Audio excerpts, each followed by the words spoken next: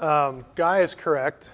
I didn't read the Da Vinci Code and just feel like I needed to go jump over a cliff or get overly angry about it. What disturbs me, and if you've never heard me on the radio or if you've never seen a DVD like this, you'll pick up real quickly. What disturbs me the most is when people manipulate sources and when they only give you a partial picture of an ancient text, some issue in ancient history, to really drive a position that they have. And my goal over the course of the whole day, this is the first session of what's going to be the equivalent of 8 hours, my goal is to get you to look at the data, the primary material, and as Guy said, compare that with the claims of the book. Sometimes this isn't going to be terribly exciting because what I will do, and that's not, now's not the time to click off the DVD, I'm going to explain what I just said. What I tend to do is I tend to try to show you the source, and when I'm quoting from a secondary source like a dictionary or some accepted scholarly work that is just accepted and used and praised by everyone in a given field, I'll give you the page. I'll give you the page number. I'll show you the text. I want you to have the information so that you don't have to just assume that I'm quoting it right or I'm just such an honest guy, you can just always trust me. I think I am an honest guy and you can trust me. But I still like to put it in front of your eyes so that you can see that I'm not making it up. The last thing I want to say by way of introduction is I'm not so worried about Dan Brown. Dan Brown is an author. He writes fiction. He probably has gone a little too far in sort of implying, and in some cases saying that he believes this or that about his sources. The people that if I'm going to target anybody today, it's going to be the people he uses as sources, because I do think that they're being dishonest and I do think they're being manipulative. And I will name them by name. They know where to find me if they don't like it. And they're free to prove otherwise, because I think it's going to be pretty hard because it's going to be right in front of your face. The first session that I think we need to go through is introducing Gnosticism for you. This is a term that you often hear related to the Da Vinci Code and its contents. It's one of those terms that people throw around and you may or may not know what it is. But if you know the basics of Gnosticism, the Gnostic worldview, it will help you frame certain positions that are put forth in the Da Vinci Code. And so this is where we're going to start today. This is the worldview behind the Da Vinci Code. Now, the basics are this. In Gnosticism, they'll use the term God, the true God. The true God, you need to know right away in Gnosticism, is not a personal being. When I don't know if any of us in here in the room are Gnostics, but chances are you're not. When you think of God, you think of a person. You think of an actual being, an entity that has personality, emotions, that kind of thing, because you're used to reading the Old or New Testament or some other book, from Western religion, and this is how God is spoken of. In Gnosticism, though, you have this sort of force called the light, the pneuma, which is a Greek word which means spirit. This thing is pre-existent and uncaused, and so that would be kind of similar to what we're used to. But this force actually has parts, but it's not a person. It's just like a force. Think of Star Wars, I guess, for lack of a better illustration. Gnostics will refer to the true God in masculine terms, the Father or the Spirit or the pneuma. Gnostics will also refer to the true God, the ultimate God thing, in feminine terms, as mother, also the first thought. The Coptic word is anoia, the first thought of the Father. So they sort of begin with this Father-God concept, but he's not a person. And then as this thing sort of is able to think within itself or do something, this cosmic intelligence, maybe that would be a better way to describe it. The first thing the cosmic intelligence thinks of is called the anoia, the first thought, and that is viewed in terms of feminine terms. Now look at this. This is a circle. I picked a circle for a deliberate reason. In Gnosticism, the ultimate God force is whole. It is complete. It is self-contained. It is self-existent and pre-existent. It has balance, masculine, feminine. It is androgynous. It's not just one or the other. It's not just masculine or feminine. It's both. There's an emphasis in Gnosticism on something called androgyny, which is this union, this sexless sort of thing, or this union of genders.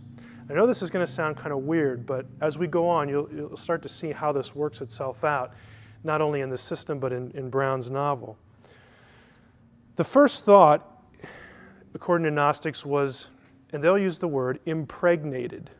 Now, we're not talking about anything physical here, but they're using procreative language to illustrate for you what they believe. The first thought, the female is impregnated by the father and brings forth other eons or aeons. These are gods. So right away we have, us as, from our background, Judeo-Christian background, this sounds like polytheism, and in some ways it is. But the point I want to stress now is not essentially the nature of the system, but you have the true God. The true God sort of creates other gods. Okay? So you have this thing up above. The thing up above sort of creates within itself lesser things, lesser eons, lesser gods. The circle is androgynous, but the things that it creates are not. They are spoken of in gender. In Gnosticism, the universe is three-tiered. The diagram here has at the top, this is the true God. This is the true God. Where the true God lives is one realm. The bottom realm is the created universe, the world you and I know. And then there's this middle existence. And that's where the other gods reside. So from the true God, the whole entity, there are other divine beings created called aeons. You'll notice by the features here, some are masculine, some are feminine.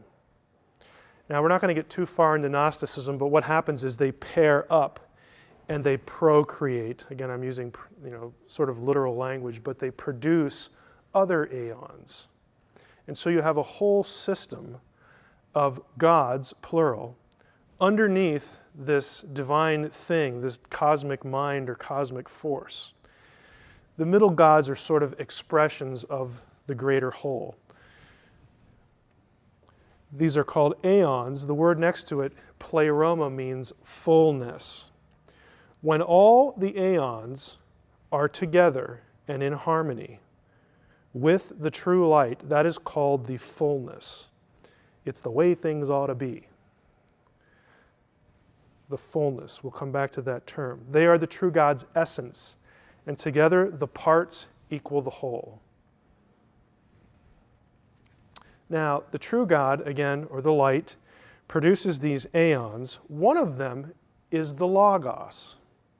Now, for those of us who are Christians in the room, Logos is a word that gets applied to Jesus in John chapter 1. But now mentally stop yourself. The Logos in Gnosticism here is not Jesus. This is not a one-to-one equation. Jesus is something else to a Gnostic. Just so that you know that one of these gods is referred to as the Logos. And the Logos, if you look at the hierarchy, the row here, the way I have this arranged, the Logos is considered the very highest aeon. He is the highest thing that the light produced. Okay? He's the highest. A few notes there. You will read in Gnostic writings, if you go down to the third bullet, the Logos is called the form of the formless, the body of the bodiless, the face of the invisible, the word of the inutterable, the mind of the inconceivable.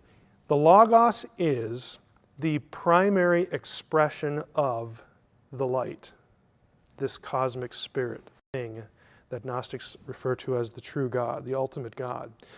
The Logos possesses knowledge of all the other aeons. He is the entire image and likeness. Now, if you look here, we have a father language within the true God. We have mother language, so we have father, mother. We have the Logos, and that forms in Gnosticism, you notice the triangle, this is sort of their trinity. Now, that's an oversimplification, but they will use triune language. They call it the initial triad, the initial three: Father, Mother, and Son. And they'll actually call these bodiless beings the first man, the first woman, and the first son. Now, the reason I'm pointing this out is when you read Gnostic literature, and for most of us, it's going to be in the newspapers. And the newspapers or the Da Vinci Code or some other work is going to start saying things like, well, I mean, this is really kind of the same thing as Christianity.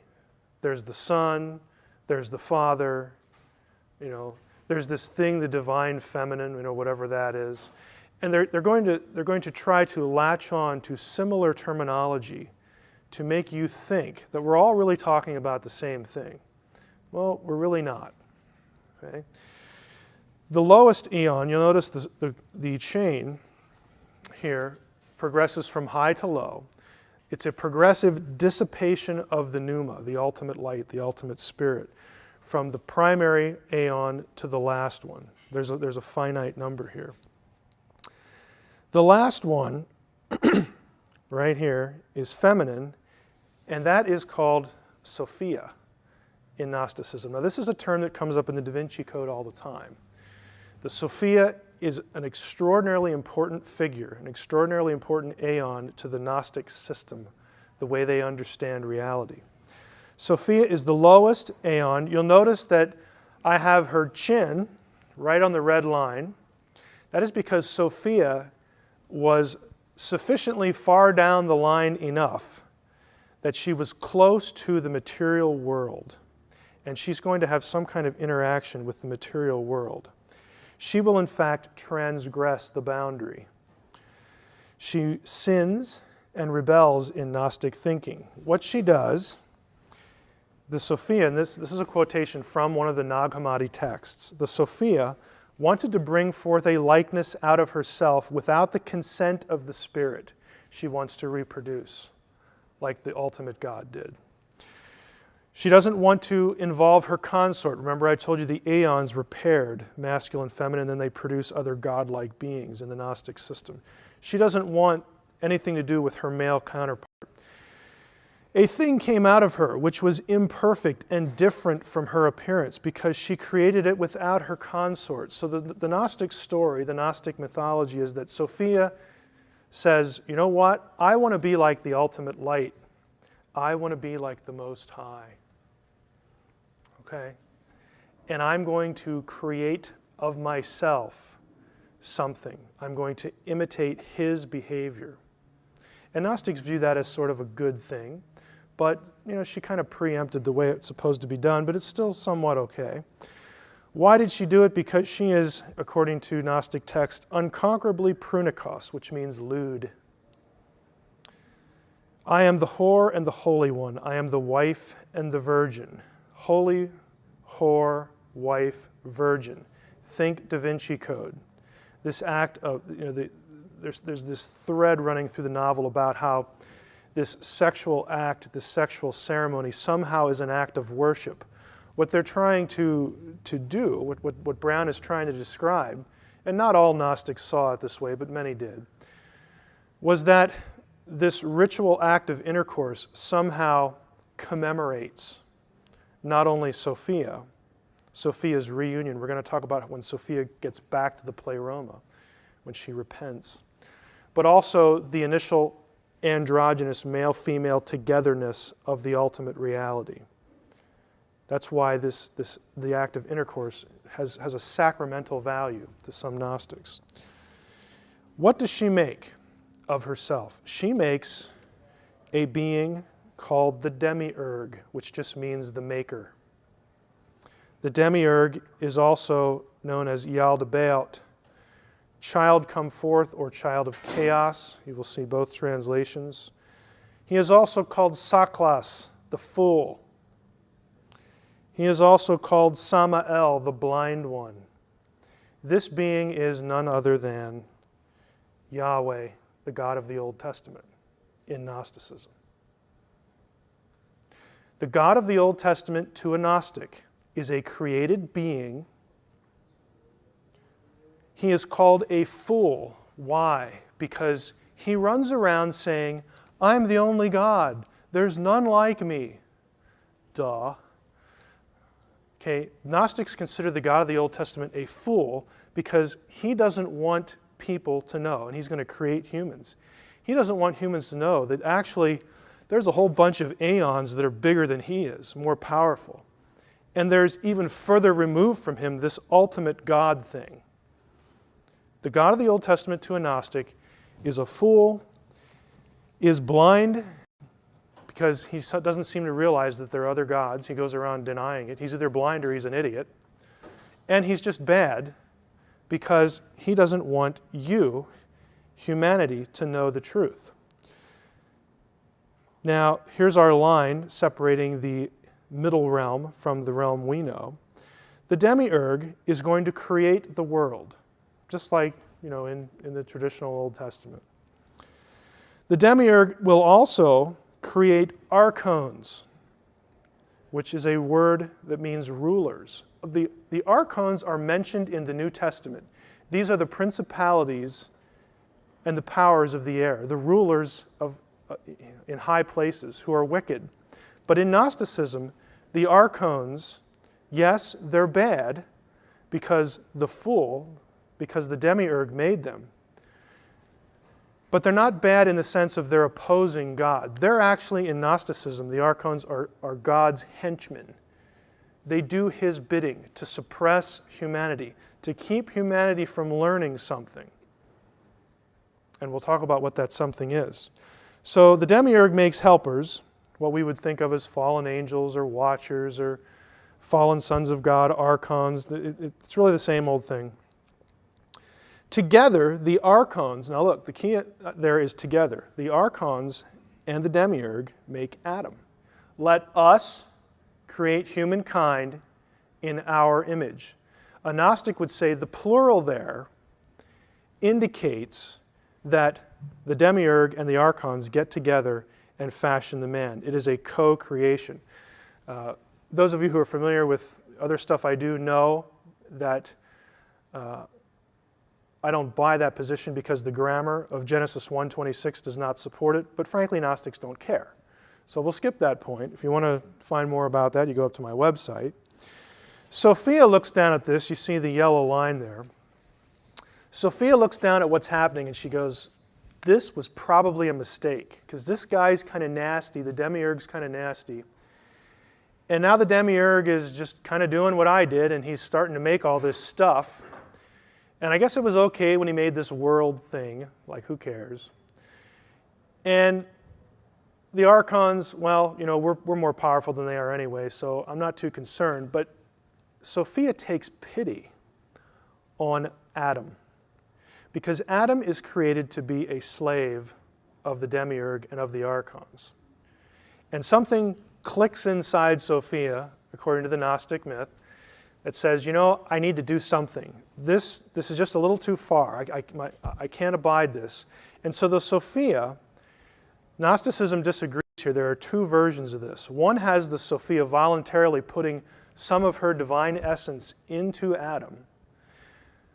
The other version has Saklos, the demiurge, being tricked into doing it himself. But either way, a spark of the divine, you've all heard that phrase before, a spark of the divine gets deposited into Adam. So that now Adam is not just a worm-like, creature that just can't think or has no mind and no spirit, just to serve the demiurge. Now Adam is flesh and spirit. He is material and he is divine. Okay, he's a mix. Adam then is used to bring forth Eve. In a later session that's really devoted to this Da Vinci Code myth about how the Gnostics just treated women so wonderfully and the Christians are just the misogynistic Neanderthals of the ancient world, we're going to see that is not the case. In Gnosticism, I'll just telegraph one point here. In Gnosticism, Adam has the divine spark. Eve doesn't. Eve is less than Adam. She is less than divine to a Gnostic. That's not a very positive, affirming thing, for women. But that's Gnosticism really, as you'll see it in Gnostic texts, not in Dan Brown's novel. Advanced concepts, I'm not going to part too much on this. Sophia is redeemed. She's the youngest and last eon. She was furthest from the light. She makes a mistake. She's again driven by this procreative urge. Her desire, again, was viewed positively in that she wanted to be like the Father. There are really two parts to her. She's conflicted in the Gnostic myth. She wants to be like the ultimate God, but yet she has this own self-willed rebellion thing going on. Eventually, the rest of the Pleroma says, we can't let this go. We need to get Sophia back here so that we are full, we're complete. So we have the old Pleroma back, the fullness. And so what they do is they decide to attract her. Several high aeons, the Holy Spirit, these are all separate beings in Gnosticism. The Holy Spirit, the Christos, and Jesus. Now, if that surprises you, if you're a Da Vinci Code reader, good. Because the Da Vinci Code has characters saying that in the true Gnostic scriptures, Jesus was just an ordinary man. If you read the Gnostic text, you will not get that message. Jesus is an aeon. He is a divine being in Gnosticism. He's not just an ordinary Joe. These three devise a plan to attract Sophia back to the true light. The Christos appears to Sophia in the shape of a transcosmic cross. And now she sees that out in the universe, and she knows that this is a sign from the Pleroma that you can come back. Just follow the light. Isn't that a nice phrase we've all heard in our culture? Follow the light. It's Gnostic. You keep your eye on the cross, you follow the light, and you will make it back to the Pleroma. Her celestial bridegroom, Jesus, awaits her. Again, think of the Dan Brown, Jesus, Mary Magdalene. They get together, they have intercourse, either ritually or just to enjoy it. Probably just ritually if Dan Brown's going to be consistent with his Gnosticism, but he often isn't. This whole idea of Jesus needing a consort, Jesus needing a wife to further the faith is this idea. Jesus and Mary Magdalene are mimicking the journey of Sophia back to the cosmic Jesus so that they can be one. It's an expression of godliness. It's an expression of fullness in the Gnostic system. That is your introduction to Gnosticism. I don't know what the time is here. 32, we have time. We have 10, 15 minutes for questions, but let me just summarize real quickly. The whole point with this is when you read about sacred marriage in the Da Vinci Code, the reason that is an issue and the reason that Dan Brown and his sources want to convince you that this was part of Christianity, that Christianity has suppressed the female, that Christianity has suppressed the goddess, is not because this stuff is really taught in the Bible. Okay? Some will try to force it into the New Testament in some odd passages, and we'll talk about those a little later. What they're really saying is, look, this is the way this particular sect of Christianity saw things. And this is the truth. This is the real Christianity. And it was suppressed because these nasty church fathers that you and I think of as the orthodox, of Christianity, they were just prudish. They didn't like to talk about women. They didn't like to talk about sexual things. They tried to do whatever they could to suppress women and their roles in the church and their leadership and their character and everything like this. The reason, so Dan Brown tells the story, is that they were reacting to what was really the truth, Gnosticism over here. And if you're a discerning reader, Brown has tapped into a cultural sensitivity here in our time, how women are viewed and treated.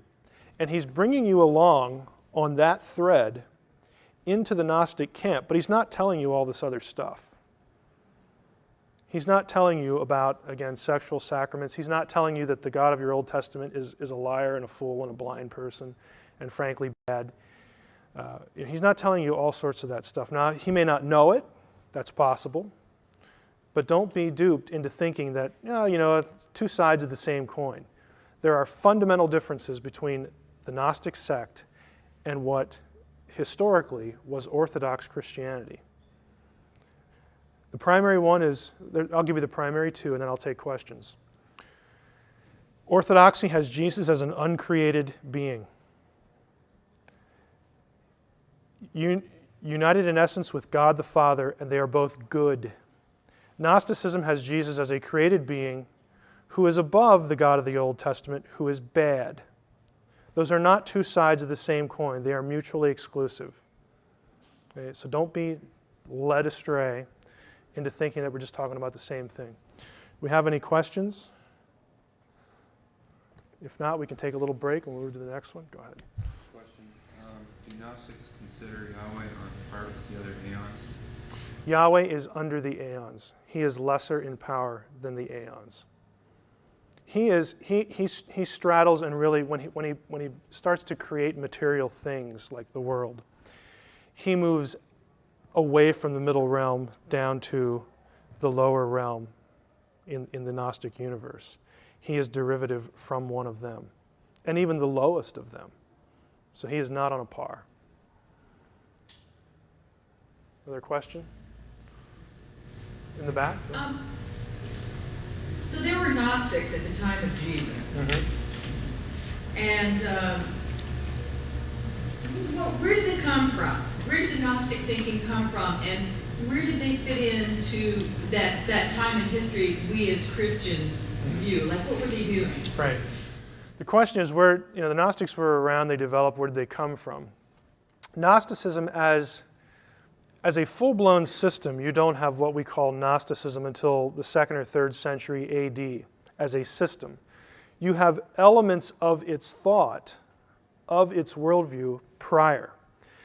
And the strands come from different places. One of the more obvious is that it was a struggle, and frankly, if we're honest, it still is to some extent. It was a struggle to understand how you can have a God and 3 persons, but they're all the same, but yet they're not. And the Council of Nicaea was an attempt not to come up with a new position. The Council of Nicaea is arguing for an ancient way of understanding that. And in, I think, the 3rd or 4th session here, we're going to talk about Jesus as God well before Nicaea. And frankly, the idea that there was a Godhead in Judaism. That idea is not a Christian invention. It's Jewish. But backtracking, it's hard to understand. I'll take you through some Old Testament passages today. And you'll look at them and you'll go, well, there's 2 there.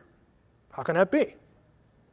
How can there be 2 gods? I thought Judaism was this monotheist, It is and it isn't. It depends how you define your terms, and it depends what the texts are saying. And they were struggling with this like some of you. When I show you some of these things, you're going to go, well, how did that work? Why didn't they get that? Or if they got it, why did they go over here with it? That kind of thing. Gnostics are trying to they're struggling. And I feel somewhat sympathetic to Gnostics on that level, and to Arius, who was the focal point of the Council of Nicaea, his heresy, because he's just trying to figure this out. Another strand is Jewish mysticism. The idea of, well, what is it really like at home in the Godhead? I mean, what is it really like? Who lives there with God?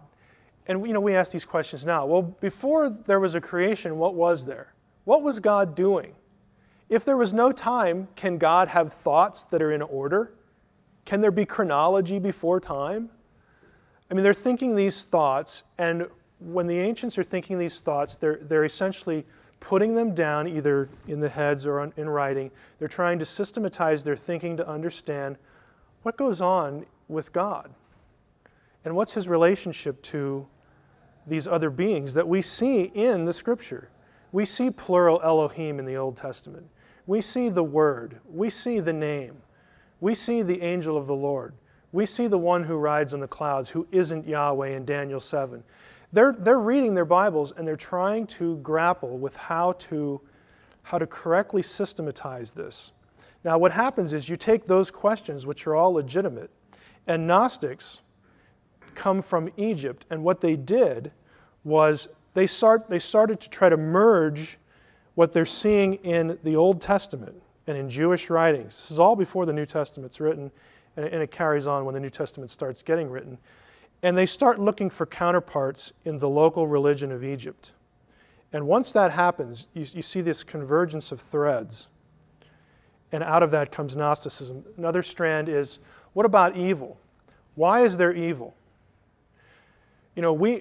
Orthodoxy has, I'm not going to say there's just one explanation for this, but Orthodoxy wants to see, and I agree, but I'm not going to go any further than that because there are ways to understand this, and there's difference of opinion.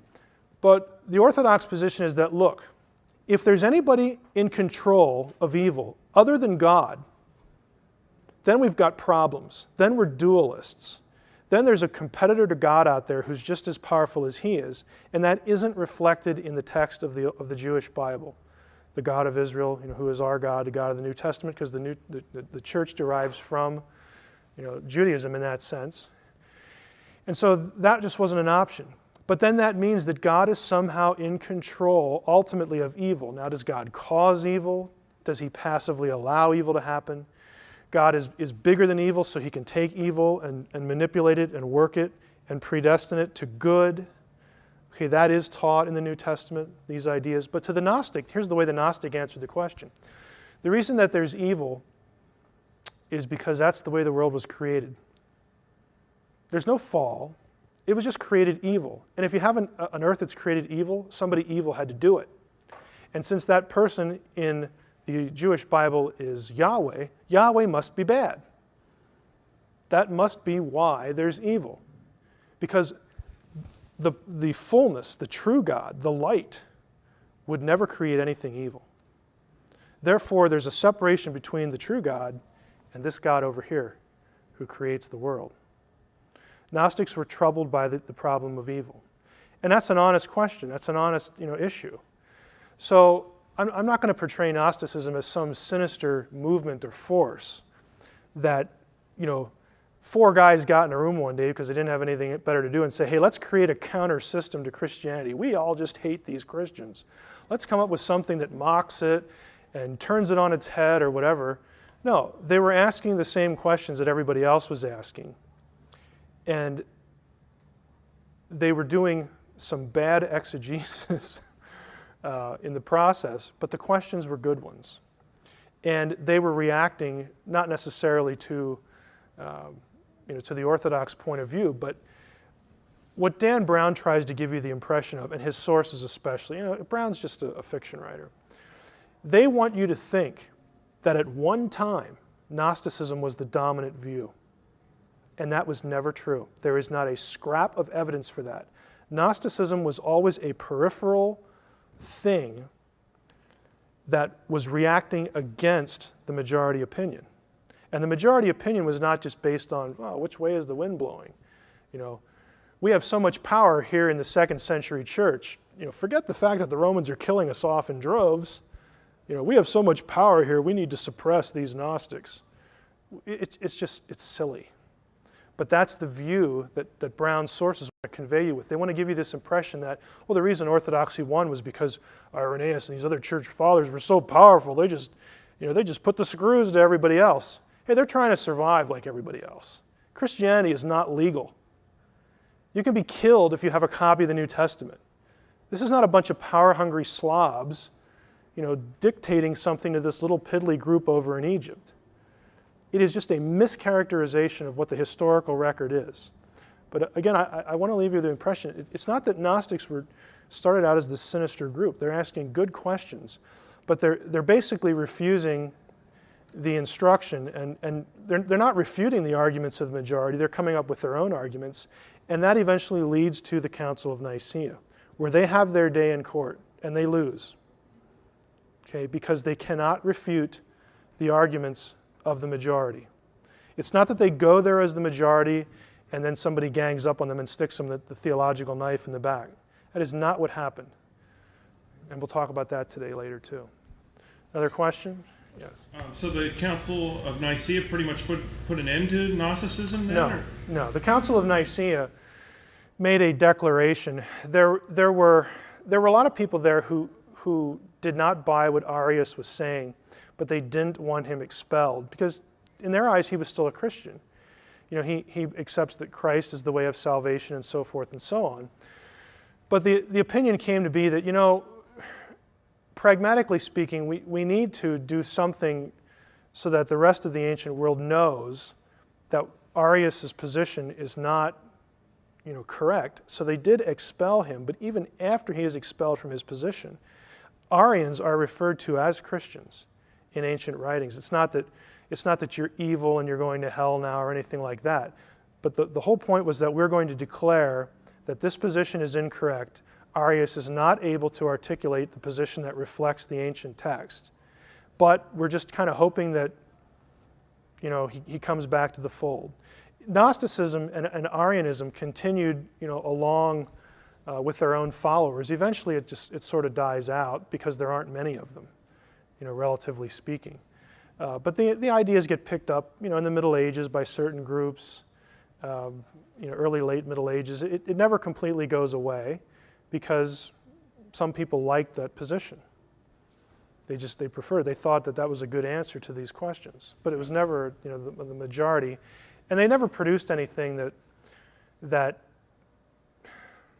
refuted the majority. They never did it, but they didn't really care because they just preferred the position. Is there an official start to the date of Gnosticism? No, not as a movement. What happens is its threads go all the way back, into pre-Christian days, with your Jewish Bible. In the first millennium BC, we'll say there are threads. There are ideas in Gnostic, what we call Gnostic ideas in the Dead Sea Scrolls. They didn't have Gnostics there, but Gnostics liked the way this guy over here wrote that.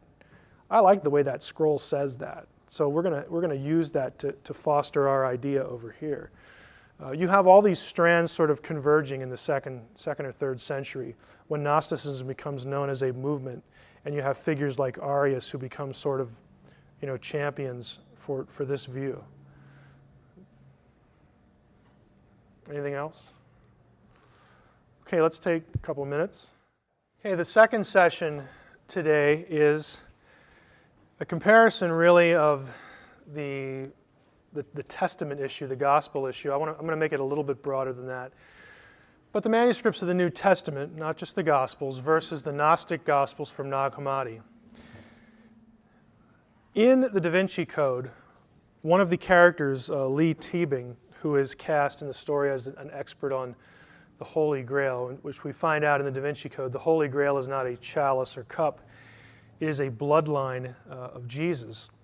But one of the characters, Professor Teabing, says this: more than 80 Gospels were considered for the New Testament, and yet only a relative few were chosen for inclusion, Matthew, Mark, Luke, and John among them. These texts, quote, are the earliest Christian records and the unaltered Gospels. Now, before I turn the slide here, there is a reason why, when the Da Vinci Code came out, every scholar from any theological position, from the most rabid fundamentalist to the most rank atheistic liberal, said, this is bunk. And this is one of the biggest reasons why. These claims, as far as the nature of the Gospels, earliest and unaltered, are just frankly laughable to people who do this for a living. But again, it's like, well, it's just fiction. And everybody could have lived with that if it wasn't for the fact on the first page, or the inside cover of the Da Vinci Code, he talks about the meticulous research that went into this and how this is just going to change everything, and then successive interviews. That's what torqued people off, regardless of their theological position. Because frankly, scholars don't like when people invade their turf and say dumb things about it. Okay? Now, what are the Nag Hammadi documents? You'll notice in red there on the map, the bottom third is Nag Hammadi, the place. The Nag Hammadi texts are a collection of 13 ancient codices, which is essentially what we'll call it a book, something bound on one side or folded, containing over 50 Gnostic texts. They were discovered by accident in Upper Egypt in 1945. The man at the center is the credited discoverer, Muhammad Ali Saman. had gone off, kind of like the Dead Sea Scrolls story. He goes off and is looking for fertilizer in the mountains close to his village, and he unearths a jar, and the rest, they say, is history. The books that were found at this location were quickly sold into the black market. The Egyptian government eventually got them fairly quickly. This is what they look like. You'll notice that as manuscripts go, this is pretty decent condition. I mean, you can get a whole lot worse than this. Despite the figure to the left there, you can see how tattered some sections are. They were taken to the Cairo Museum, and another few years went by before scientists knew about them. In 1966, at a conference in Italy devoted to Gnosticism and these new texts, James Robinson assembled a group of editors and translators to publish the codices in English. This is the cover of the book. I have it with me here if you want to look at it today. Robinson was chosen to oversee the project, and eventually a facsimile edition was published. Facsimile editions, they're just literally pictures of each leaf in book form. They're plates. If you've ever seen a book that has plates in it, that's what you get. It's only $750, so rush right out and get yours. It's an expensive set. Subsequently to that, though, there was a translation in English. And the introductory material prefacing the translation, this is taken from Robinson's book, says this: the library of 4th century papyrus manuscripts consists of 12 codices plus 8 leaves, so on and so forth. 4th century. These were Coptic manuscripts. Coptic is just the ancient Egyptian language put into a sort of Greek. A lot of the letters in Coptic and Greek match. There are a few different letters that were added because of the sounds in the Egyptian language that the Greeks didn't use. But there's a lot of overlap there in the language. But these were from the 4th century. Now, the 1st century, I should say this before we go much further, so you get this fixed in your mind. The 1st century is the year 0 to 99. 2nd century begins with the 1, as in 100 on. 3rd century begins with 2. You back it up a digit, okay? So 4th century, we're talking about written in the 300s sometime. This is Coptic, but everyone agrees, and rightly so, that the Coptic texts were actually themselves translations of older Greek material. One of the ways that's known is there are lots of Greek loanwords in the texts. There are other ways to tell that too, but we're not going to worry about that for today. These texts, according to the Da Vinci Code, are the earliest Christian records. Okay. Boy, he didn't look very far for that. Here are some sources, and again, if you get the DVDs, you can look these books up if you're interested, and I recommend taking some interest in textual criticism. I know it sounds horrible, but it's actually really interesting. Text of the Greek New Testament. Textual Criticism by David Allen Black is a nice intro for the layperson. I recommend it. Dave's a nice guy too. He's a friend of mine. Canon of Scripture, F.F. Bruce, is a classic. And the latest work on the canon, The Formation of the Christian Biblical Canon by MacDonald, is really quite good. Again, these are well-recognized mainstream scholars with no particular axe to grind. Let's talk about the date, though. From those books were my sources, places you can go to check up on me as I go through this. If you look at the timeline here, you have the cross, 33 AD. We'll take that as a sort of a consensus date. New Testament Gospels and Acts, the book of Acts, which is the 5th book in the New Testament order, were written sometime between 50 and 80 AD. That is not a conservative fundamentalist number. That is a consensus view. There are very few people who would date them before. Some people would put Mark in the 40s. And there are very few people who would go beyond 80 for any gospel. 50 to 80. Now you have the presumed Greek originals of the Gnostic texts, and you can see with the blue there that we're talking at least 100 years after the New Testament books. And then, of course, the Coptic Gnostic copies. Now, why 50 to 80 AD for the New Testament? What's the evidence? In other words, are you going to come here and just have me tell you that and walk away thinking, oh, that's nice? Why do people say that? Well, there's actually evidence for that. 3 non-technical points for today are the Gospels, all of them, or at least Matthew, Mark, and Luke, prophesy the destruction of the temple. In other words, there's a prediction. Jesus makes predictions about the temple being destroyed. That happened in 70 AD. Everybody on the planet knows that. Okay? However, none of the Gospels mention its fulfillment. So the presumption is that they were written prior to the fulfillment of the prophecy, because nobody mentions it. And that was a big deal in Judaism, a huge deal. Luke never mentions the death of Paul and Peter in either his Gospel or its sequel, the book of Acts. We know from external sources that Paul died in the late 60s, 66, 67 AD. The book of Acts ends before his death, and Luke was written prior to Acts, so there you go. Do the math. Manuscript evidence. This is called the Rylands Papyrus. It is the oldest manuscript in any size of the New Testament. And it dates to roughly the 130s, the 140s, something like that. It is from John 18:31 to 33. This is when Jesus is in front of Pilate. I'm not going to translate the whole thing, but just so you know where it comes from. Therefore, Pilate said to them, "Take him, you all take him, and judge him according to your law." And the Jews said to him, "We are not authorized to put to death anyone." And they said that in order that the word of Jesus might be fulfilled, which spoke of the type of death that he would die, and so on and so forth. But the red are the letters that show up in this papyrus.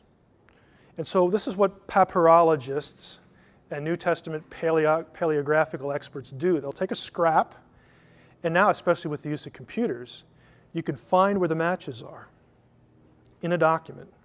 Okay? This is the oldest one. Now, if this manuscript dates to the 130s, the original, logically, let's put our thinking caps on, logically would have been prior to the 130s. Okay? Again, why doesn't Brown or his sources go into this? They either don't know it, which isn't good if you're writing, especially if you're claiming to write nonfiction, or they don't want you to know, which is probably worse. Do we have any other hard evidence that the New Testament Gospels are older than the oldest Nag Hammadi material? What about the rest of the New Testament? Well, the answer is yeah, we do. Very simply, early church fathers, early church writers quote the New Testament. Like, what else would they quote? They're doing sermons, they're doing commentaries, they're writing theologies. They're quoting the New Testament. And we know when these guys lived because of Roman records. Okay, we know when they lived. We know when Barnabas lived. We know all these figures, their dates, and everything else. So when they quote something, it fixes a date for that quotation. The thing they're quoting must have existed prior to the quotation. This is simple, coherent logic that apparently escapes Brown's sources, or again, they just don't want you to know. The Epistle of Barnabas, there the date 70 to 79, quotes Matthew and Mark. The Didache quotes Matthew extensively, and that's between 70 and 130. Luke and John are both quoted in what's called the Muratorian fragment, again, 170 to 180. There are external methods of dating too, paleographical analysis, carbon-14, whatnot. Polycarp, these are his life dates, 69 to 155, lived a long life. He was a convert of the Apostle John, the John, quotes the book of Acts in his own epistle to the Philippians. The shepherd of Hermas quotes Acts several times. There you have the dates. The epistles of Paul. Romans is cited by Clement of Rome a lot. There are his dates. He's also cited, Romans is cited by Polycarp in the Didache. 1 Corinthians is cited in the Didache and the shepherd of Hermas. So is 2 Corinthians and also by Polycarp. Galatians is cited by Polycarp and Diognetus. Ephesians and Colossians by Polycarp, Clement, and Ignatius. There you have Ignatius' dates. Philippians is cited again by Polycarp. You see a pattern emerging? What I'm going to do here is I'm going to go through every book of the New Testament. Every book of the New Testament is quoted in a source earlier than the oldest Gnostic material at all. Every one of them, without exception. Epistles of Paul, more of them, 1st and 2nd Thessalonians. 1 Timothy and Titus, again cited by Clement, the Didache. Ignatius makes allusions to the personal letter of Philemon. There's a debate whether that's an actual quotation or an allusion, but an allusion, works for our purposes. The book of Hebrews is cited frequently by Clement. James also, 1st and 2nd Peter, cited by Clement. 1 John, the Shepherd of Hermas. 2 John by Polycarp and other sources. And the book of Revelation, cited by Hermas and Justin Martyr, whose date is 160. Every book in the New Testament is quoted by somebody before any Gnostic gospel was written. I'm not talking the translation, was written. Now, the only possible exception among the Gnostic material is the Gospel of Thomas. Thomas might be roughly contemporary with some of the later Gospels, but that is the only one, and there's debate over that. But I'm telling you because there's debate on it. Okay? And by the way, the Gospel of Thomas, if you, again, a lot of this scholarly material is really expensive, and you have to be near a library to get a hold of it. But there are, you know what a harmony of the Gospels is? When they'll take the Gospels, the four of them, or the three anyway, the three synoptics, Matthew, Mark, and Luke, and they will put them together into a flowing narrative. There are sources by scholars, one of whom I know, Craig Evans. If you listened to Coast a couple weeks ago, Craig was on the show talking about the Gospel of Judas. He has produced a harmony of the Gospels and Thomas so that you know where Thomas quotes from the Gospels. Okay? Now, let's put our thinking caps on again. Again, I'm really speaking to people who are going to view the DVD who just are enamored with the Da Vinci Code. If you're quoting from something, that something exists prior to your quote. Okay, it just makes sense. So even in the oldest case, again, it's debated, Thomas might be later, but just so that you know, we're not running from the Gospel of Thomas. The statement implies or assumes several things. Let me go back to the statement. You've seen it before, but repeating it. More than 80 Gospels are considered for the New Testament, yet only a few were chosen. When Teebing says that, you, the reader, are given certain suggestions. Certain things are implanted in your mind. Things like that all the Gospels written in the ancient world were being considered at relatively the same time. There are over 80 Gospels considered, like they're having this big smackdown of Gospels, like we've got to choose which ones are in now. That isn't true.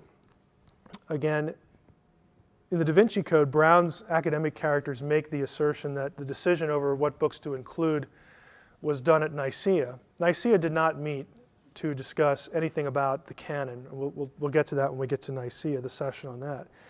But it's not true that all the Gospels were around and they being considered at the same time. He also sort of plants the thought in your head that there existed no early consensus. In other words, roughly around the decades that followed the writing of the New Testament Gospels, for which Gospels told the true story of Jesus, there was a consensus about which Gospels correctly preserve the story. The early church almost immediately recognized what we know as the four. And we're going to talk a little bit about that in a minute or two. But there was an early consensus. What Brown wants you to think is that nobody knew. It was just so up in the air. What do we do? We've got 80 Gospels. How do we know? There was a consensus long before most of the other ones were written. And in fact, Thomas might be the only exception. The four were in existence before any of the other ones were around. That sort of compels a consensus if there's only four to start with. Third thing is that he creates the impression that all the Gospels were worthy of equal weight or consideration.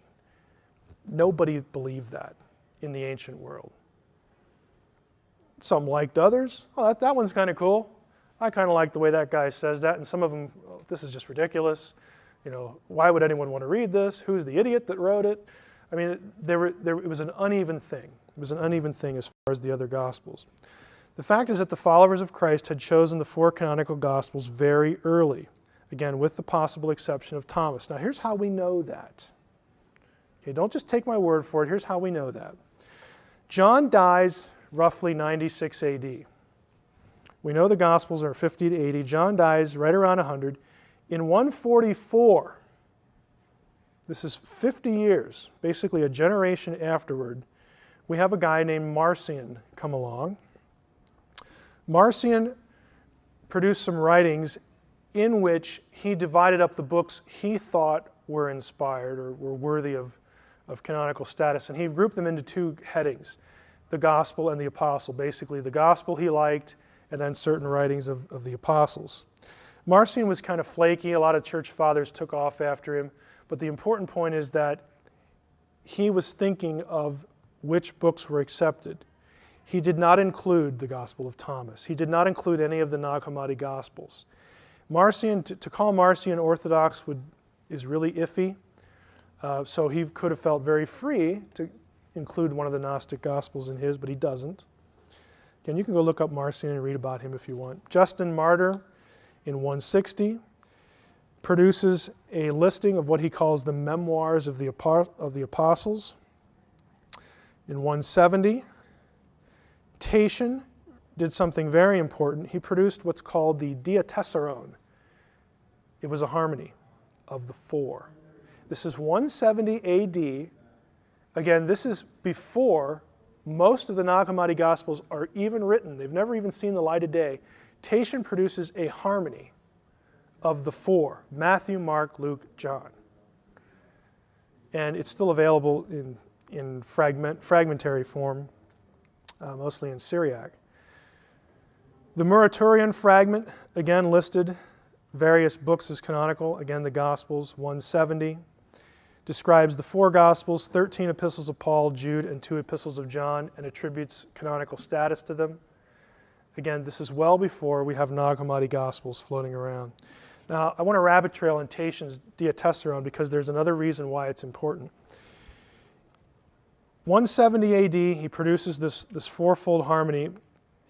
This edition proved very popular, especially in Tatian's native Assyria, where the Syriac-speaking church was unwilling to abandon it at the beginning of the 5th century in favor of a new Syriac version of the 4 separate Gospels. Very popular. Now, the Gospel of Thomas, again, some people want to date roughly contemporary with the canonical Gospels, but here's the important point. The Gospel of Thomas is called the Gospel to Didymus Judas Thomas. And it shows that title comes from the eastern part of the Roman Empire, the Syriac-speaking church. That's the only place that designation is found, in that part of the world. That tells us that the Gospel of Thomas, whenever it was produced, was around in the Syriac church. And guess what? They did not include it in the Diatessaron. Tatian did not accept it at the level of the 4 Gospels. If he had, we'd have, the Pentatession or something, whatever it is. I'm being a little flippant here. It's not the proper terminology in Greek, but you get the idea. You'd have 5. You'd have a harmony of 5. Or Thomas would replace one of the other ones. Tatian did not deem it canonical. Guess what else? Tatian does not come from the western part of the empire where the evil bishops, the evil Western church fathers could, twist his arm behind his back and say, you better not, you better say the right things about the Gospels. It's also what? 180 years, or 150 years prior to Nicaea. The 4 were accepted hundreds of years before we ever get to Nicaea. If you're going to look at the primary sources, that's the only conclusion you can draw because that's what they say. At least what we have left. Now, the other claim in the Da Vinci Code, the Gnostic Gospels are the unaltered Gospels. I really love this one. The statement implies or assumes some flawed ideas. One, that the Gnostic Gospels all agree on the details of Jesus' life and his teachings. The Gnostic Gospels don't all agree about who Jesus was and what he said and where he went and what he did. There are disagreements. They do not match perfectly. Therefore, there could have been some changes, some alterations, whatever. They're not this unified monolithic thing that, perfect agreement. It's just not true. It also implies that disagreements between the canonical Gospels invalidate them as accurate sources for the life and teachings of Jesus. Well, let's examine the logic a little bit before we move on. If I were to, well, let's just take a look here. Let's go to this one. The Gnostic Gospels do frequently agree or disagree. This is a quote from Dictionary of Jesus and the Gospels. You will notice here the portion that is in yellow. There are significant differences between the Greek fragments of Thomas, and we must therefore have, it must have existed in two versions, two redactions. So on the one hand, the Da Vinci Code wants you to think that the stuff in the New Testament just disagrees all the time about Jesus, and how can any of them be right? There must be errors in there. They don't give us a unified picture of Jesus. Something's wrong here. But over here, the Gnostic Gospels are unaltered. They just present this wonderful story about Jesus, and it's so coherent. And we don't have these problems over with the evil, nasty New Testament where the Gospels disagree with each other on points.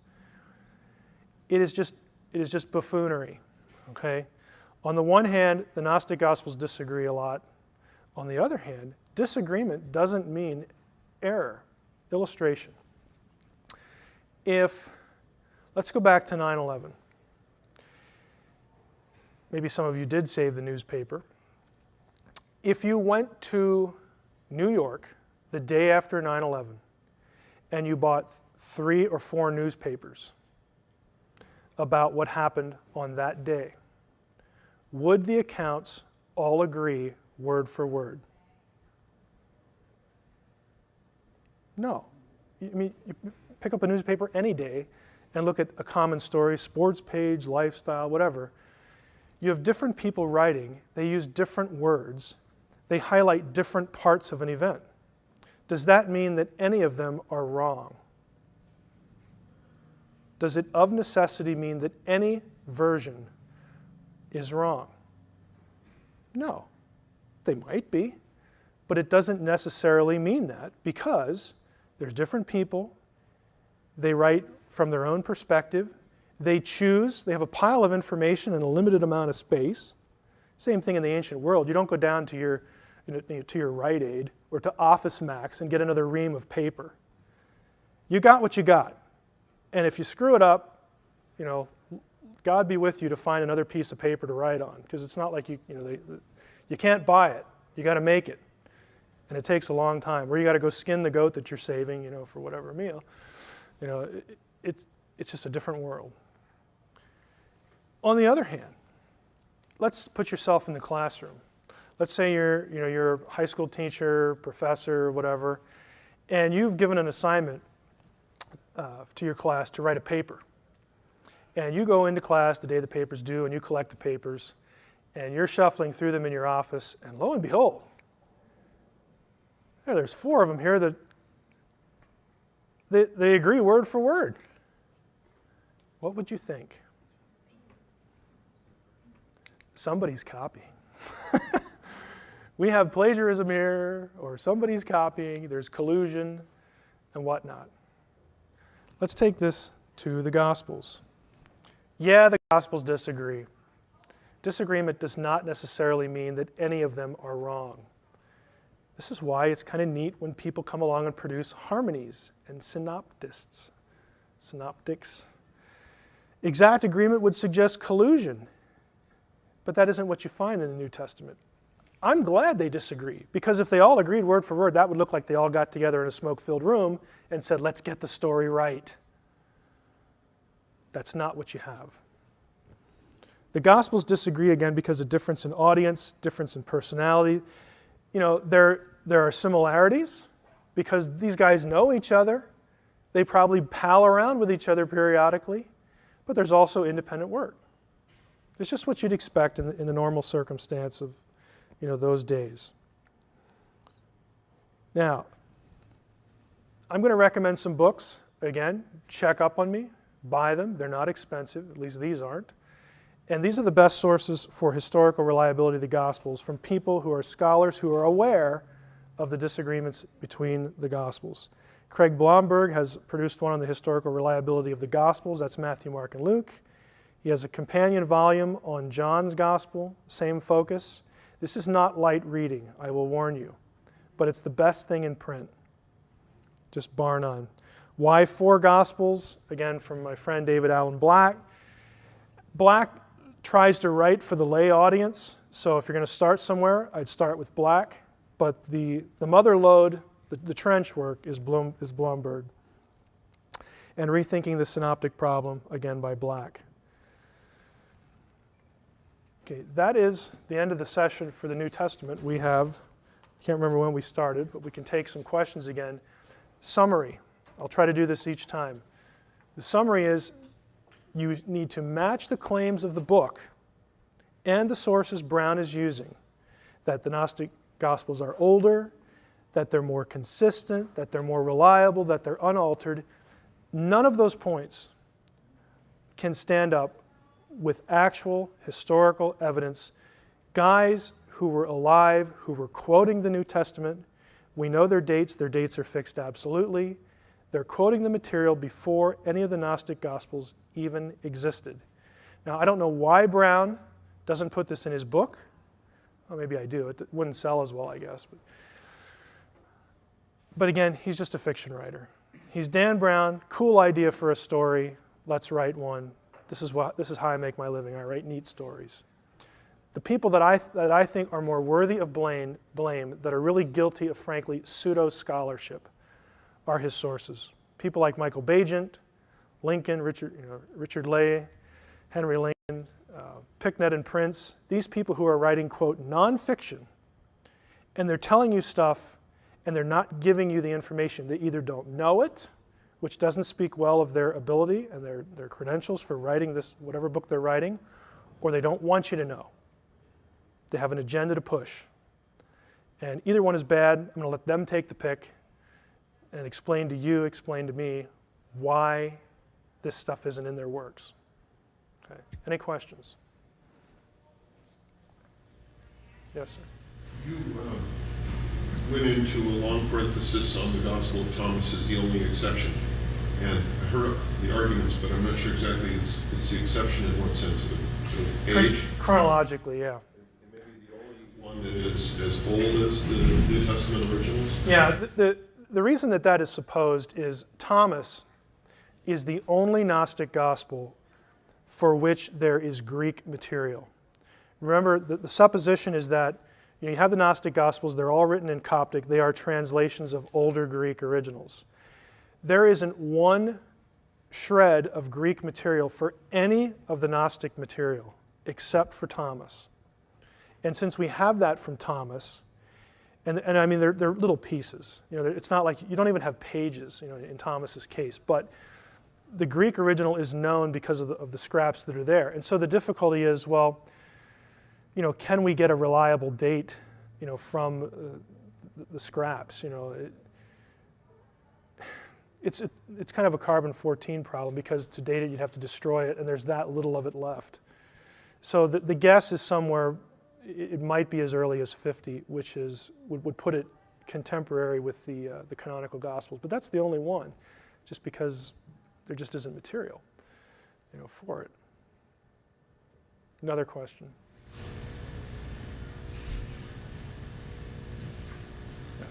Hopefully this isn't redundant, but Thomas preceding the association with Gnosticism, was it, is it considered as you're referencing as a Gnostic text? And how was it viewed beforehand at other places? Well, have any of you ever read Thomas? Thomas is not actually, you've read it? Okay. Thomas is not actually a gospel like you and I think of a gospel. When we think of a gospel, we think of a narrative history of the life of Jesus. That isn't actually what Thomas is. Thomas is a list of sayings. Think of the book of Proverbs and you have sort of an analogy. They're called logions, or logia would be the correct plural. They're just sayings, things that supposedly Jesus said. So the reason that this collection of sayings is viewed as Gnostic is because some of the content of the sayings thematically and conceptually will match Gnostic material that is much longer and more theological treatises. So that's where the association comes in. And even if Thomas is as early as the 50s or the 60s or whatever, what you have is you have pieces, you have threads of the fuller Gnostic thinking that comes later.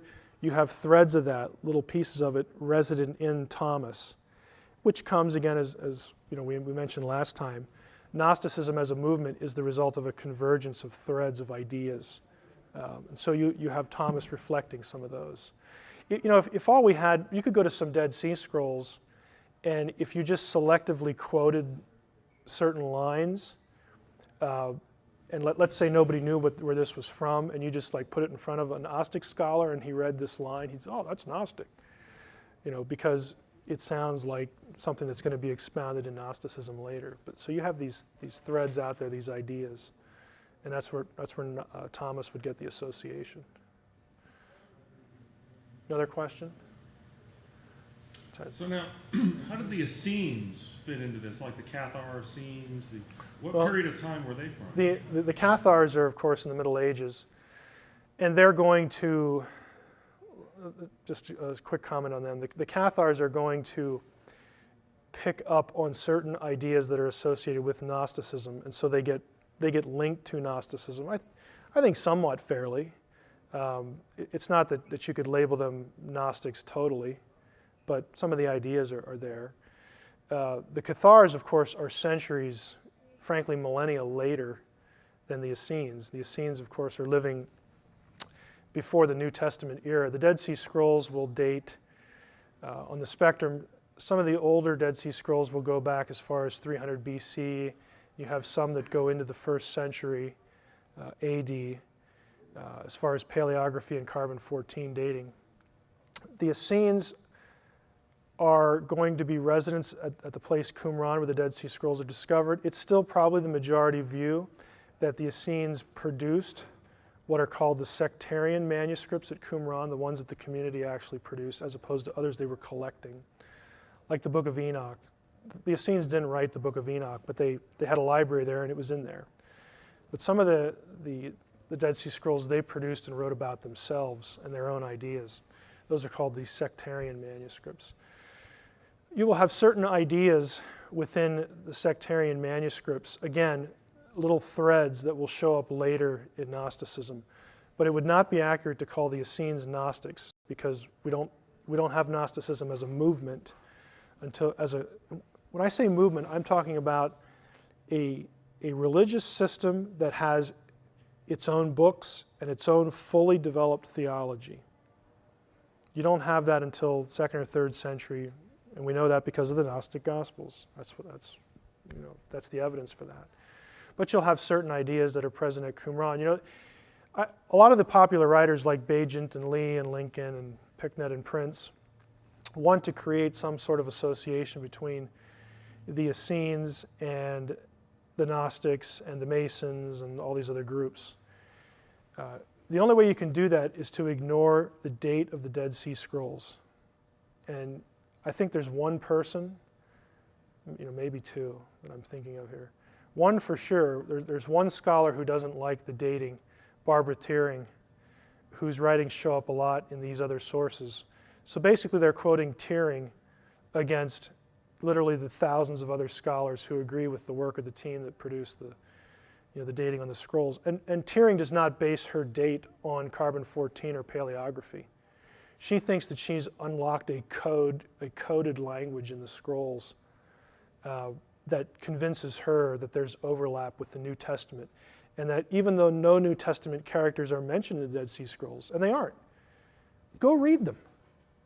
I'm not keeping you from them. Go read the Dead Sea Scrolls. They're in English. You will not find any New Testament character in any Dead Sea Scroll. Zero, nada. I don't know any other way to say it. You just won't find them. But that doesn't deter Thiering. She says, well, the New Testament characters are encrypted and they're coded in there. And I'm glad you brought that up, Ted. The best book written on this subject is right here. Written by two liberals. They're not fundamentalists. They're not evangelicals. They're not Bible bangers. Okay, they're two liberal scholars, Jesus, Qumran, and the Vatican. frankly, they got ticked. They got upset. And, you know, I have often made the comment on radio and in venues like this that it is such a crying shame that scholars think themselves too far above the interested general readership to fool around with this nonsense that people like Bagent, Lee, and Lincoln and these other guys are writing. They, honestly, I mean, I travel in these circles. Scholars generally are elitists. That shouldn't surprise you, okay? They honestly think that writing against these guys is just frankly beneath them and is a waste of their time. Here's an exception. These two guys finally got irritated enough with this twaddle that they wrote this book. It's probably about 15 years old now. Let me take a quick look. 1994, 12 years. And this is a thorough dismantling of Tearing and all these popular writings. You finally had two guys. They weren't on the Scrolls team, so they're not part of the conspiracy. Okay? They're just two New Testament scholars, early Judaism scholars that just said, enough, enough. This is nuts. And we're going to address it. So they did that. I highly recommend the book. It's out of print. You'd have to get it used, but I found a cheap copy. So you can too. Another question. Okay, let's quit then for a few minutes. Okay, the third session for today is, were Jesus and Mary Magdalene married? And it's an assessment of the evidence for this offered in the Da Vinci Code and, of course, in Dan Brown's sources that he draws from. This, of course, is the central question. Who was Mary Magdalene of the whole debate? Brown and his sources build a lot on understanding Mary as the lower left-hand corner. Of course, the bare breasts depicted in art often this way because of the supposition, an incorrect supposition, that Mary Magdalene's sins were somehow related to sexual activity, that she was a harlot, a prostitute, and whatnot. There really isn't any evidence in the New Testament for that, but we're going to talk in the course of this session as to where the idea came from. And I'm going to try to show you how, essentially the chain of logic, the chain of thinking that led to a misconception of who Mary was. And then we'll talk about who she really was and the claims of the Da Vinci Code. But the Da Vinci Code makes a great deal of casting the church as an evil enemy, an enemy to be looked upon with the hermeneutic of suspicion, because they allegedly, supposedly, deliberately cast Mary as a prostitute, not because they misunderstood the New Testament, which is what I'm going to show you. That's really where it comes from. But they would say, no, Mary was taken as a harlot because the church deliberately wanted to suppress the idea that Jesus and Mary were married. That this was part of a greater conspiracy to put down Mary in reaction to this truth that they wanted to suppress, that Jesus had a wife. Oh, by the way, I should mention, you notice in some of these that Mary is holding an egg. Just thought I'd mention this in passing. If you wonder what that's about, there's a story. It's not a biblical story, so it's extra biblical, about after the resurrection, Mary had audience with the Emperor Tiberius. And she went before Tiberius and essentially was giving him the gospel, telling him about Jesus and the resurrection and so on and so forth. And she, the story isn't clear whether she was going to do something or whether this just was a happenstance. But the emperor said, resurrection, oh, come on, I see you have an egg in your hand. That egg would no sooner turn red right now than the resurrection be true. And of course the story is that the egg turns red. And she holds it up and says, you need to believe on the Lord Jesus Christ. So it's an apocryphal story, but kind of an interesting one. But the church picked up on it historically, and so you'll often see Mary with an egg, either the white or the red one, in commemoration of the story. Who she wasn't. How did Mary Magdalene come to be identified as a prostitute? Now, this you're going to have to pay attention to closely. This is not a shameless plug for the software company I work for, but it is nevertheless our software. If you're interested, go. No, I won't give you the web address. This is the passage in Luke chapter 7 where a sinful woman comes to Jesus and does certain thing and anoints his feet and whatnot. Let's just take a quick look at the passage. I don't want to read all these passages. I'm going to show you a bunch of them. But this is Luke 7. And so one of the Pharisees asked Jesus to eat with him, and he went to the Pharisee's house, took his place at the table. Behold, a woman of the city who was a sinner, so the woman is called a sinner, when she learned that he was reclining at table in the Pharisee's house, brought an alabaster flask of ointment, and standing behind him, that is Jesus, at his feet, weeping, she began to wet his feet with her tears, and wiped them with the hair of her head, and kissed his feet, and anointed them with the ointment. And when the Pharisee who had invited him saw this, he said to himself, if this man were a prophet, he would have known who and what sort of woman this is who is touching him, for she is a sinner. And then Jesus, of course, answers him and basically tells him to back off. You go down to verse 48. He says to the woman, your sins are forgiven, and everyone around says, wow, who can forgive sins? But God, he even forgives sins, and he says to the woman, your faith has saved you, go in peace. Now, if you look at this section, this pericope, to use scholar speak, you will notice that the woman is never named. There's no name given. There's really not even an indication of what kind of sins she is guilty of. Look at the next chapter, chapter 8. Soon afterward, he went on through cities and villages. So Jesus is even at a different location, proclaiming and bringing the good news of the kingdom of God. And the 12 were with him, and also some women who had been healed of evil spirits and infirmities. Mary, called Magdalene, from whom 7 demons had gone out, and Joanna, so on and so forth. In the original New Testament, the way the Greek New Testament was written, there were no paragraph divisions. There were no verse divisions. They didn't even have spaces between the words. It all ran together. And so it is possible, again, we're trying to be not conspiratorial here, not negative toward some early church interpreters. It is possible that they just assumed that the woman in the narrative that preceded the narrative of chapter 8 were one and the same. That's one way that this could have happened. If you'll notice, though, there's no way that this is the case. What I'm going to show you here, again, it's going to be a little hard to follow until we get to a certain point, then I hope it'll come together for you.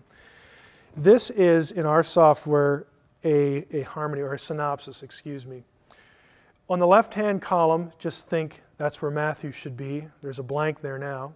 Middle, is Luke. And on the other side, we're going to have Mark. You'll notice here, this is Luke 7. We have the story of Jesus anointing by the sinful woman.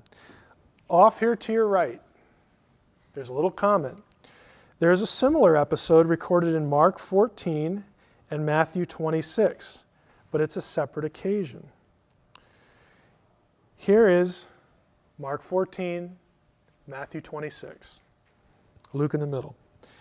And you'll notice that the 3 of them are narrating the same event, but the details aren't always the same. So it starts out 2 days after 2 days was the feast of the Passover. Luke, feast of the unleavened bread, which is called Passover. Matthew 26, we get after this, and it goes down where they're gathered again. In verse 2, it mentions the Passover. So we're locked in at this Passover event with all 3. As you go on, again, these are consecutive verses. Let me go back. We have Mark 14, 1-2. Here's 3-9. So this is running gospel narrative. You go back, and Luke has 2 verses for this event, but then he breaks off the story. There's nothing here. Here's the story of Jesus' anointing by a woman. But they're not the same story. We'll get to that in a second. Here Luke resumes, verse 3. Here's 10th verse of Mark, Matthew 26, and Luke resumes his account. Here's what you get if you look at them all together. You've got running narrative. Luke starts up here at the same place as Matthew and Mark.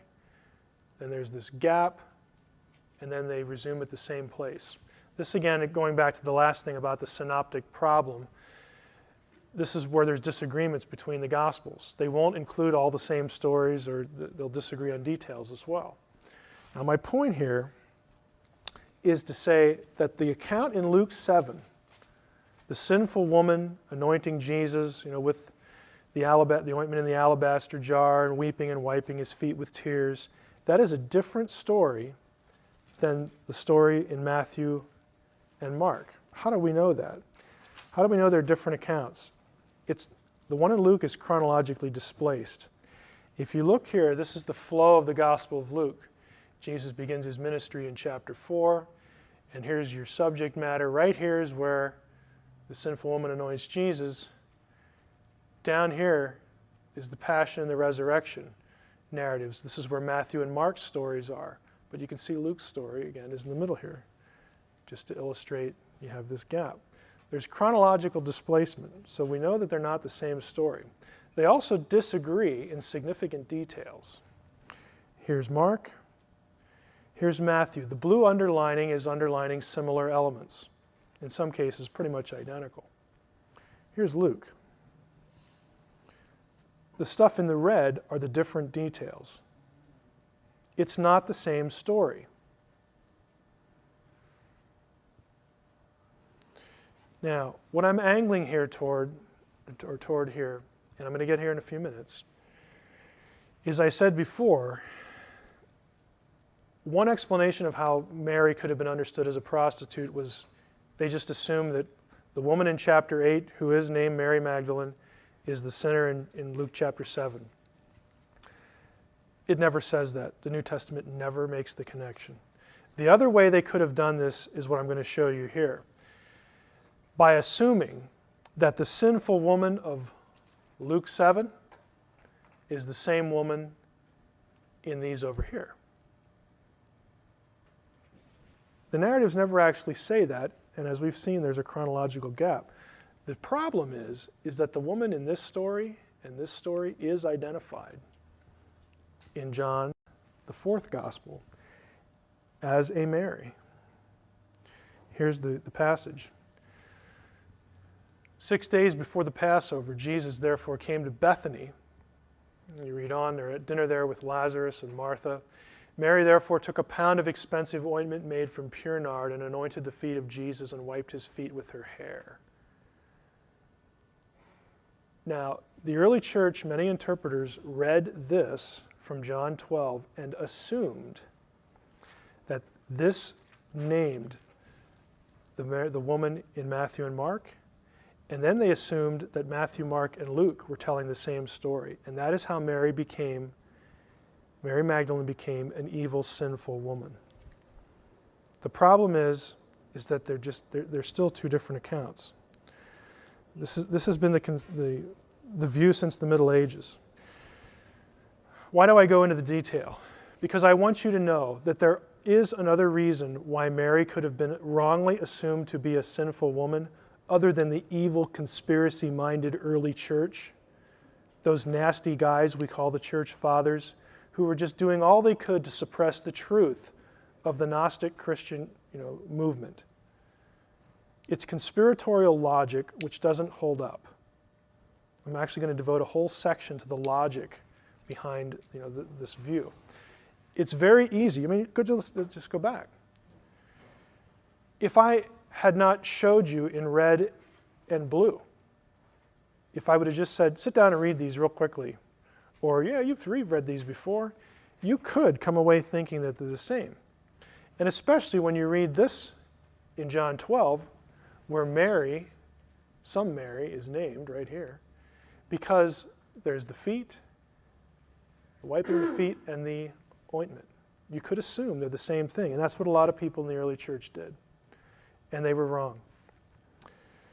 Since there are clear differences in the accounts, scholars recognize them as two separate events. Again, what I'm going to give you here is nothing new to me. This is just the standard view among basically all New Testament scholars. They proposed two solutions for answering why the Gospels have two separate stories so closely alike.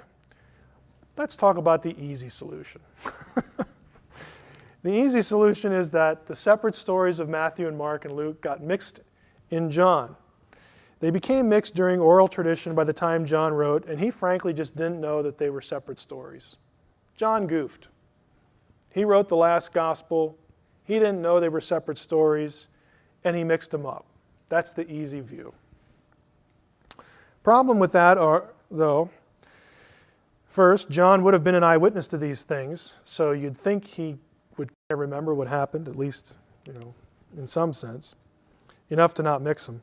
Or two, John's gospel was the last one written, so the other stories were already around. He could have just looked. Why wouldn't he? He should have known. So it's not terribly coherent, but that is the easy solution. The harder but better solution is this. Matthew, Mark, and John do report the same event, and Luke's is different. Luke's is a different one. John adds the feet element in his report for a specific reason. This view is based on the observation that there are still irreconcilable differences between Luke's and John's versions, requiring them to be separate events. Of course, we have the chronology problem that I pointed out a few minutes ago. Luke's chronology follows Matthew, Mark, but it's an anointing event way before the other ones. And the sinful characterization of the woman in Luke 7. Now look at John and Luke 7. This is the one that names Mary, and I'm saying this one is the one that Matthew and Mark are talking about, and Luke is different. There are significant differences between Luke. Look at all the yellow, and the one in John. Critical story details that are different. And though it's harder for us to understand unless you do this sort of thing, you study the Gospels a lot, this is the more coherent view, that Luke is just different. It's a different event. Now, comments. The harder view means that the anointing of the head and feet are both for burial. This is easily explained in that the anointing of the head was a ritual act for anointing a king. That's how they usually did it in the Old Testament. The feet denoted putting one's enemies under one's feet. That's why you would anoint a king's feet, to signify that he would, it's a very common Old Testament gesture, to put the foot on the neck of your enemy meant that you've conquered them. If you go read Joshua, for instance, Joshua specifically commands, it's either Joshua or Judges, this is specifically commanded on an occasion or two where to signify victory, he says, go up and you put your foot on the neck of this conquered king to denote to everyone that victory is complete. It was a commonly known gesture. 2, how likely is it that there would have been two anointing events in Jesus' life? Well, actually vary because it was a common practice for formal meals, which were held all the time. The harder view also means that there are two separate Simons. We find out later in Luke that the Pharisee was named Simon. How likely is that? Vary. There are 19 Simons in the work of Josephus. It's a common name. It's like Smith is now, or John, or Dave, or Mike for that matter. Simon was a popular name since it was the name of one of Israel's tribes and a Maccabean hero in the intertestamental period. Jesus' apostolic band had two Simons. Even in the 12, he got two of them. Peter and Simon the Zealot, and there were 3 Jameses among the 12. You just have common names, so it's not much of a stretch. The harder view means that the gospel accounts don't contradict and that Mary Magdalene is not a prostitute. But there were lots of guys in the early church that they were wrong. And the tradition stuck. And Mary Magdalene became known in history as a prostitute, wrongly, because the New Testament never says that. It's unfortunate. So if she wasn't a prostitute, who was she?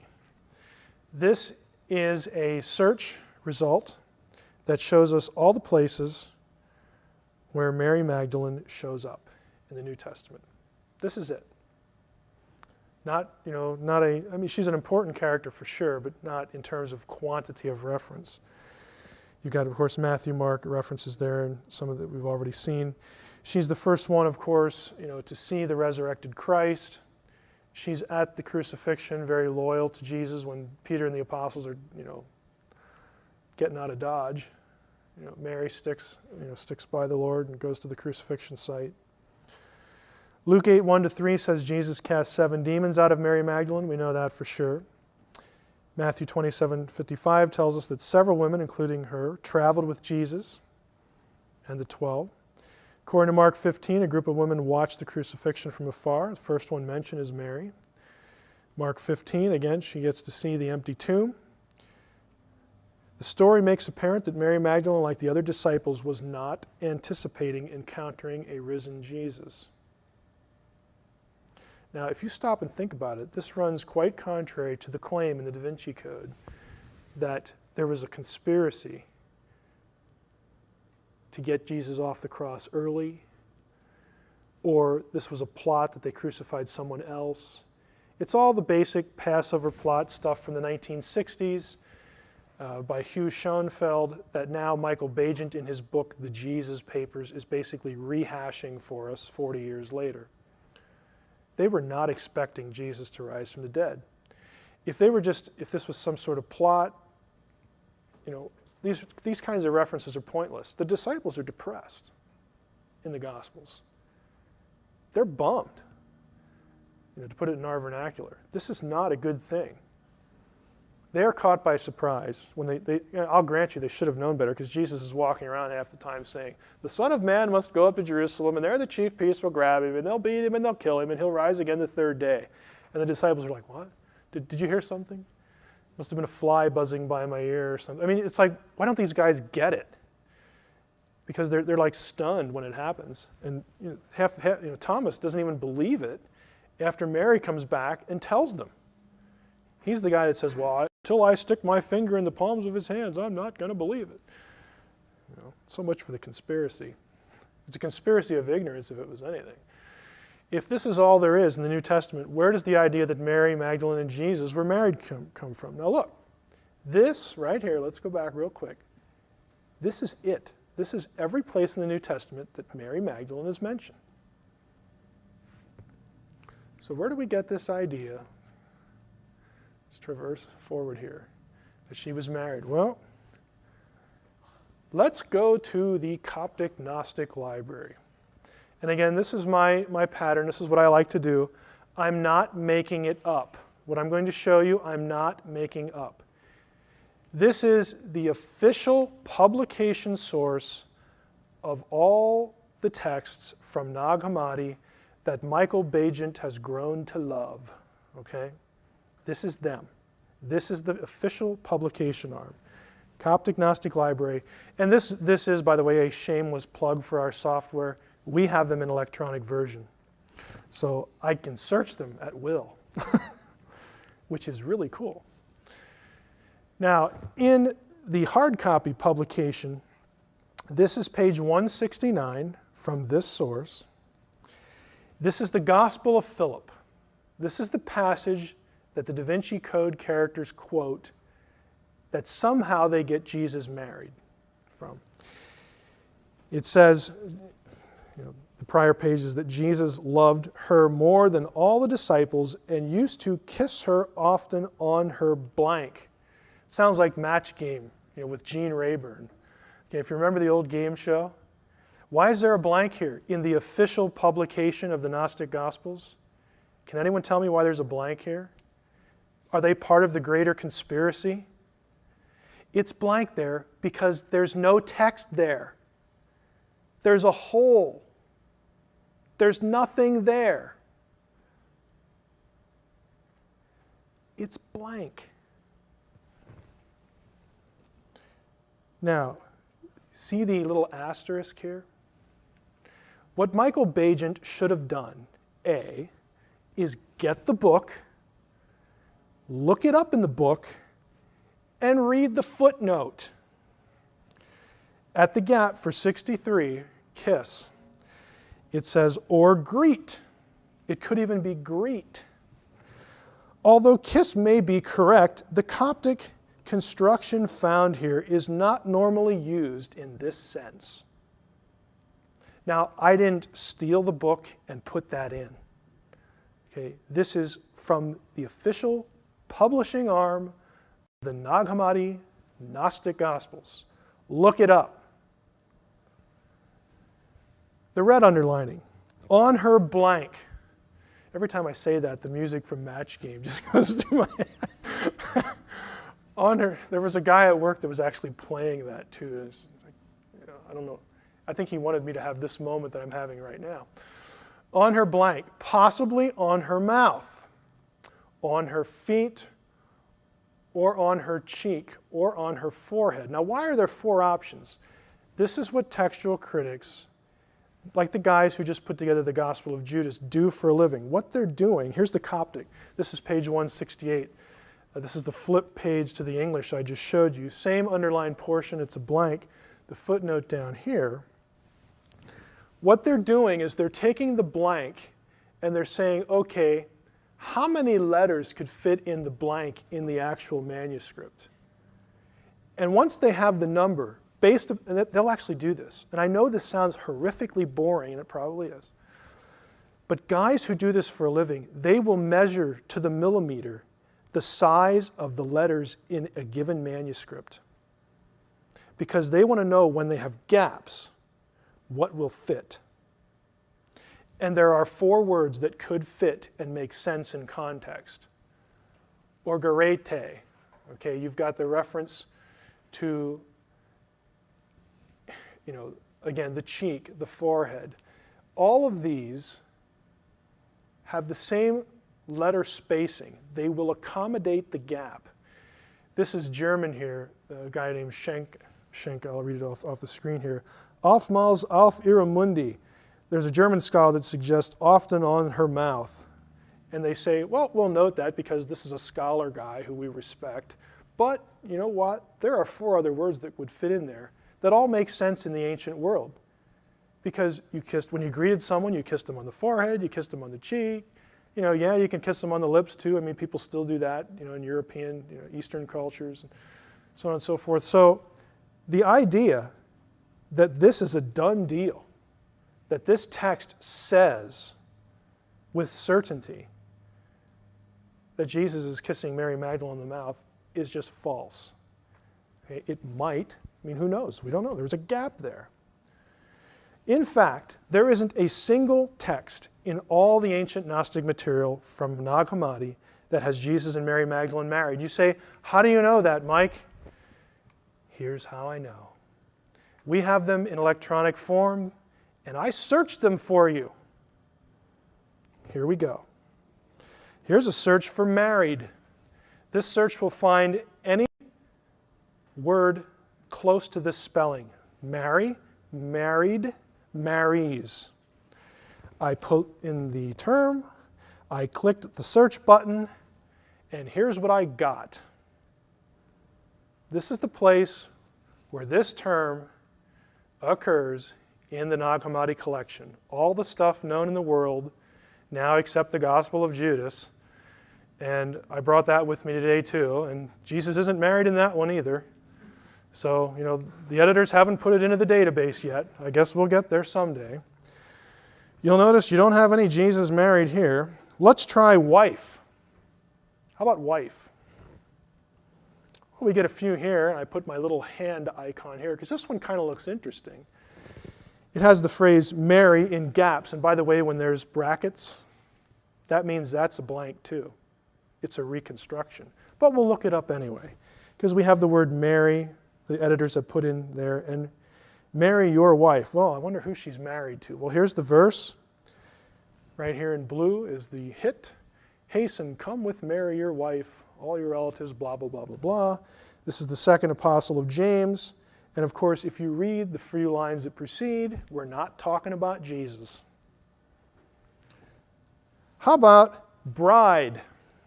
See, I'm trying to think of all the terms to search that have something to do with marriage, and I'm searching the entire database of the Gnostic Gospels to ask the question, is there any evidence at all, even in the Gnostic material, for Jesus being married to anybody? And the answer is no. So we search for wife, or bride, excuse me. Here we go. Here are the hits in context. Again, if you want to look them up, you can buy the print edition, whatever. Here you buy the DVDs, you got all the references there for you. How about husband? Well, we'll search for that one. Guess what? We come up empty there too. What a surprise. So on and so forth. Well, what about the word companion in the Gospel of Philip? The Da Vinci Code makes a big deal out of this too. Pages 245 and 246. Flipping to the middle of the book, the drama's building now. Teebing pointed to a passage. The Gospel of Philip is always a good place to start. When we're talking about Jesus and Mary, Sophie read the passage. And the companion of the Savior is Mary Magdalene. Jesus loved her more than all the disciples and used to kiss her often on the mouth. Of course, we know that's a gap now. The rest of the disciples were offended by it and expressed disapproval, and they said, why do you love her more than all of us? The words surprised Sophie, and yet they hardly seem conclusive. It says nothing of marriage, she says. Au contraire, Teebing smiled, pointing to the first line. This is my favorite quote in the Da Vinci Code. You probably know this already. As any Aramaic scholar will tell you, the word companion in those days literally meant spouse. Landon concurred with a nod. I love that quote because the word for companion in the Gospel of Philip would be in what language? Coptic. And it reflects a Greek original. It's not Aramaic. Like I said, that's my favorite quote in the Da Vinci Code because it's so stupid. As any Aramaic scholar will, it's not even the right language. Get the language right, Dan. I mean, come on. Okay, I feel better now. Here's the word. In Coptic, it is koinonos. It's actually a Greek loan word, so we know exactly what the word is. This is the rather thrilling entry. Don't you just love my graphics? It's a bunch of gobbledygook unless you've had Greek. This is the entry from, this is either, I have the second one labeled, I think. Yeah. This one is Bauer, Arndt, Donker, and Gingrich. This is the primary Greek lexicon for New Testament and related literature in the world. It's expensive, but we have it in electronic. Did I mention that before? Have a little fun with that. This is the entry for koinonos. If you read through the entire entry, you will notice something, even if you can't read Greek. At no point, and you'll see the abbreviations.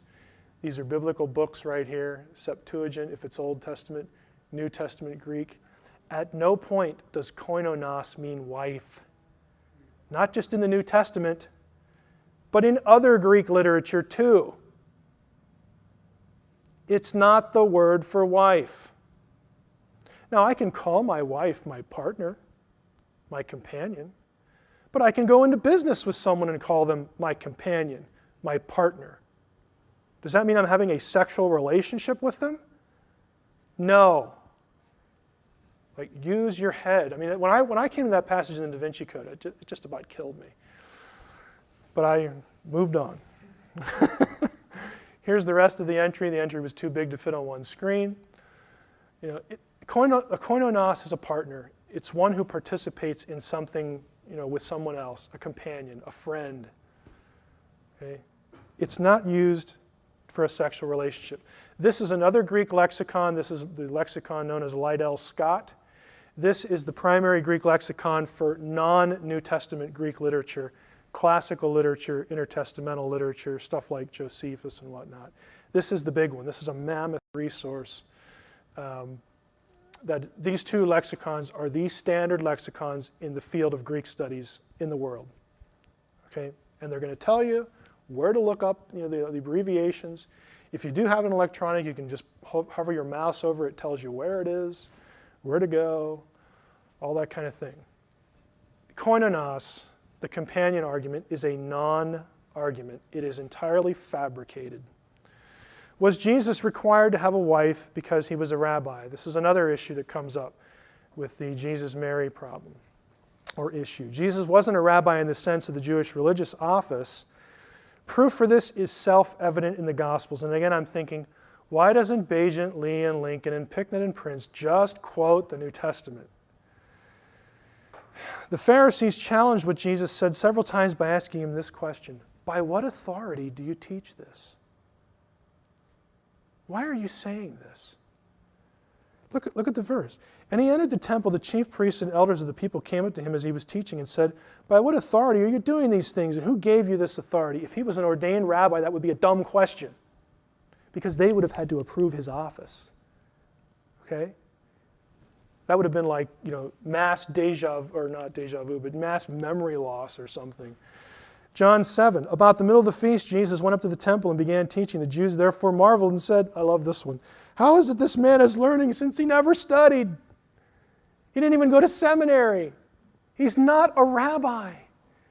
Okay, you have to have formal training, and you have to go through a procedure to have the rabbinical community approve you in that office. Jesus never did that.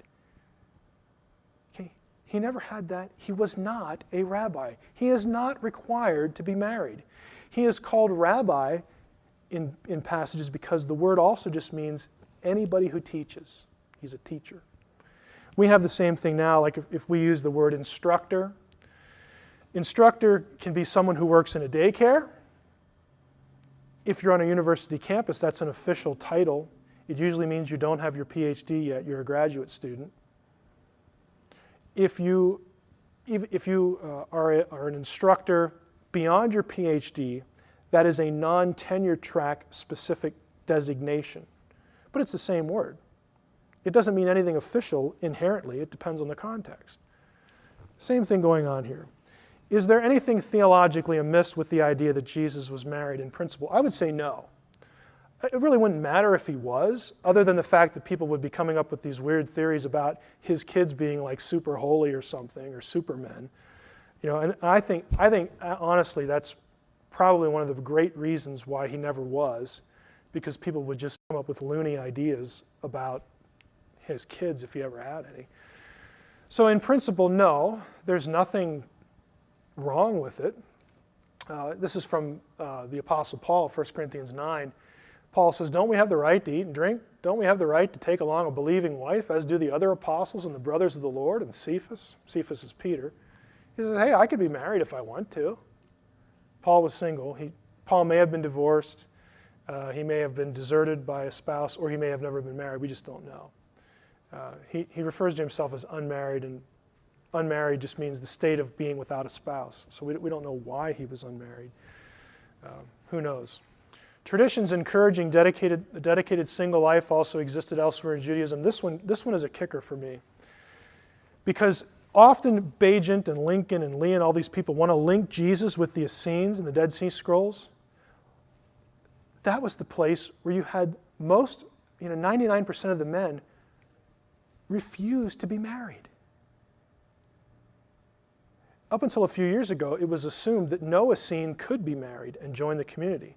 Since then, there have been skeletons discovered that are female and a few that are children. So the assumption is that at least one of these people was married.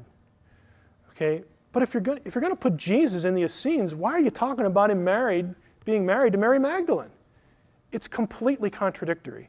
But again, it's like they don't care. They don't care about being consistent. They don't care about the primary data. The Essenes, again, were known for their emphasis on celibacy. And so that is not uncommon to have a teacher, a rabbi, a Jewish leader who wasn't married. There's no evidence that Jesus was. Doesn't really matter, at least in my view. But that is the primary data. Again, to summarize, I'll just say it in one sentence. There isn't a single text, a single line in the New Testament or in the Gnostic material that has Jesus married to anybody, much less Mary Magdalene. It's a myth. Okay. Questions? Don't you think that there's a great appeal for the readers to think that Mary Magdalene married Jesus? I think it gives... Define what you mean by appeal. Well, I'm trying to think of some people, without saying this in a pejorative sort of way, but I know more than a few women who like the idea that Mary Magdalene achieved a sort of state of blessedness through her union. She was redeemed, and it gives some people a lot of credibility who otherwise might feel like they're second-rate followers of Jesus. Yeah, I would say, on the one hand, I understand how hanging on to that idea would, I don't want this to sound negative, but to convey the impression that that would give them a warm, fuzzy feeling, that would just make them feel good. I understand that. What I don't understand is the flawed thinking that says, whether consciously or unconsciously, that I need that to be true, to feel essentially that I'm valued in the eyes of God. In other words, what I'm saying is if a woman today or even then needed to think that Mary Magdalene was married so that she could feel more worthy or worthy at all in God's eyes, that's really bad theology. And it's probably not her fault. It's probably the fault of whoever's supposed to be teaching her, probably her own household in those days. But that is really bad theology. Now we're going to see, though, I think it's the next session when we talk about women in Christianity, that it was common, just generally speaking, whether in Jewish circles, early Christian circles, and, surprise, surprise, Gnostic circles, to have a low view of women generally.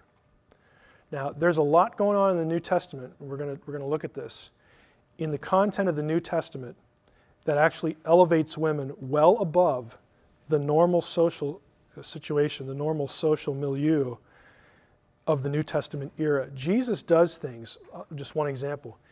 He has women followers that travel with him. That was just unheard of.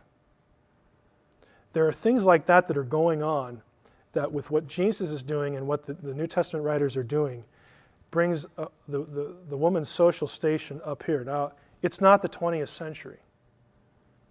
It's still a patriarchal culture.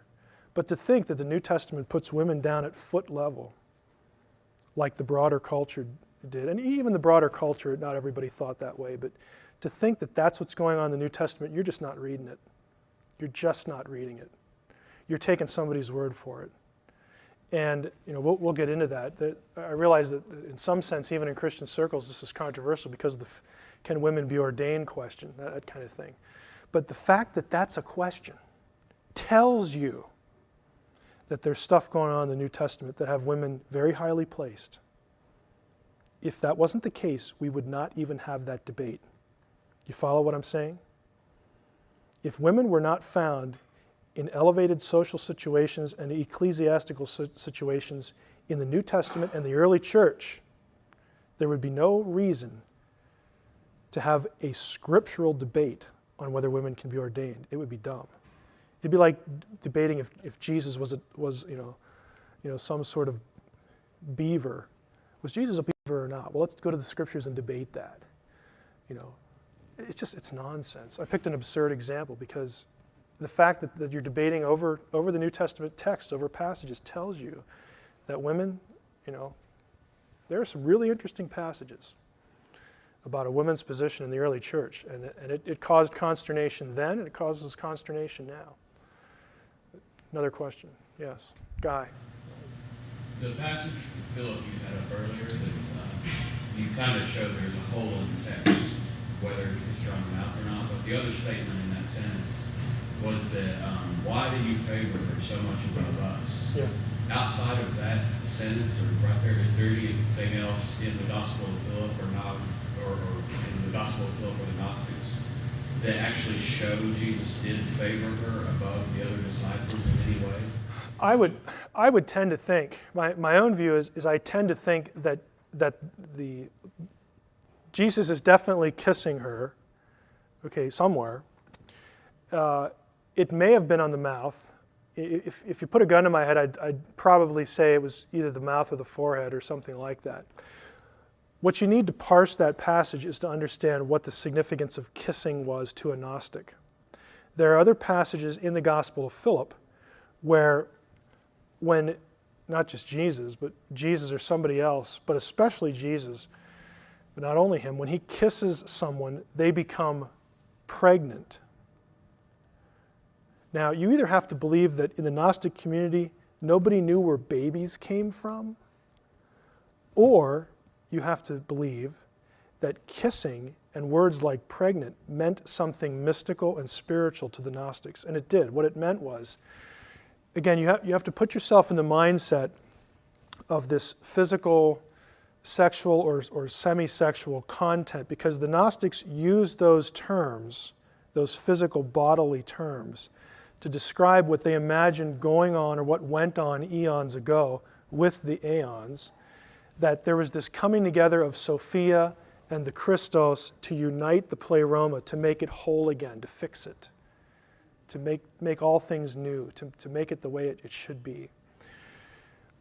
To a Gnostic, when the earthly Jesus kissed someone, he was imparting to them, he was doing that because he viewed that person as spiritually enlightened, and he was transmitting the Spirit to them. He was transmitting spiritual stuff. You know, like in Christian circles, we use words like grace. You know, you take communion or you do something and you receive the grace of God or something like that. It's the same idea in Gnosticism, but there was this idea of when you kissed someone, you were, especially when it was Jesus, you were saying this person is spiritually advanced. And so he's kissing Mary, and apparently more than once, wherever it was, mouth, cheek, whatever. And the disciples are like, hey, what gives? I mean, we're the 12. Why are you kissing her more often than us? We're the ones that travel with. I mean, we're the ones that you called. I mean, we're the disciples. Did you forget about us? So they're offended because Jesus is essentially saying Mary's just more advanced spiritually than you guys are. To a Gnostic. I mean, that's how the Gnostics look at that. So again,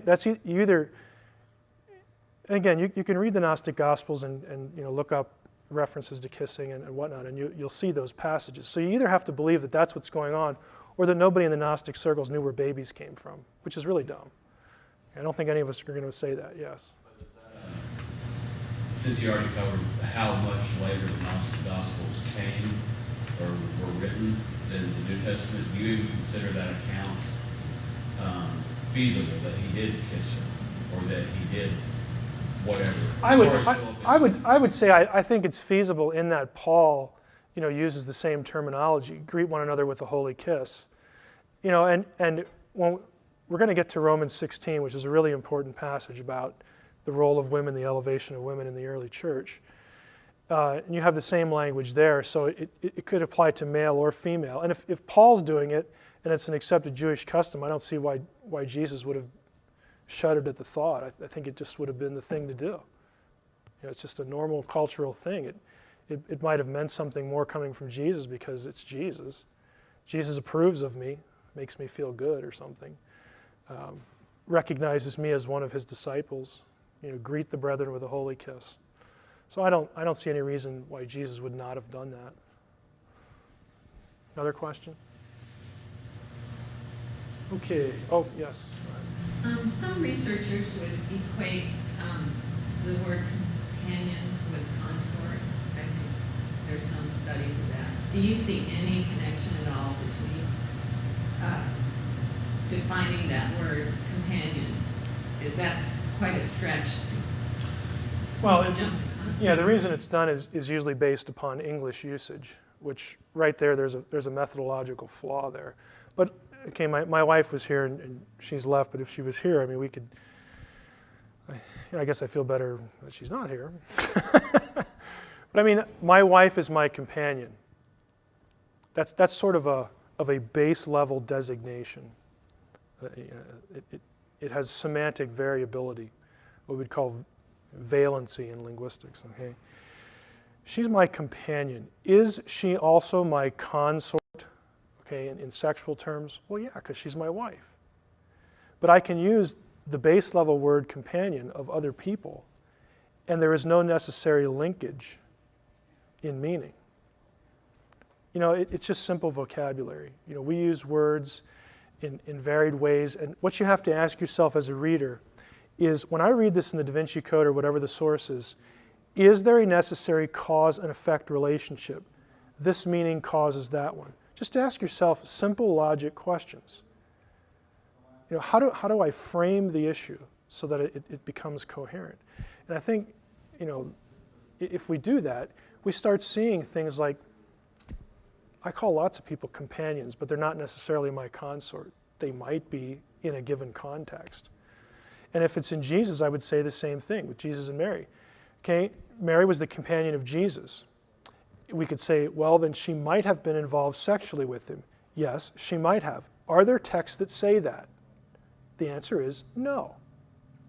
So if you're going to say something either publicly or in writing, and you care about the primary texts that tell us about these people, then I would think the responsible thing to do is go look at them and say what they say and don't say what they don't say. But again, I'm not blaming Brown for this because it's a good storyline. That's where it started with Dan Brown. I have no doubt that this would make a cool novel. Good storyline, good plot line. The people that I object to more are his sources, who are purveying this stuff as though it is just unassailable truth, and we are the real researchers in these texts. And this information has been hidden from the public. Bunk. Okay, if anybody's hiding anything, you are, either by default because you're not looking it up, or if you did look it up and saw it and it didn't fit with your theory, you're not telling people. Okay? I don't know which it is. I don't worry about questions like that. I'm just saying, if you're going to say something about figure A, figure B, and you're going to use this text or that text, read the thing and be honest. That's all I care about. That's what drives me when I do stuff like this. Next, any other questions? We can take a little break. Okay, let's take a few minutes.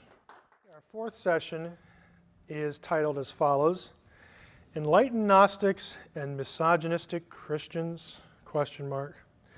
The New Testament attitude toward women. I've made the comment before that much is made in the Da Vinci Code of the, frankly correct, or at least real, abuse and negative attitude toward women that you can find in Judaism, in Christianity, the early church, the wider culture into which the New Testament church was founded, the biblical milieu, as we'll call it. There was a prevailing attitude, and much is made of this prevailing attitude to prop up the idea that Judeo-Christian worldview, and hence, of course, Judeo-Christian Bible, bad, Gnostic Gospels, good, okay, because of this allegedly elevated view of women that the Gnostic communities, Gnostic sect of Christianity had. And that's what I want to focus on today as far as this session, because, again, I think what's going on here is a lack of information and also a little bit of overstatement. I will telegraph this one other way by saying, even if you're a Christian here in the room, there is going to be disagreement on certain issues within the Christian church, the Orthodox, what we would call orthodoxy. This is one of them as far as the role of women in the church. I'm not going to specifically address that in the session. I will bring up passages that are central to the discussion, and if you want to ask me after, during the question and answer period and have that on tape, that's fine. You can ask me anything you want, and I'll tell you what I think. I'm just not zeroing in. This isn't going to be necessarily a theology class, although it'll sound like it at some certain points. Now, women in the social cultural context of the first century AD, the general attitude, I'm going to have a few quotations here from primary sources again, that if you're a woman, this isn't going to make you feel real good. But this is the prevailing attitude into which Jesus, was born and had his ministry. Quotation from Josephus, but then what are our laws about marriage? This is a discourse on marriage. The law owns no other mixture of sexes but that which nature hath appointed of a man and his wife, and so on and so forth. He says that this may be used only for the procreation of children. So this idea that you should engage in sexual intercourse only if your intent is to have a child. Again, Josephus was a Jewish personality of the time. And he has in the last line, this is kind of an amazing quote to me. This is a Jew, and it tells me that, boy, you didn't really know that much about your Bible. But, I just don't know where you're coming from here, Josephus. But he says, the Scripture says, thus says the Scripture, for says the Scripture, a woman is inferior to her husband in all things. Now, the kicker there is, says the Scripture. If you actually try to find this quotation in the Bible, guess what? Good luck with that, because it's not actually in there. Says the Scripture, again, to a Jew like Josephus. He's not a theologian, he's not a biblical scholar. You have to realize, too, that oral tradition in Judaism.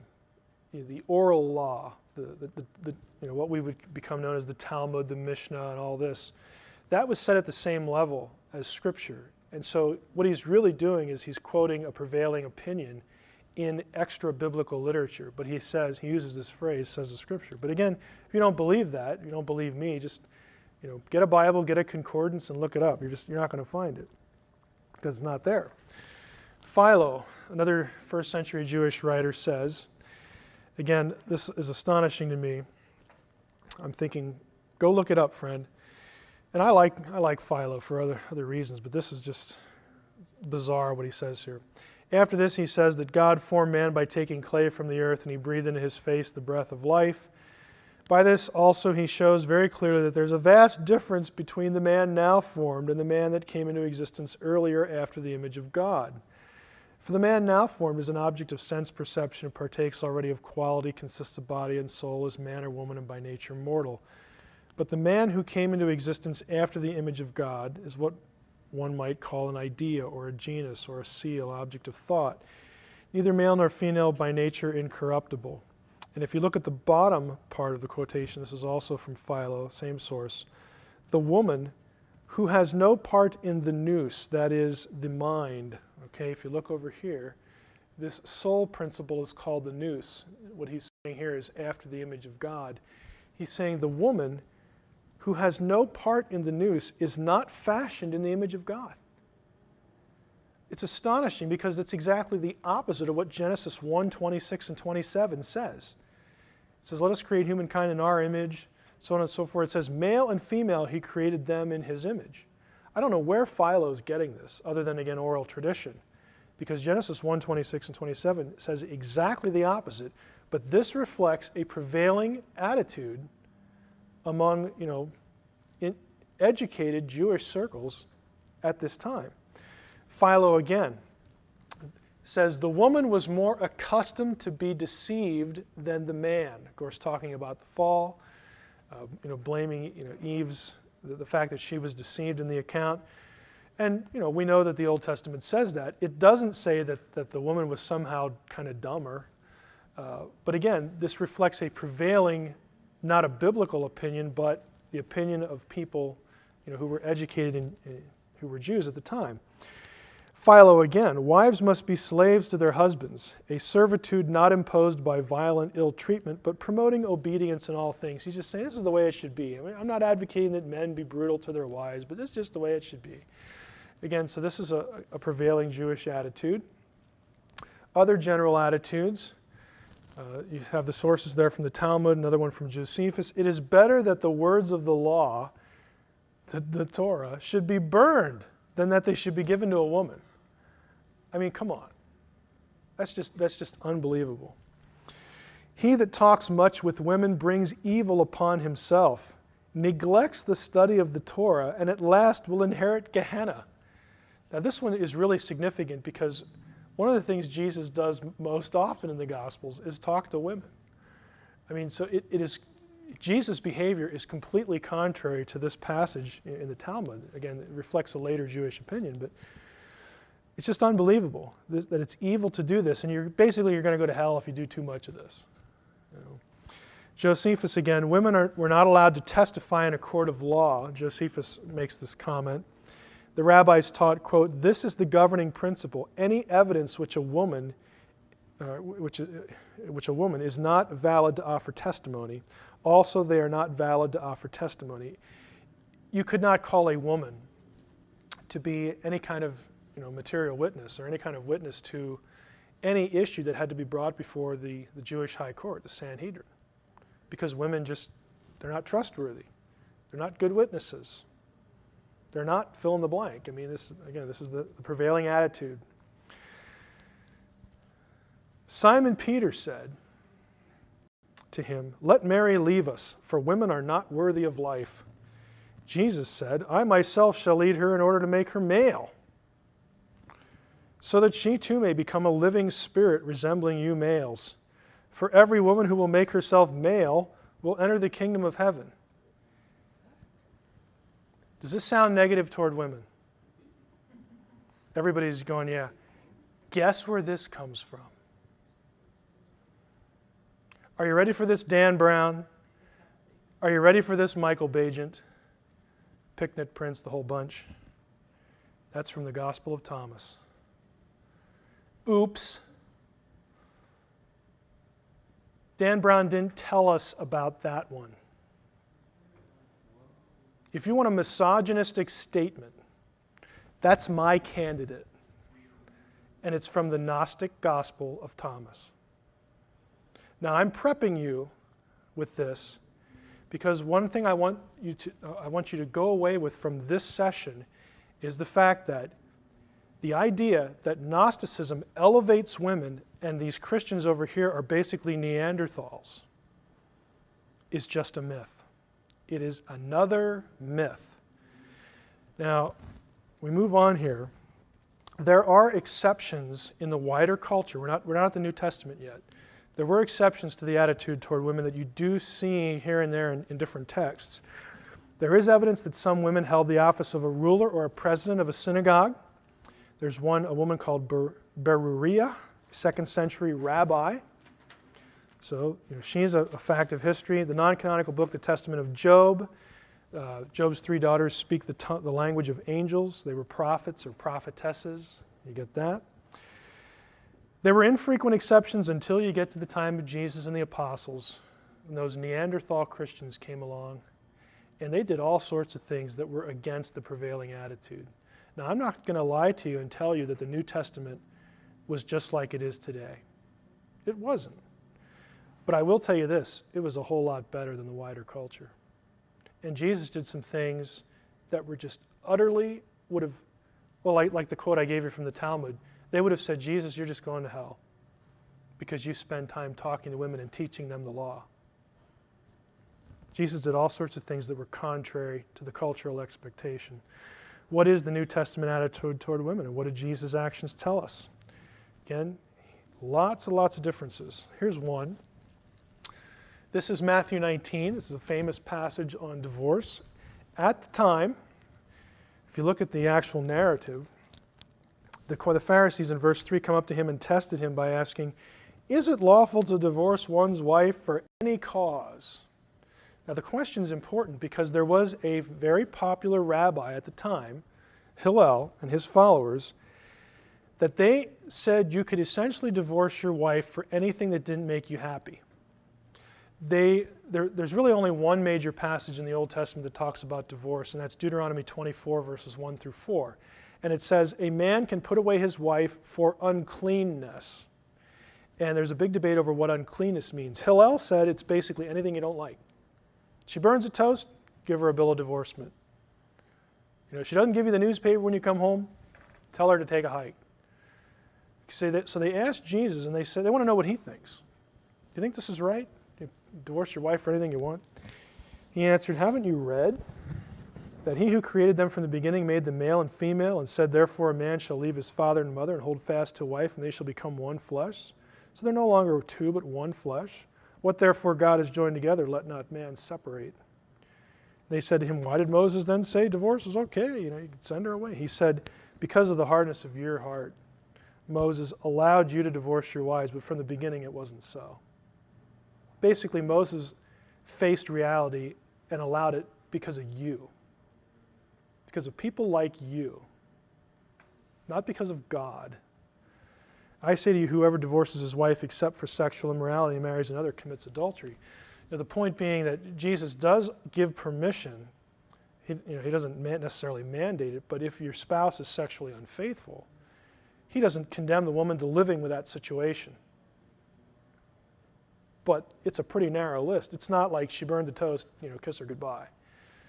So he takes an unpopular view there, and the disciples say, oh boy, then better not to get married.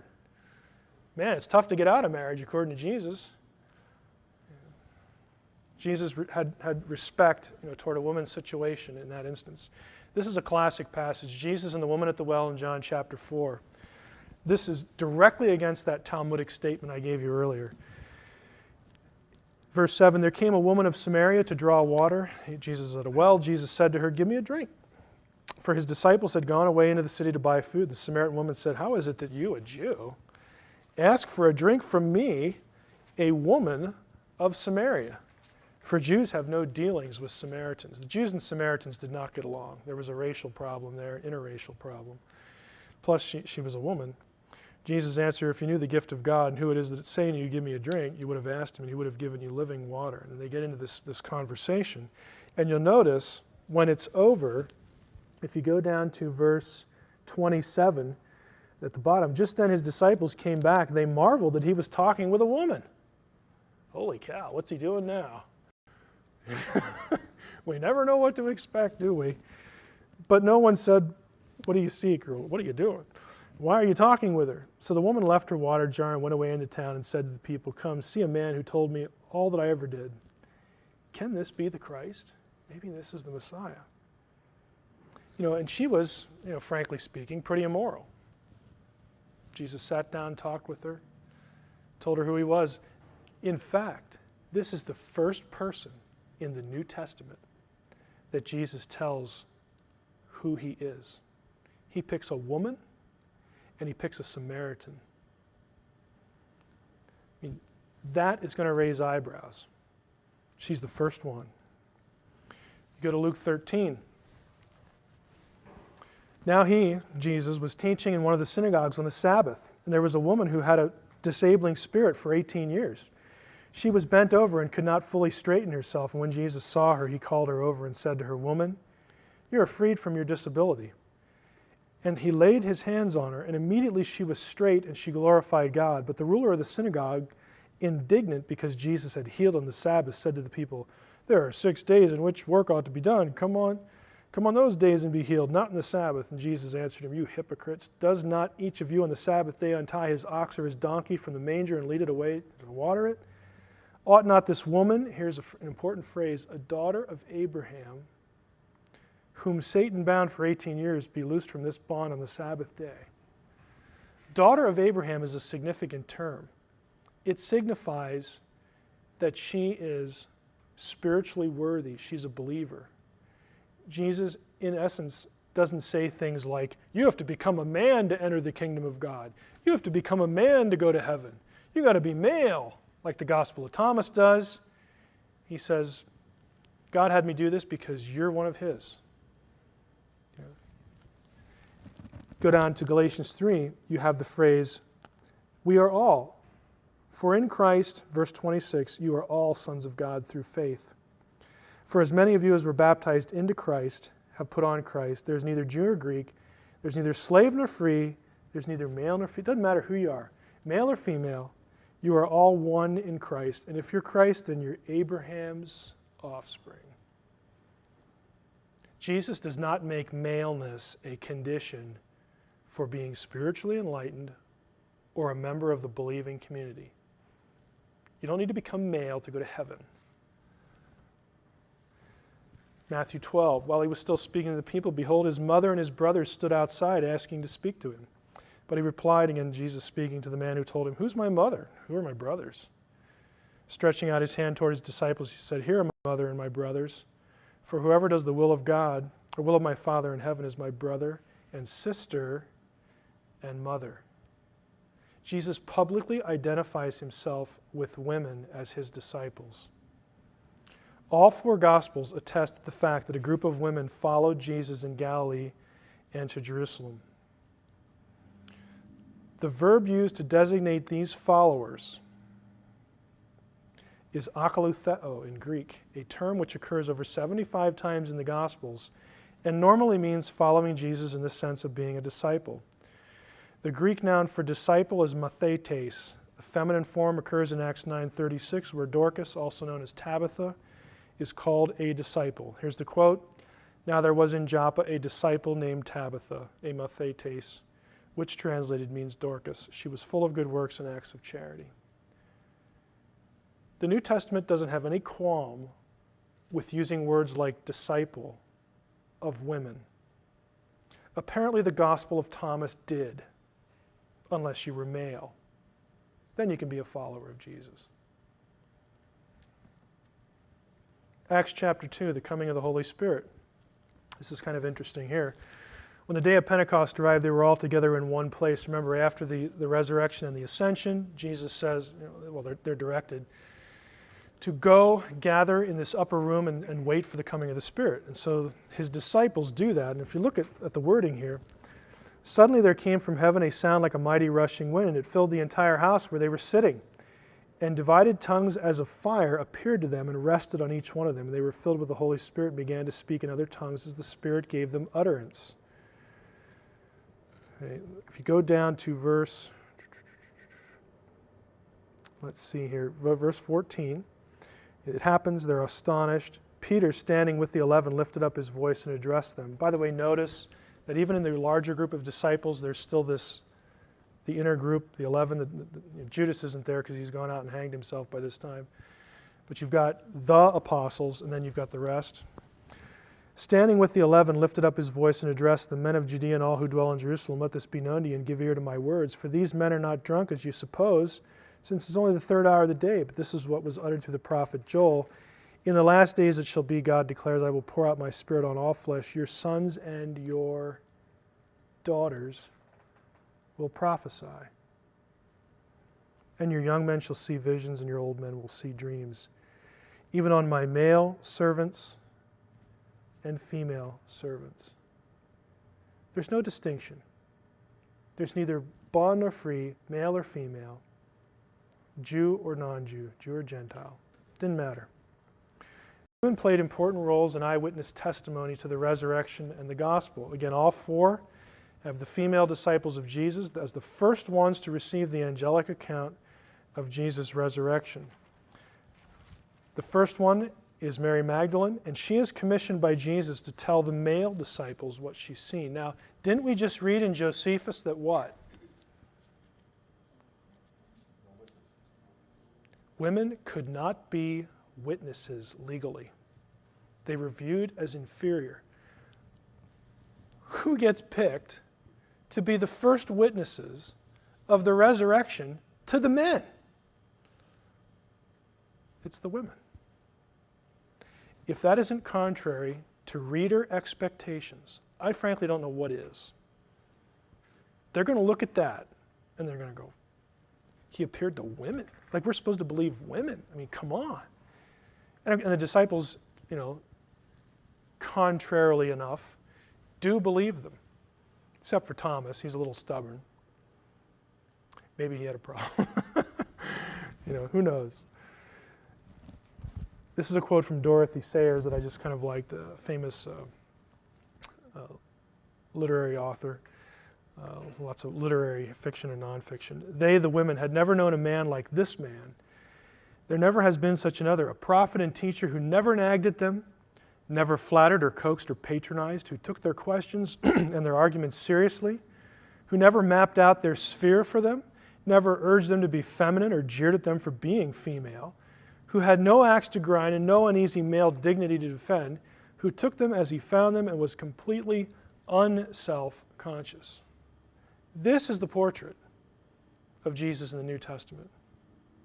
We've already seen the portrait of Jesus in the New Testament, or Jesus in the Gospel of Thomas. Hey, you're okay if you become male. Cool. What about Paul? Paul takes a lot of heat from, again, these popular writers because he says this in 1 Timothy 2, I do not permit a woman to teach or to exercise authority over a man. Rather, she is to remain quiet. For Adam was formed first, and then Eve. Adam was not deceived, but the woman was deceived and became a transgressor. Now, there's an incongruity here. While Eve was deceived, and of course she is the first sinner, it's a matter of chronology, Adam was not deceived. Adam sinned willingly.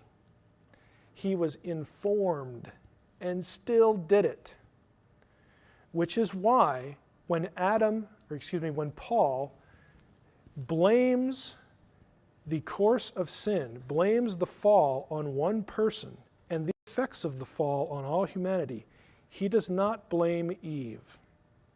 Who does he blame? Adam. All over the place in Romans 5. I have these highlighted for you. Therefore, just as sin came into the world through one man, the transgression of Adam, who was the type of the one who was to come, But the free gift is not like the trespass, for if many died through one man's trespass. I mean, I'm not going to read the whole chapter.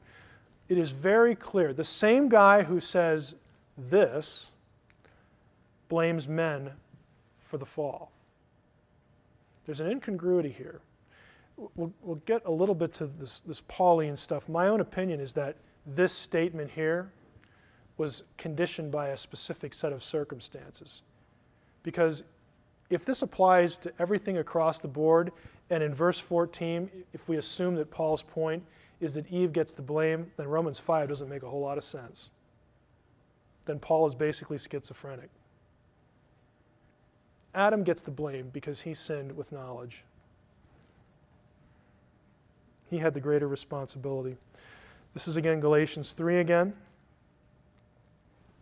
and 1 Corinthians 7. My point in Galatians 3 is this phrase right here. There's neither male nor female. You're all one in Christ. Let's talk about 1 Corinthians 7. Whereas Philo said, you should only have sexual relations to procreate. What does Paul say? What does the misogynistic, evil Paul say? How does he contribute to the suppression of women's sexuality? Well, he says this in 1 Corinthians 7. Now, concerning the matters about which you wrote, it is good for a man not to have sexual relations with a woman. Literally, it says it's good for a man not to touch a woman, but in the context, probably that's what he's talking about. But because of the temptation to sexual immorality, each man should have his own wife, and each woman her own husband. The husband should give to his wife her conjugal rights, and likewise the wife to her husband. For the wife does not have authority over her own body, but the husband does. And he doesn't stop there. Likewise, the husband does not have authority over his own body, but the wife does. Do not deprive one another, except perhaps by agreement for a limited time, that you may devote yourselves to prayer, but then come together again so Satan doesn't tempt you for your lack of self-control. Okay, this is Paul. Where in this passage do you read that you should only have sexual relations if your intent is to have children? Paul's saying you should have sexual relations because you're going to want to. And husband, wife, you should give that to your respective spouse at their pleasure, because they should have control over your body, and you're, vice versa. I mean, each spouse is supposed to be able to, have the say over the other person's, self, over the other person's body, so that there's mutual pleasure and satisfaction for the specific purpose of avoiding immorality. Paul is hardly a prude in this passage, or a misogynist, I would say, especially when you compare him to guys like Philo, who were very influential writers of his time. Now here is we get into some controversial stuff. Notice here, these are the qualifications for, ESV has overseers, other translations will have bishops. The word is episkopos in Greek. These are the qualifications for who the church leaders are. It says here, the husband of one wife. Deacons likewise, this is overseer, this is deacon. Deacons likewise should be the husband of one wife. Mentions their wives. So we're talking about, it looks like men should be the overseers and men should be the deacons, but there's a problem. These are the Greek words highlighted in corresponding colors. We have Romans 16, 1 and 2. I commend to you our sister Phoebe, a servant of the church at Cenchrea, that you may welcome her in the Lord in a worthy way of the saints, so on and so forth. Again, this is Paul writing, the evil, nasty Paul. The word for servant is the word diakonon, the same word right here. The directions, one would argue, or could argue, are not just aimed at men because they mention wives and the husband of one wife. Because lo and behold, you get at least one female diakonon in the New Testament. Priscilla, or Prissa in her abbreviated form of the name, the female expositor, we'll call her that, or the teacher. You can't very well do exposition without teaching. So remember, the same Paul who wrote 1 Timothy 2, I suffer not a woman to teach, is the same Paul who runs into these two people, Priscilla. And we're going to introduce her here because Paul's going to say something about her in a little bit that will seem quite contrary to 1 Timothy 2. After this, Paul left Athens and went to Corinth and found a Jew named Aquila, a native of Pontus, recently come from Italy with his wife Priscilla, because so on and so forth. Notice that the order here is Aquila and then Priscilla. The male's name is first. I mention that because every other time the two appear together, Priscilla is first. Now a Jew named Apollos, a native of Alexandria, came to Ephesus. He was an eloquent man, competent in the Scriptures. He had been instructed in the way of the Lord, and being fervent in spirit, he spoke and taught accurately the things concerning Jesus, though he knew only the baptism of John. He began to speak boldly in the synagogue, but when Priscilla and Aquila heard him, they took him, not just him, they took him and explained to him the way of God more accurately. Explained is this word in Greek, exathenta, and that is the same word that shows up in this interesting passage. This is Paul in Rome. This is the end of the book of Acts.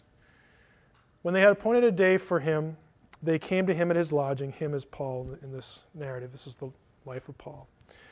They came to him at his lodging in greater numbers. From morning till evening, he, that is Paul, expounded to them, testifying to the kingdom of God and trying to convince them about Jesus, both from the law of Moses and the prophets. Paul's preaching and he's teaching. This word expounded is the same word, different form. One is an aorist, one is imperfect if you've had Greek. Same root term as what Priscilla does. This is quite contrary to what Jews like Philo and Josephus and later in the Talmud want to see and hear. In fact, Priscilla is sort of commemorated in art. This is the Fractiopanus, the breaking of the bread in the Greek chapel, the catacomb of Saint Priscilla. And she was a major figure in church history. This one you probably know less about. Romans 16:7, Junia, the woman apostle. Now, there's a big debate, as you can imagine, over this passage. I'm going to try to walk you through a little of it. Here's what the verse says. Greet Mary, who has worked hard for you. This is Paul writing. Same guy that said, I suffer not a woman to teach. Greet Andronicus and Junia, my kinsmen and my fellow prisoners. They are well known to the apostles, or the phrase could be translated, they are well known among the apostles. And they were in Christ before me. They were believers before I was. The word Junia, right here, look carefully at those two words. What is different about them? The little accent marks. One, the one on the top, is feminine. The other one is masculine. In the original Greek New Testament, the manuscripts, the papyri, they did not use accents. They were added later. That means that Junia here could very well be a woman who was known among the apostles. Andronicus would be her husband. They appear in a natural pair. Here is the entry in a book called Metzger's Textual Commentary of the Greek New Testament. Metzger explains significant textual issues and variants in his book. And he says here, on the basis of the weight of manuscript evidence, the committee, the ones who assembled that particular edition of the Greek New Testament, was unanimous in rejecting Julian as a reading for union, right here. So some manuscripts have Julia, and they say, oh, that wasn't it, because they probably get that from later in verse 17. But it was divided as to how the latter should be accented. Some members, considering it likely or unlikely that a woman would be among those styled apostles, understood the name to be masculine, Union, Junius, thought to be a shortened form of Junianus. Others, however, were impressed by the facts, and get this. The female Latin name Junia occurs more than 250 times in Greek and Latin inscriptions found in Rome alone, whereas the male name Junius is unattested. There are 0 attestations of the male form of the name. That argues quite strongly that this is a woman. 250 to 0, okay? It's not close, all right? Now you ask, well, what does that mean? Let's go back here. Among the apostles or to the apostles? Here's the issue. It's really clear that this is a woman from all the external evidence. Do we understand, though, that Junia was well known to the apostles? Like, those guys over there, they knew about her. They thought she was cool. Or does it mean that she was well known among them? Now, without getting too technical, the weight of evidence is on this view.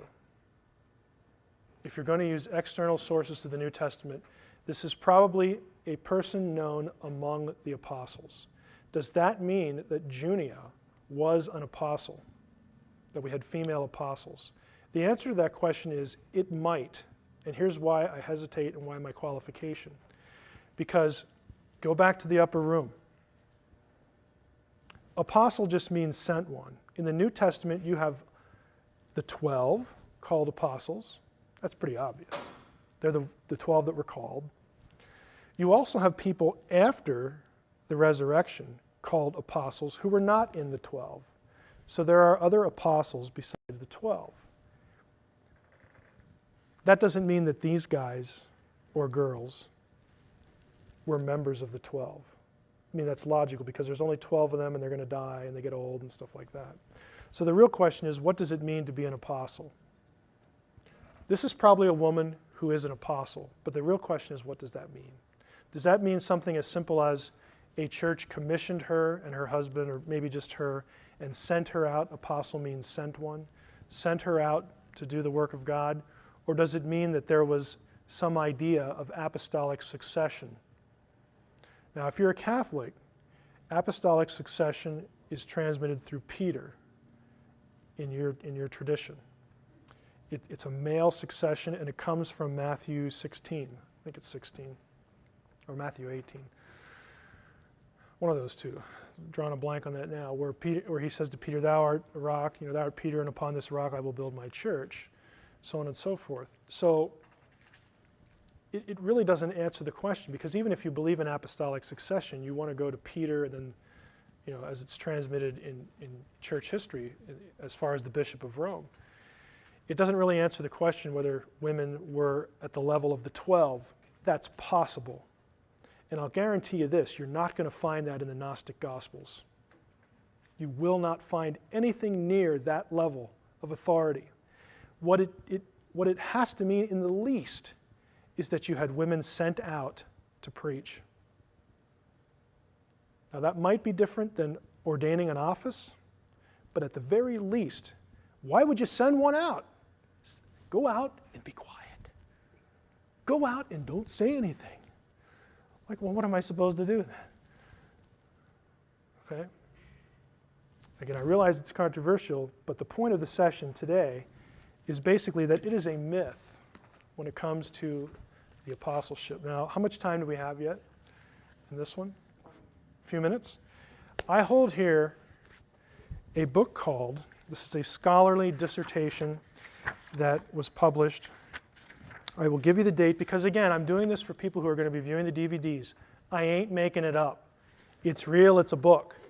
Okay, it's Edward Mellon Press, 1995 by Daniel Hoffman, and the title of this book is The Status of Women and Gnosticism in Irenaeus and Tertullian. Irenaeus and Tertullian were two church fathers who talked a lot about Gnosticism. I'm going to read to you from the preface, actually the foreword of this book. The guy who wrote the foreword is a guy named Craig Evans. You're going to meet Mr. Evans, Dr. Evans, in another couple sessions. Dr. Evans, who I met a year ago, I can say he's a friend of mine now. This is the guy that I was able to get on Coast to Coast AM to talk about the Gospel of Judas, because Dr. Evans is an authority on Gnosticism. He was a member of the secret National Geographic team that put together the Gospel of Judas. I didn't know that until about 2 weeks ago. When I found out, got a hold of him and said, hey, now that I know you're on this team, would you like to go on this show so that you can inject a little sanity into this subject? And he said, fine, got him on. It was a great show. But here's what Evans writes about this book. The timely appearance of Dr. Hoffman's study will be welcomed by all scholars who are committed to the interpretation of ancient texts in their context as opposed to ours. I recognize, of course, that the question of what relevance ancient texts have for us moderns is a perfectly legitimate one and one that often drives historical inquiry in the first place. But with the onslaught in our times of deconstructionism on the one hand and politically correct agendas on the other, the message of ancient texts is often drowned out by the clamor of popular and faddish theories competing for the ear of the modern public. I move down a little bit.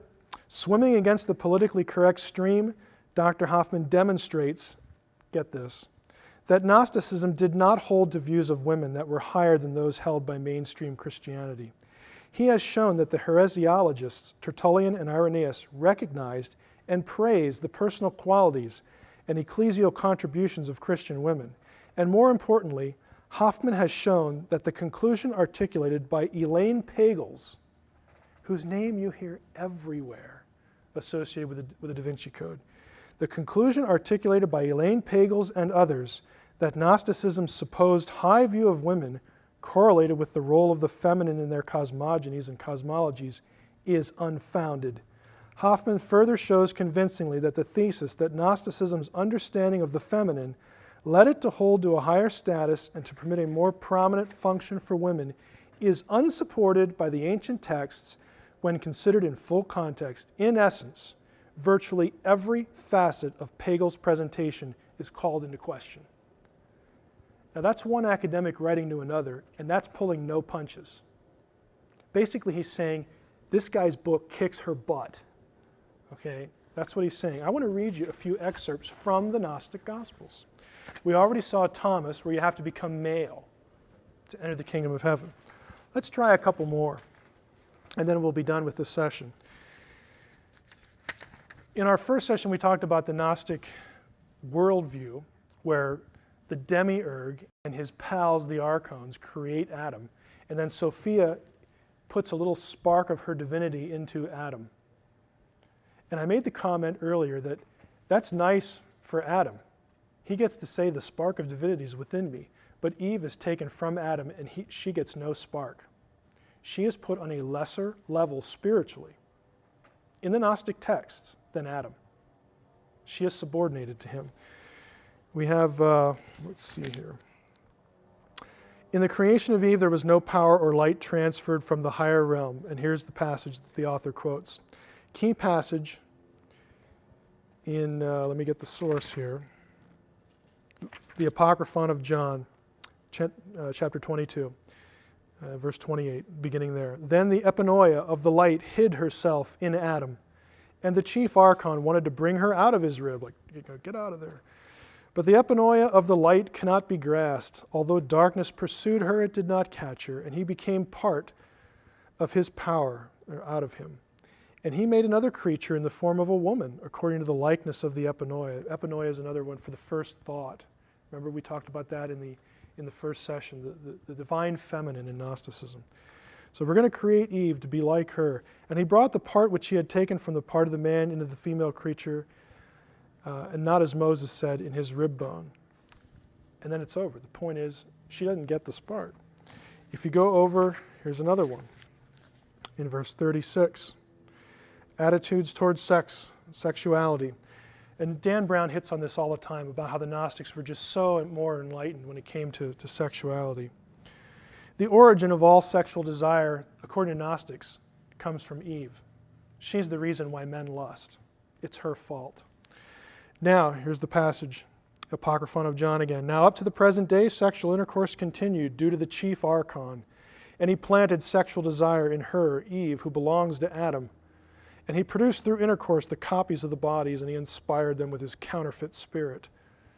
So women is the transmitter of the counterfeit spirit, the bad lust. This is 180 degrees removed from where Dan Brown is in the Da Vinci Code. If you've read the book, you know that by now. 180 degrees.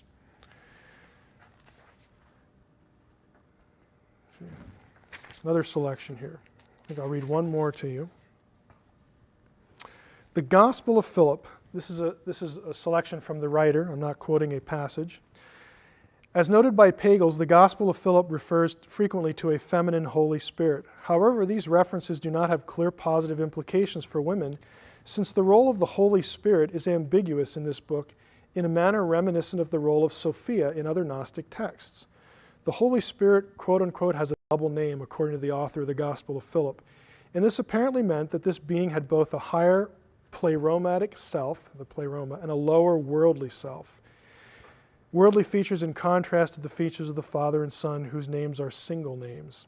An example of the lower negative character of the Holy Spirit, get this, is in the Gospel of Philip, chapter 59. It's the same gospel with Jesus kissing Mary. Same gospel.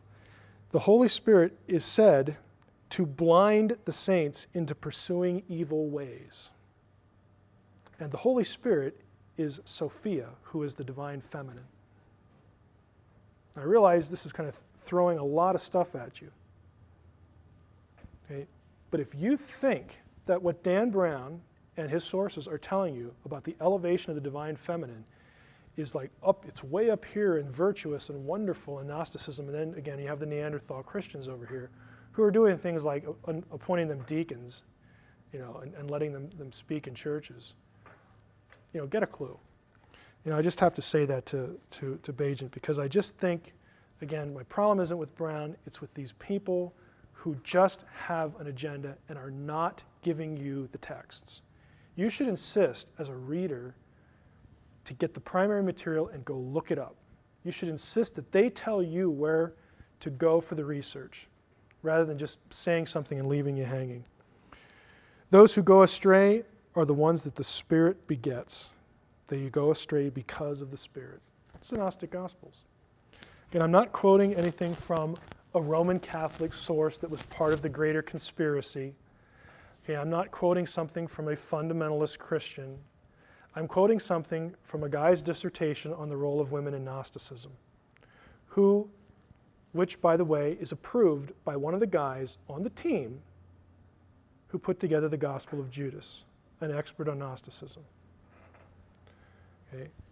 By way of summary again, go and insist in these writers, the ones who are proclaiming what they're giving you as research, as the truth. You should insist from them, I want to know where you got that. You give me chapter and verse in the Gnostic texts, and I will go look it up. Because if you do, if they're brave enough to do that, you're going to find a quite different story than what you're getting. Questions? Yes. The first woman the Samaritan woman at the well, what was the book that was from? John chapter 4. Gospel of John chapter 4. Yeah. The very first person who proclaimed is, I am the return Messiah. Yeah. All his ministry.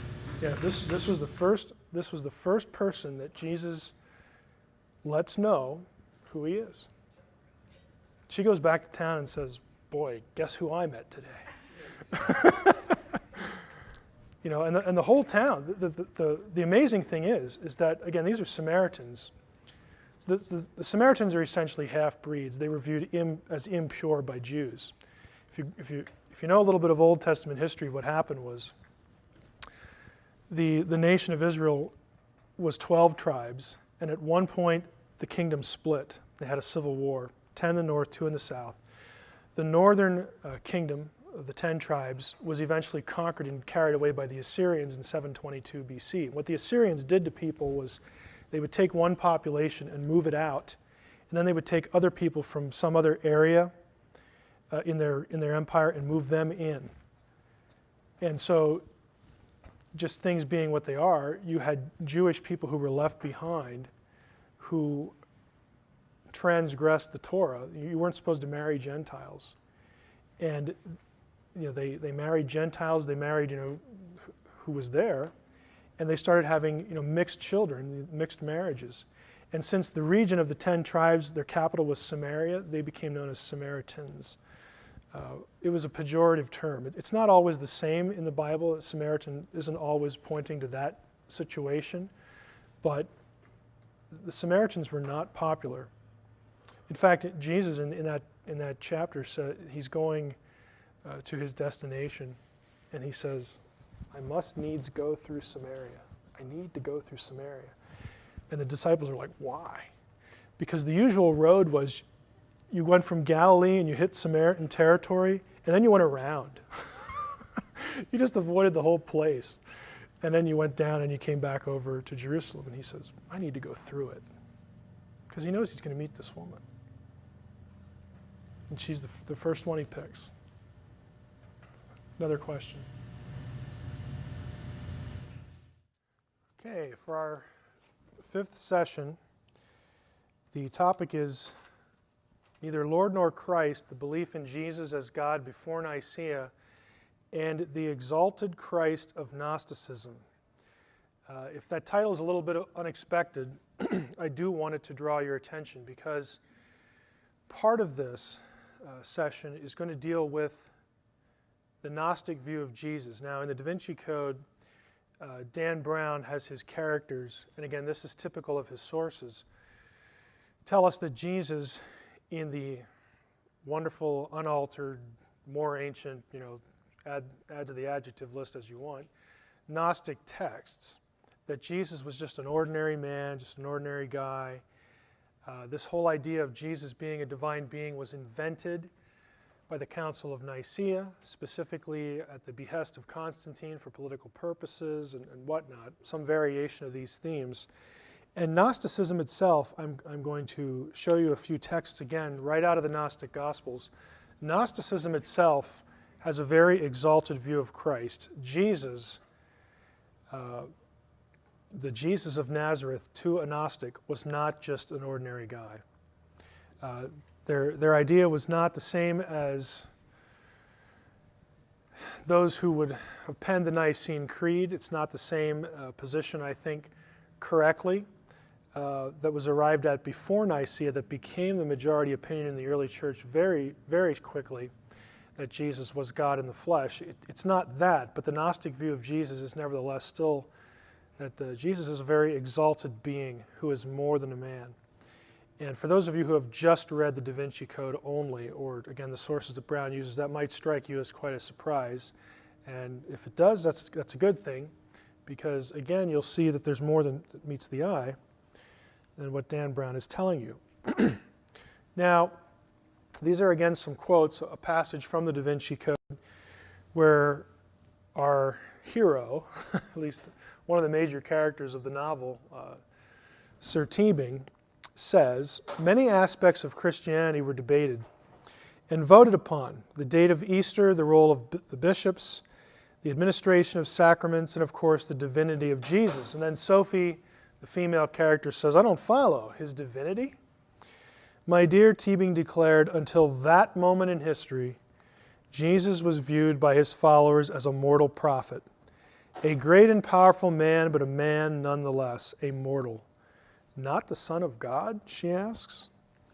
"Right," Teabing said. "Jesus' establishment as the Son of God was officially proposed," as though it had never existed to that point, "officially proposed and voted on by the Council of Nicaea." Hold on.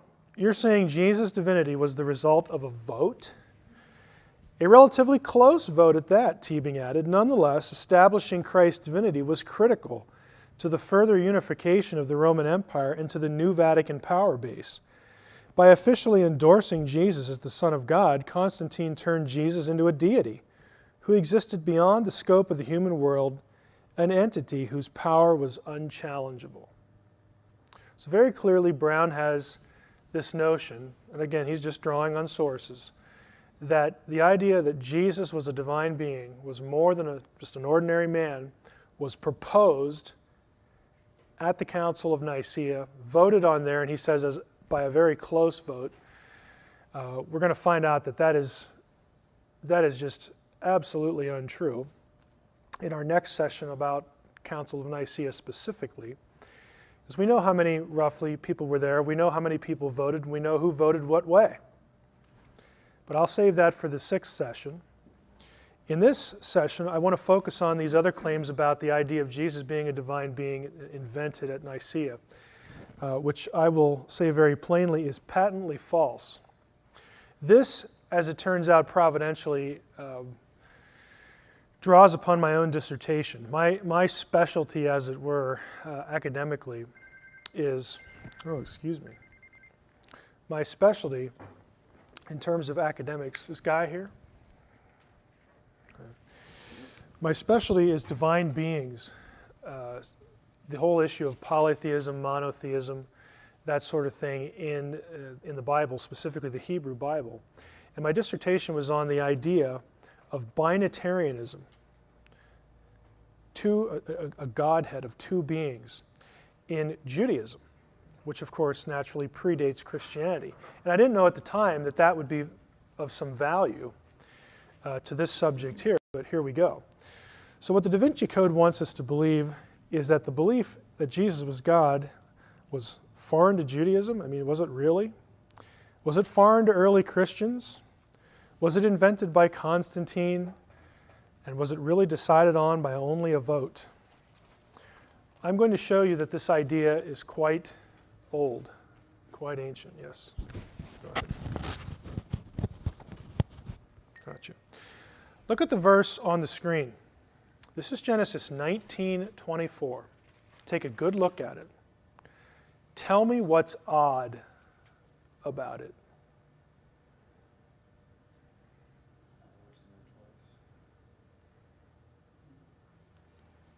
Anybody, what's odd about this verse?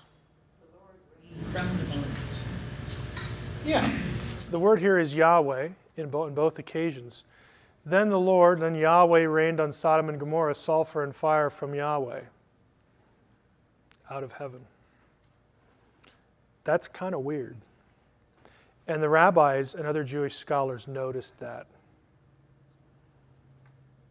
And it gave them pause to wonder, what is going on here? Let's try another one. Genesis 31:10 through 13. Now this is the account where Jacob, one of the patriarchs, is having some problems with another fellow named Laban, who he is related to by marriage. And Jacob's flocks, his herds, are multiplying exponentially, and Laban's are not. And we read in Genesis 31, in the midst of this little anecdote, in the breeding season of the flock, I, this is Jacob speaking, lifted up my eyes and saw in a dream that the goats that mated with the flock were striped, spotted, and mottled. Then the angel of God said to me in the dream, Jacob. And I said, here I am. And he said, lift up your eyes and see, all the goats that mate with the flock are striped, spotted, and mottled. For I have seen all that Laban's doing to you, basically saying, I know Laban's been cheating you, and I'm going to multiply your wealth here. The important observation for our point is who tells Jacob that? Anybody? Who speaks to Jacob? The angel of God. Oh, no, wait a minute. The angel of God says in the next verse, I am the God of Bethel. Now wait a minute. How can the angel of God be the God of Bethel? Now if you know anything about Jacob's history, we're going to go back to some of these passages. He wrestles with a divine being at this place. Other things happen to him at this place. But the point right now is here you have an angel saying, I'm God. I'm this deity, even though I'm called the angel of God. The rabbis noticed this and thought, wonder what that's about. Exodus 3. Moses said to God, if I come to the people of Israel and say to them, the God of your fathers has sent me to you. This is, of course, Moses getting his commission at the burning bush, and God says, you're going to go back to Pharaoh and say this, that, and the other thing. And Moses is like, well, what if they don't believe me? And he says, if I go back and say, hey, the God of your fathers has sent me to you, and they ask me, the Israelites ask, well, what's his name? What shall I say to them? And God said to Moses, I am who I am. In Hebrew, it's Ehyeh Asher Ehyeh. I am who I am. And he said, say this to the people of Israel, I am has sent me to you. God also said to Moses, say this to the people of Israel, Yahweh, the God of your fathers, the God of Abraham, the God of Isaac, and the God of Jacob, has sent me to you. So this is a passage that connects the I am who I am with the name Yahweh. This is my name. This is my name forever. And thus I am to be remembered throughout all generations. Now, I'm going to ask a dumb question, but it has a point. Did God tell Moses his name? It's not a trick question. Yeah. He says, I am who I am, and my name is Yahweh. Then why do we read this? Exodus 33. Moses said to Yahweh, seeing you say to me, bring up this people, and you've not let me know whom you will send with me. Yet you have said, I know you by name, and you have also found favor in my sight. Moses, this is all nice and well, but now therefore, if I have found favor in your sight, he's speaking to Yahweh, please show me now your ways, that I may know you in order to find favor in your sight.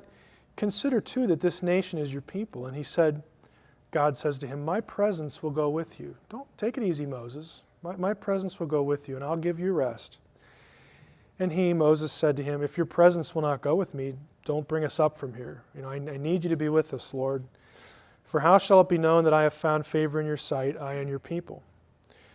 So God says, I'm going to go with you. Don't worry. The narrative continues. And Yahweh said to Moses, this very thing that you have spoken I will do. For you have found favor in my sight, and I know you by name. Moses said, please show me your glory. And he said, I will make all my goodness pass before you, and will proclaim before you the name of Yahweh. Well, that's kind of weird. Didn't Moses already know his name? I mean, he got his name the first time they met at the burning bush. And so God says, I'm going to proclaim before you the name of Yahweh. Yahweh says, I'm going to proclaim the name of Yahweh to you. And I will be gracious to whom I will be gracious, and I will show mercy on whom I will show mercy. But he said, you cannot see my face, for man shall not see me and live. And Yahweh said, behold, there's a place by me where you shall stand on the rock, and while my glory passes by, I will put you in a cleft of the rock, and I will cover you with my hand until I have passed by. I mean, Moses wants to see God physically. And God says, he answers him by saying, I'll show you the name of Yahweh. I heard your question, Moses. I'll show you the name of Yahweh. But you can't see my face. I mean, catch the incongruity in the language here. You can't see my face. That would be trouble. You'd die. So I'm going to put you in this little cleft of a rock and protect you. When I take away my hand, you shall see my back, but my face shall not be seen. Well, now wait a minute, God. I mean, Moses doesn't say this, but am I going to see you or somebody else? Because you said I'm going to see the name of the Lord, and then now you're talking in the first person. Like what? I'm a little confused. Introduction to the Jewish Godhead. We're going to go back to that passage because there's something that is kind of remarkable about it. We will get there in a second. These passages and this language was noticed. This is not new with me. Okay, I'm not presenting this or myself to you as something like nobody's ever seen this before. No, lots of people saw this and other passages where it seems to be that there are two Yahwehs in the text. The Jews noticed this, and they devoted a lot of time to thinking about it and articulating what is going on. Known as the two powers in heaven of ancient Judaism. This was an idea, two powers in heaven, that was well accepted in Judaism. No problems with it, not a heresy. Yeah, we know this is going on. Good for you, you noticed this. Until the 2nd century AD. What's significant about that? Well, that's post-Christianity. After Christianity came along, the two powers in heaven became declared officially a heresy in Judaism for pretty obvious reasons. Well, yeah, if we go around talking about two gods in heaven, we sound like Christians. And we don't want that, do we? Guess not. What am I suggesting? I'm suggesting that the Jewish scriptures teach that the God of Israel had a second self. There was a second Yahweh. The second God both was and wasn't the Father God of Israel. Put another way, the Hebrew faith had a binitarian Godhead, two persons of the same essence. This belief was embraced again until the end of the first century. You get into the second century and it's bad news. This belief, therefore, goes back at least 1,200 years prior to Constantine. We're not even in the range. There is just no comparison to be made. The best book on this, and it's actually affordable this time, is Two Powers in Heaven by Alan Siegel. Siegel is Jewish. He's a Jewish scholar, still teaching, I believe, at Columbia. Notice the subtitle. You know, fans of Dan Brown and Michael Bajent and the rest, notice the subtitle. Early Rabbinic Reports about Christianity and Gnosticism. That's a clue for saying that Gnostics had the same or similar idea. Jesus was not just an ordinary guy in Gnosticism. The second power in heaven, let's take a look at a few things. Oh, my font didn't work. The name. There's a phrase in the Old Testament, the name of the Lord. Now, if you're a Christian, you're probably familiar with this because of Romans 10. That's in the New Testament. Whosoever shall call upon the name of the Lord shall be saved. Most of the time when the phrase name of the Lord occurs, it's really referring to Yahweh. You know, that it's just his name, it's his reputation or something like that. There are a few passages, though, that are different, where the name is something different. Isaiah 30:27. Just look at the wording. Behold, the name of the Lord comes from afar. In blazing wrath, with a heavy burden, his lips full of fury, his tongue like devouring fire.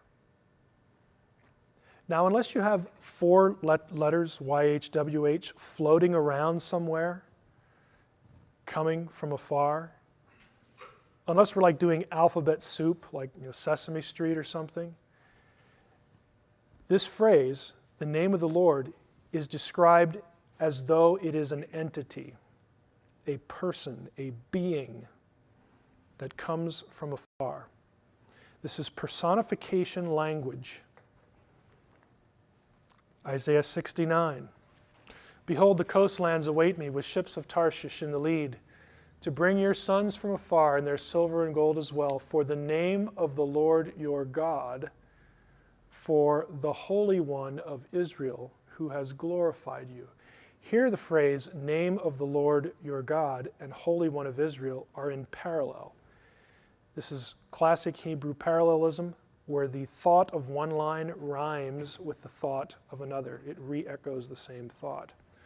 The name of the Lord is not just a reputation here. The name of the Lord is the Holy One of Israel. The name of the Lord is God. Sounds kind of strange. Psalm 20, verse 1 and verse 7. May the Lord answer you in the day of trouble. May the name of the God of Jacob protect you. Now, unless the psalmist here is saying, hey, quick, somebody stamp the four letters on my forehead so that I'm protected from my enemies. No, he's saying, I want the name of the God of Jacob to protect me. It's not just four letters, protecting. Four letters don't protect anybody. A person, a divine being protects those who are his. Some trust in chariots and some in horses, but we trust in the name of the Lord our God. Four letters scrawled on something don't win battles for you. Psalm 44, verses 5 and 6. You are my king, O God. decree victories for Jacob. Through you, we gore our foes. Through your name, we trample our adversaries. So when the army of Israel goes out, they just shout Yahweh and like they win. No, it's through the power of their God, who here is called the name, your name. The name used as though it were an entity, a person, a being. Deuteronomy 12. This is describing again the installation of the tabernacle, the place of worship. Verse 4, do not worship the Lord your God in like manner, like the other people do, but look only to the site that the Lord your God will choose amidst all your tribes as his habitation, the place where God lives, to establish his name there. There you're to go, so on and so forth. Verse 11, you must bring everything that I command you to the site where the Lord your God will choose to establish his name. Now, we get a better idea what that means when we hit 1 Kings, when the temple is built. When the priests came out of the sanctuary, for the cloud had filled the house of the Lord, and the priests were not able to remain and perform the service because of the cloud, for the presence of the Lord filled the house of the Lord. Then Solomon declared, the Lord has chosen to abide in a thick cloud. I have now built for you a stately house, a place where you may dwell. Skipping to verse 27, but will God indeed dwell on the earth? Well, we know that the heavens and highest heaven can't contain you, how much less this house. Next chapter, but when Solomon had finished building the house of the Lord and the royal palace and everything Solomon had set his heart on constructing, the Lord appeared. Look who appeared. Yahweh appeared to Solomon a second time. Okay, building from chapter 8. As he had appeared to him at Gibeon, the Lord said to him, I have heard the prayer and supplication which you have offered to me. I consecrate this house which you have built, and I set my name there forever. There are other passages in Deuteronomy and Kings that talk about, that interchange, here's the point, interchange the name with Yahweh. They're interchangeable statements, interchangeable entities. Back to Exodus 34. Now, we said in Exodus 3 that Moses knew what God's name was. And then Moses says, hey, I want to see you. And God said, my presence will go with you. And Moses said, it's not quite good enough. I want to see you. And God says, I will proclaim my name to you. You will see the name of the Lord. And then in the next chapter, we get this. Yahweh said to Moses, cut for yourself 2 tablets of stone like the first, and I will write on the tablets the words that were on the first tablets which you broke. Be ready by the morning and come up in the morning to Mount Sinai and present yourself there to me on the top of the mountain. No one shall come up with you, and let no one be seen throughout all the mountain. Let no flocks or herds graze opposite that mountain. So Moses cut 2 tablets of stone like the first, and he rose early in the morning and went up on Mount Sinai, as Yahweh had commanded him, and took in his hand 2 tablets of stone. Now, just catch this. Yahweh descended in the cloud and stood with him, with Moses there, and proclaimed the name of Yahweh. Yahweh passed before him and proclaimed, Yahweh, Yahweh, a God merciful and gracious, slow to anger, and abounding in steadfast love and faithfulness. Now I want to illustrate something for you. Guy, can you come up here? You got 2 ways to look at this, and I'm going to ask you which makes more sense.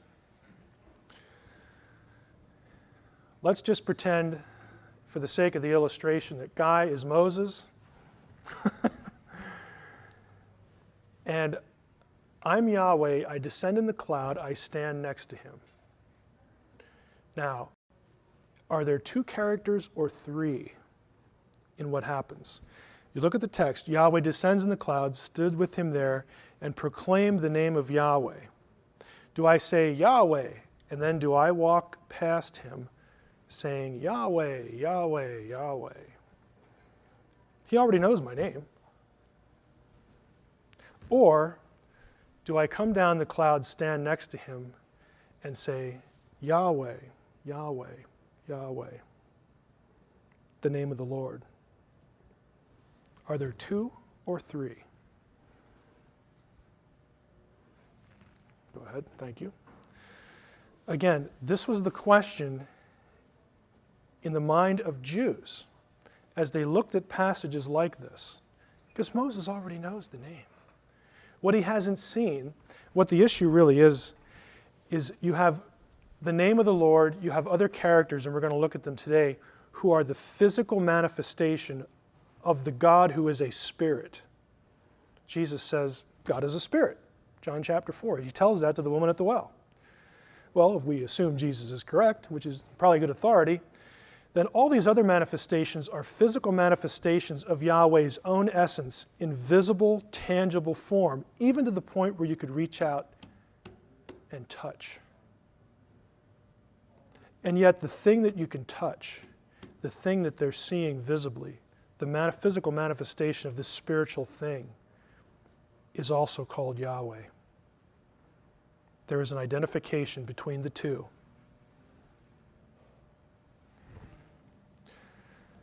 It also occurs in texts outside of the Old Testament that are not canonical.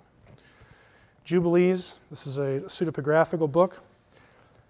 Remember, my sons, the Lord God of Abraham, your father. The writer says, I will make you swear an oath, for there's no oath which is greater than it, by the glorious and honored and great and splendid, wonderful, mighty name which created the heavens and the earth. The name created the heavens and the earth. Did you know that?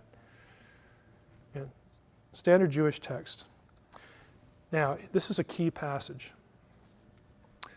Exodus 23. God says, I am sending an angel before you. He's speaking again to Moses. I'm sending an angel before you to guard you on the way and to bring you to the place which I have made ready. Pay heed to him and obey him. Do not defy him, for he will not pardon your transgressions. First of all, I thought only God has the authority to do that. But he says, this angel, you better obey him. He will not pardon your transgressions, since my name is in him. Now, either God wrote out YHWH on something and made him eat it, or he's saying, my very essence that you know, you have seen in the cloud, my name is in this being. He is me. But yet we're still different. My name is in him, and when my angel goes before you, brings you to the land of the Amorites, the Hittites, the Perizzites, the whole list. This is when Israel is being led to the promised land. This is the angel of the Lord. The special angel in Exodus 23, my name is in him, turns out to be the angel of the Lord. We know this from a variety of accounts. We'll go backward in time first. Remember the burning bush? Everybody knows this, Charlton Heston, okay? Guess who's in the bush? It's not just God. Now Moses, tending the flock of his father-in-law Jethro, the priest of Midian, drove the flock into the wilderness and came to Horeb, the mountain of God. The angel of the Lord appeared to him in a blazing fire out of the bush. It's the angel. He gazed, and there was a bush all aflame. The bush wasn't consumed. Moses said, I have to turn aside and see this marvelous sight. Why doesn't the bush burn up? When the Lord, in the Hebrew it's Yahweh, when Yahweh saw that he had turned aside to look, God called to him out of the bush. Moses, Moses, he said, here I am. Takes his sandals off, verse 6. He said, you better take the sandals off, you're on holy ground. I am, the voice said, he said, I am the God of your father, the God of Abraham, the God of Isaac, the God of Jacob. Now we have first person language, but there's more than one being in the bush. Leviticus 11:45. I am the Lord who brought you up out of the land of Egypt to be your God. Who brought Israel up out of the land of Egypt? Yahweh. Deuteronomy 21, same thing. The Lord your God brings you up. Who brought Israel up out of the land of Egypt? Yahweh. Oh, well, then why do we read this? The angel of the Lord came up from Gilgal to Bochim and said, I have brought you up from Egypt. And I took you into the land which I had promised an oath to your fathers. And I said, I will never break my covenant with you. But you have not obeyed me. Look what you have done. Therefore I have resolved not to drive them out before you. They shall become your oppressors, and their God shall be a snare to you. And as the angel of the Lord spoke these words, it's the angel doing the first person. As the angel of the Lord spoke these words, all the Israelites started to cry. Why? Because he said, I've been with you up to this point. You haven't obeyed me. You are on your own. You're on your own. And they weren't too happy about it. Genesis 28, going back to Jacob. Jacob had a dream. A stairway was set on the ground. Its top reached the sky. The angels of God were going up and down on it. And the Lord was standing beside him. And he said, I am the Lord. I'm Yahweh, the God of Abraham, the God of Isaac, and the God of Jacob. Jacob awoke from his sleep and said, surely the Lord's present in this place, and I didn't know it. He named the site Bethel. That's important. Genesis 32. The same night, this is a little bit later in Jacob's life, Jacob arose, Jacob was left alone, and a man wrestled with him. This is a physical entity, described as a man wrestling with Jacob. They're actually touching, okay? A man wrestled with him until the break of dawn. When he saw that he had not prevailed against him, he wrenched Jacob's hip at its socket, so that the socket of his hip was strained as he wrestled with him. And he said, let me go, for dawn is breaking. But Jacob answered, I will not let you go unless you bless me. He says, what's your name? Jacob. And he said in verse 29, your name shall no longer be Jacob, but Israel, for you have striven with an Elohim. You've striven, you've fought with God, or a God. Either way, it's a divine being. And man, and you've prevailed. Jacob asked, pray me, tell me your name. And he said, you must not ask my name. And he took leave of him there. So Jacob named the place Peniel, meaning I have seen Elohim. I have seen El. I have seen God. Hosea, the prophet, referring back to this chapter and to this episode, says this. The Lord once indicted Judah and punished Jacob for his conduct, requited him for his deeds. In the womb, this refers to the way Jacob was born. In the womb, he, Jacob, tried to supplant his brother, grown to manhood. He strove with a Elohim. He strove with an angel and prevailed. Point blank, the angel is an Elohim. This is my favorite passage in the Old Testament. I just love this one. This is cool for language geeks like me. But Israel, that is Jacob, remember Jacob's name got changed to Israel. Israel stretched out his right hand and laid it on Ephraim's head. This is when Jacob is about to die. He's blessing his children, Joseph's children. He stretched his hand out, lays it on Ephraim's head, though he was the younger, and his left hand on Manasseh's head, and crossed his hands, although Manasseh was the firstborn. And he blessed Joseph. These are Joseph's two kids.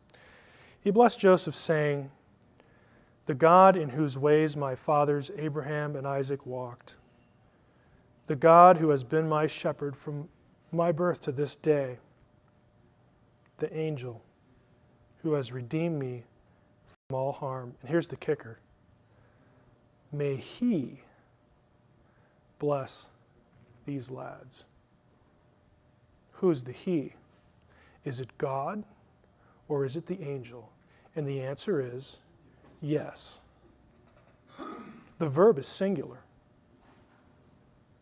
This is a complete, tight identification of the Malach Adonai, the angel of the Lord, as God.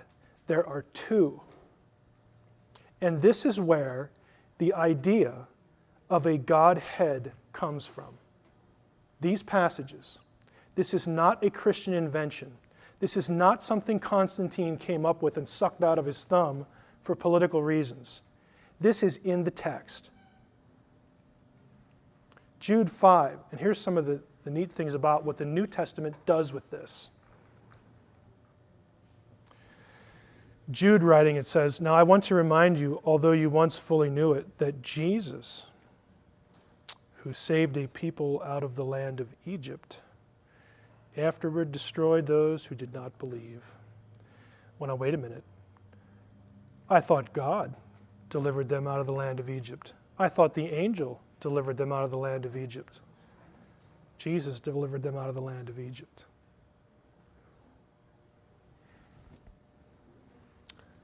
For those of you who are wondering about Trinitarianism in the Hebrew Bible, Isaiah 63. This passage to me comes the closest to it. And I want to just mention it. This again is recounting Exodus wanderings and Exodus stuff. The prophet Isaiah looks back and says, I will mention the loving kindness of the Lord and the praises of the Lord, according to all the Lord has bestowed on us, and the great goodness toward the house of Israel, so on and so forth. Verse 8, he says, these are my people. He became their Savior. Look at verse 9. In all their affliction he was afflicted, and the angel of his presence saved them. In his love and in his pity he redeemed them, and he bore them and carried them all the days of old. But they rebelled and grieved the Holy Spirit. Why doesn't it have God or angel there? Yahweh and the angel were the ones that were doing all that stuff back there, and here Isaiah says, no, it was the Spirit.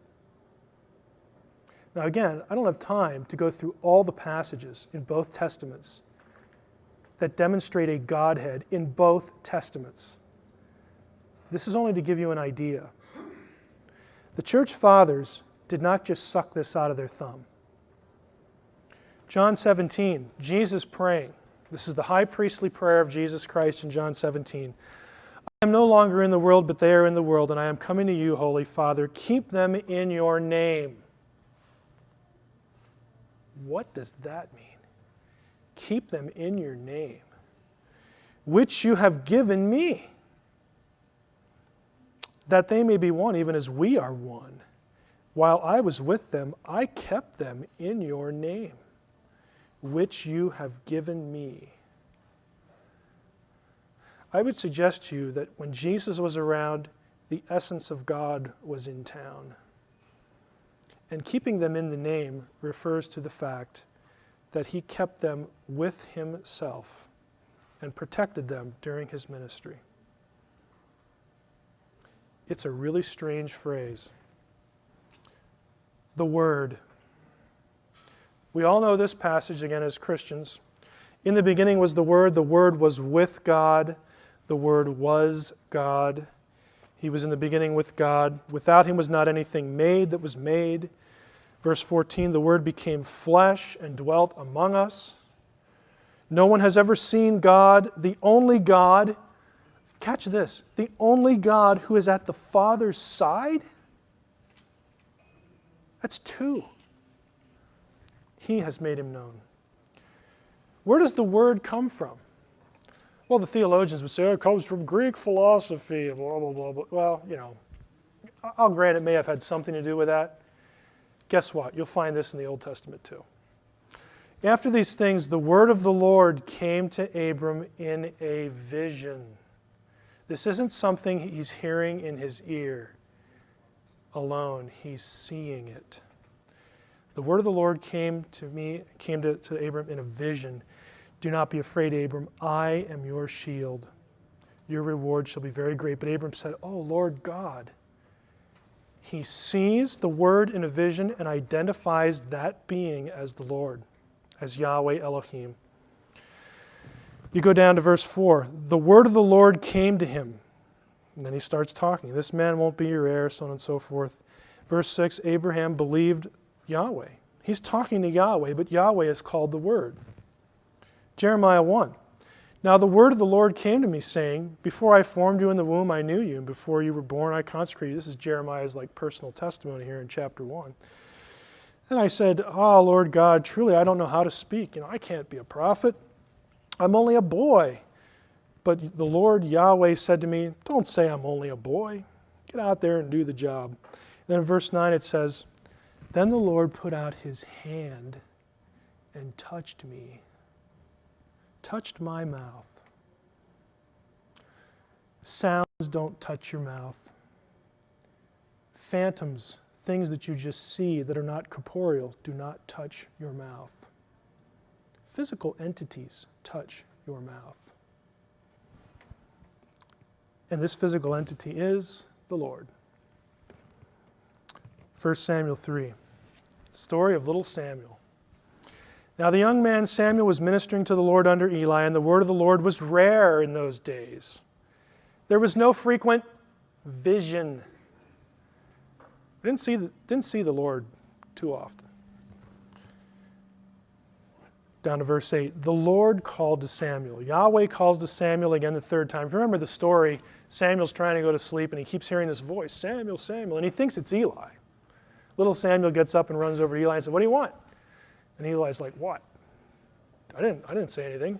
Third time it happens. Came again the third time. He arose and went to Eli and said, here I am, you called me. And Eli finally gets a clue and says, it must be the Lord calling the young man. He says, go lie down. If he calls you again, say, speak, Lord, for your servant hears. And so Samuel says, okay. The Lord came and stood, calling as at other times. This is a visible, physical entity. Samuel. And Samuel said, speak, for your servant hears. Go down to the end of the chapter. And Samuel grew. The Lord was with him and let none of his words fall to the ground. And all Israel from Dan to Beersheba knew that Samuel was established as a prophet of the Lord. And the Lord appeared again. Hearkening back to what we just read. The Lord appeared again at Shiloh. That's where they were living. That's where the tabernacle was. For the Lord revealed himself to Samuel at Shiloh by the word of the Lord. The word is a being in these passages. Philo, our Jewish friend, also picked up on this concept. He refers to the logos, which is the Greek word for word. He actually calls the word God. But he maintained a distinction between the logos and the God of Israel. Gnosticism actually is very close to what Philo believed. Philo said that there was a second God. This is a Jew who wrote lots of stuff and was very influential. He referred to the logos as the deuteros theos, the second God. But he believed that the second God was a created being, an intermediary. And that's essentially what Gnosticism held, as we saw in our first session. The early church did not accept that because the essence of Yahweh cannot have a beginning. If it's Yahweh, it was always there. And that becomes the focal point for Nicaea. The dominant view was always the Orthodox view, that there are there's a Godhead, and every member of the Godhead is the same essence as the Father. They didn't get it because Constantine liked it. He wasn't a theologian. They got it from all those passages I just showed you and others. Okay? And the Jews of the day, again, not everybody could wrap their minds around that. And Philo came up with, this sounds a little more reasonable. Yeah, he's a second God, but he had to have a beginning because. And those became the two tracks, the two views. The rider on the clouds. Guy, how much time do we have? 10, 15 minutes. Okay. Here's another one.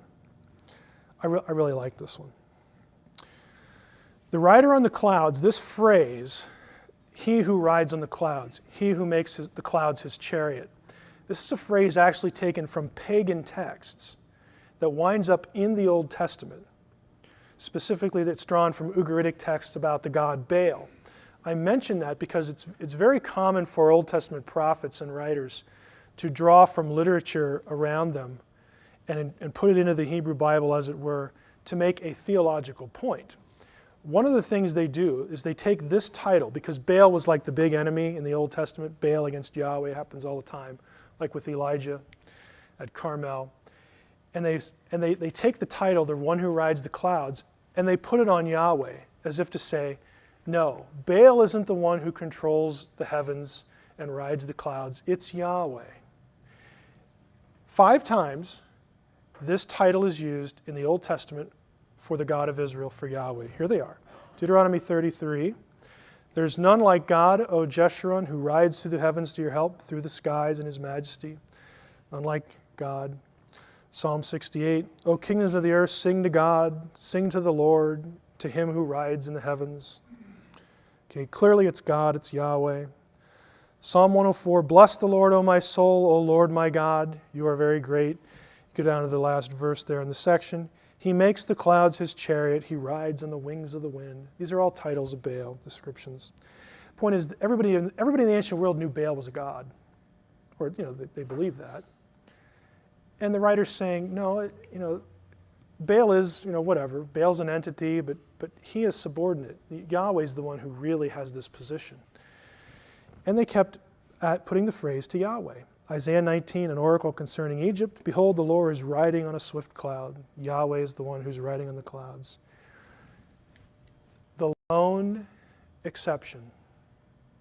Every place in the Old Testament, the rider on the clouds is Yahweh. There is one exception.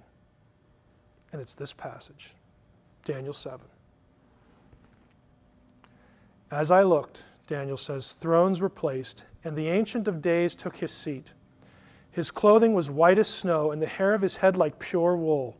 His throne was fiery flames. Its wheels were burning fire. By the way, that's the same description as in Ezekiel 1.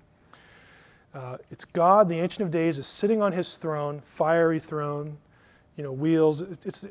If you've ever seen my session on throne iconography that I do for some other topics, very familiar imagery. The stream of fire issued and came out from before him. 1,000,000 served him, and 10,000 times 10,000 stood before him. In the court, the divine council sat in judgment, and the books were open. There's no doubt who this is. But the passage goes on. I saw in the night visions, and behold, upon the clouds of heaven there came one like a son of man. The phrase means a human one. Son of man as opposed to son of God. And he came to the Ancient of Days. So these are clearly two different people, two different entities, and was presented before him. And to him was given dominion and glory and a kingdom, that all peoples, nations, languages should serve him. His dominion is an everlasting dominion which shall not pass away. You have a second person referred to as the one who rides upon the clouds. And this passage became a real focal point of debate, and guess where it shows up in the New Testament? Then those who had seized Jesus led him to Caiaphas the high priest.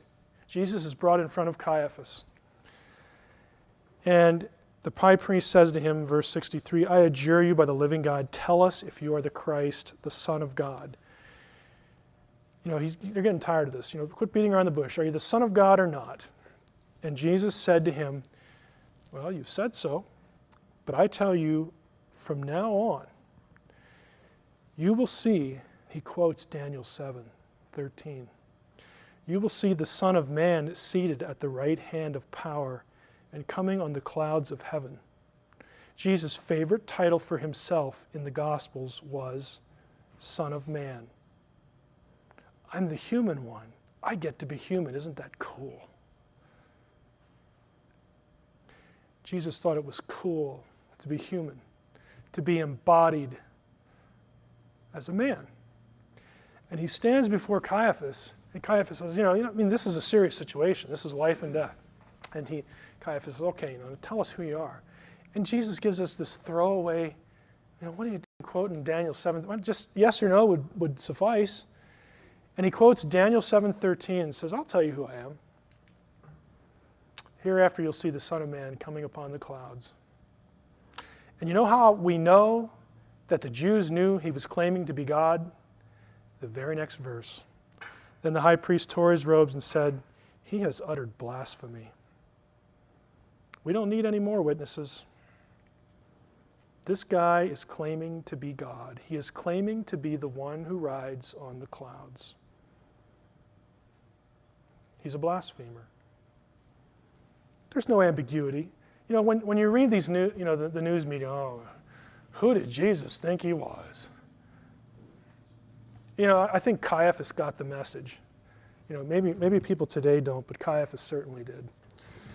Again, the main source here is Siegel, and I draw your attention again to the subtitle, Gnosticism.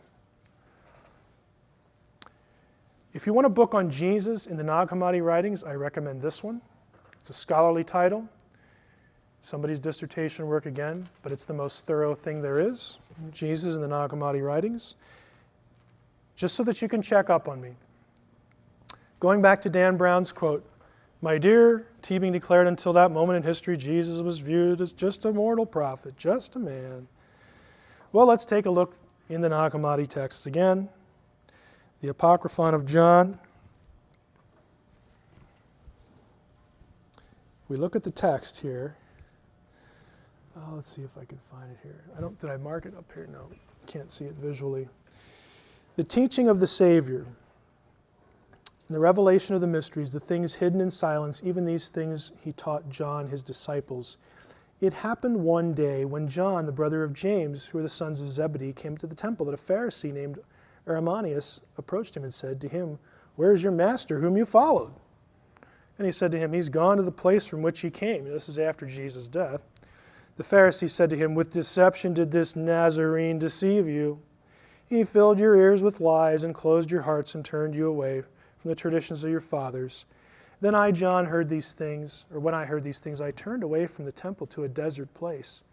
Kind of hit me pretty hard, John says. "And I grieved greatly in my heart, saying, well then, how was the Savior appointed, and why was he sent into the world by his Father?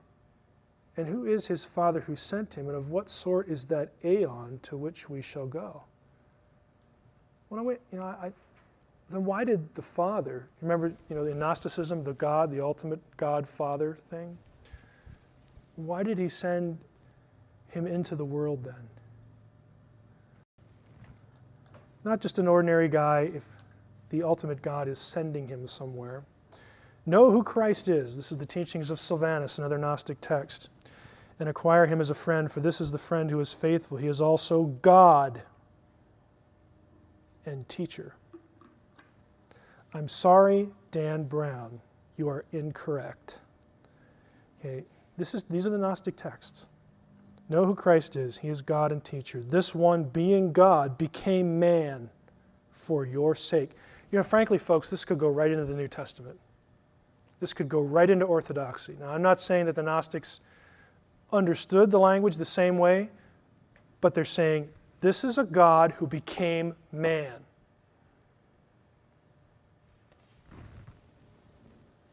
Teachings of Sylvanus again.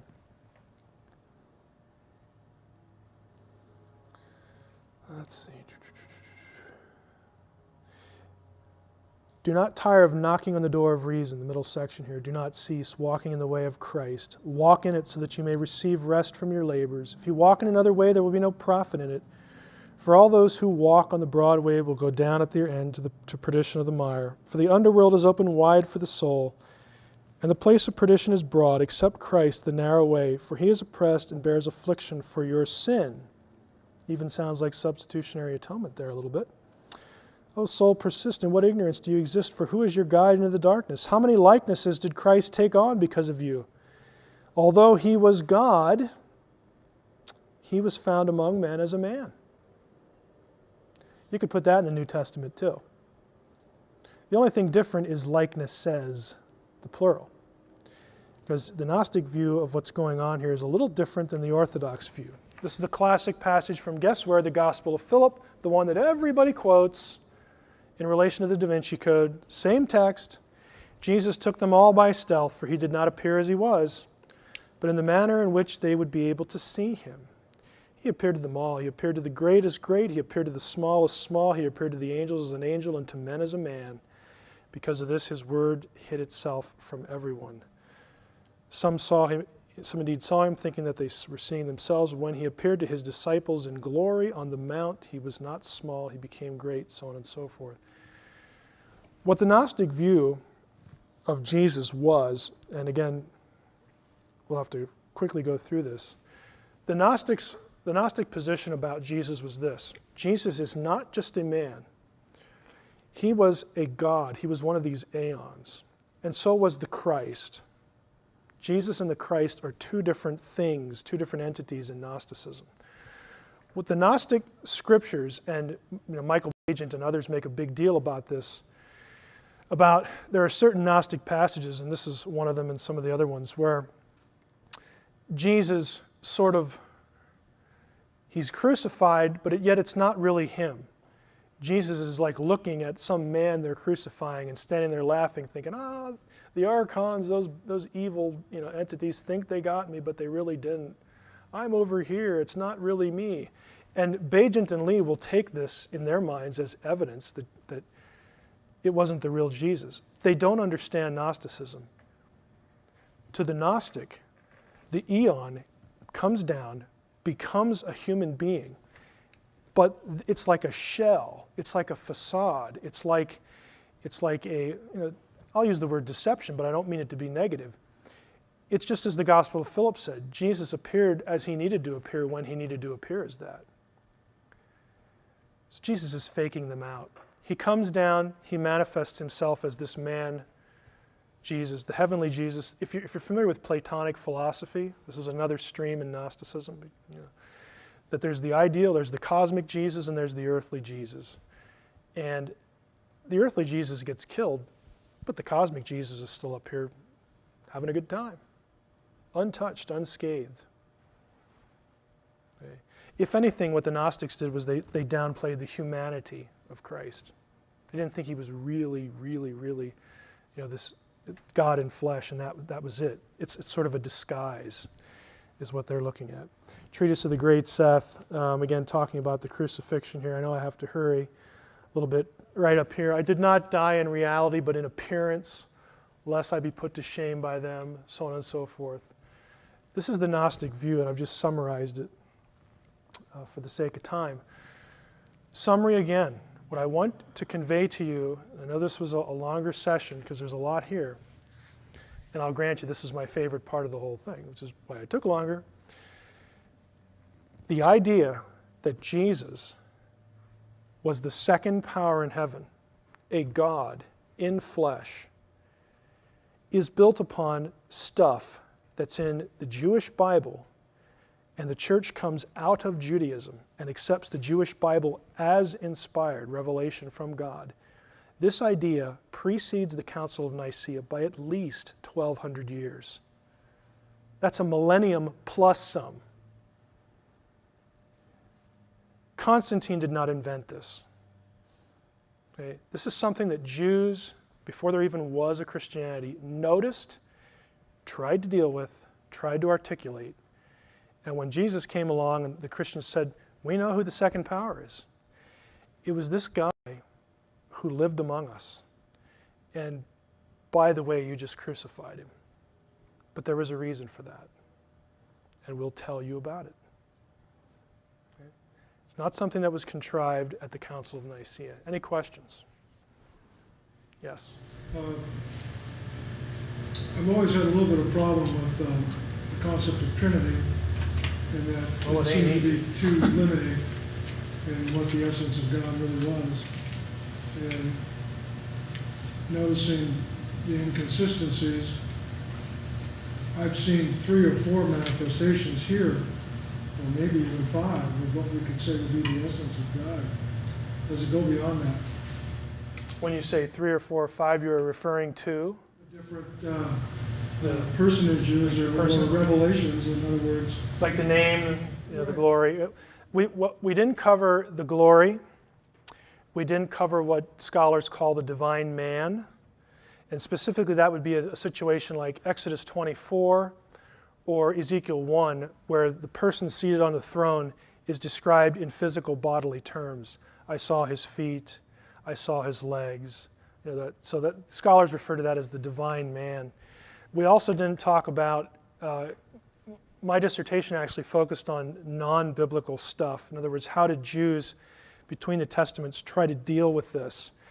And so you have a whole separate category of trying to explain who the second power was in other terms. They would take things like phrases like the friend of God, the warrior of God in the Old Testament, and they would say, well, the second person must be, who was the friend of God? Abraham. When Abraham died, then he got to sit on the throne, and yeah, I know he was around before Abraham, but it's kind of weird, but God can do anything. I mean, they were trying to fit people and angels and persons into the second category. Some people thought it was Michael. Some people thought it was Gabriel. Some people thought it was Elijah because he was taken up and never died. I mean, there are about a dozen explanations that Jews offered in the period between the Testaments for the second power, and we didn't go over any of that stuff. In a sense, are we still doing that now? I think when we talk about Trinitarianism, we're still sort of asking the same questions. Yeah, we're still trying to put that Right. Godhead in a box. Now, I'll be honest with you. I spent a couple years in seminary. I never ran into any of this stuff. I was never taught this. what changed my life, and it sounds goofy, but when I tell people this, I really mean it. Ugaritic changed my life because for the first time, I had to study an ancient alphabetic cuneiform text, and the reason why it's important is because the description of the divine host, the heavenly host at Ugarit, is often used in the Old Testament. And when you're forced to look at comparative material that is in some cases word for word and letter for letter brought into the Hebrew Bible, and then the prophets or the psalmists will do things with that to illustrate concepts. When you start looking at comparative material and you start getting into this, well, I keep coming across this two powers debate. What's that? When you get exposed to the literature, the broader ancient world, that is how I bumped into this.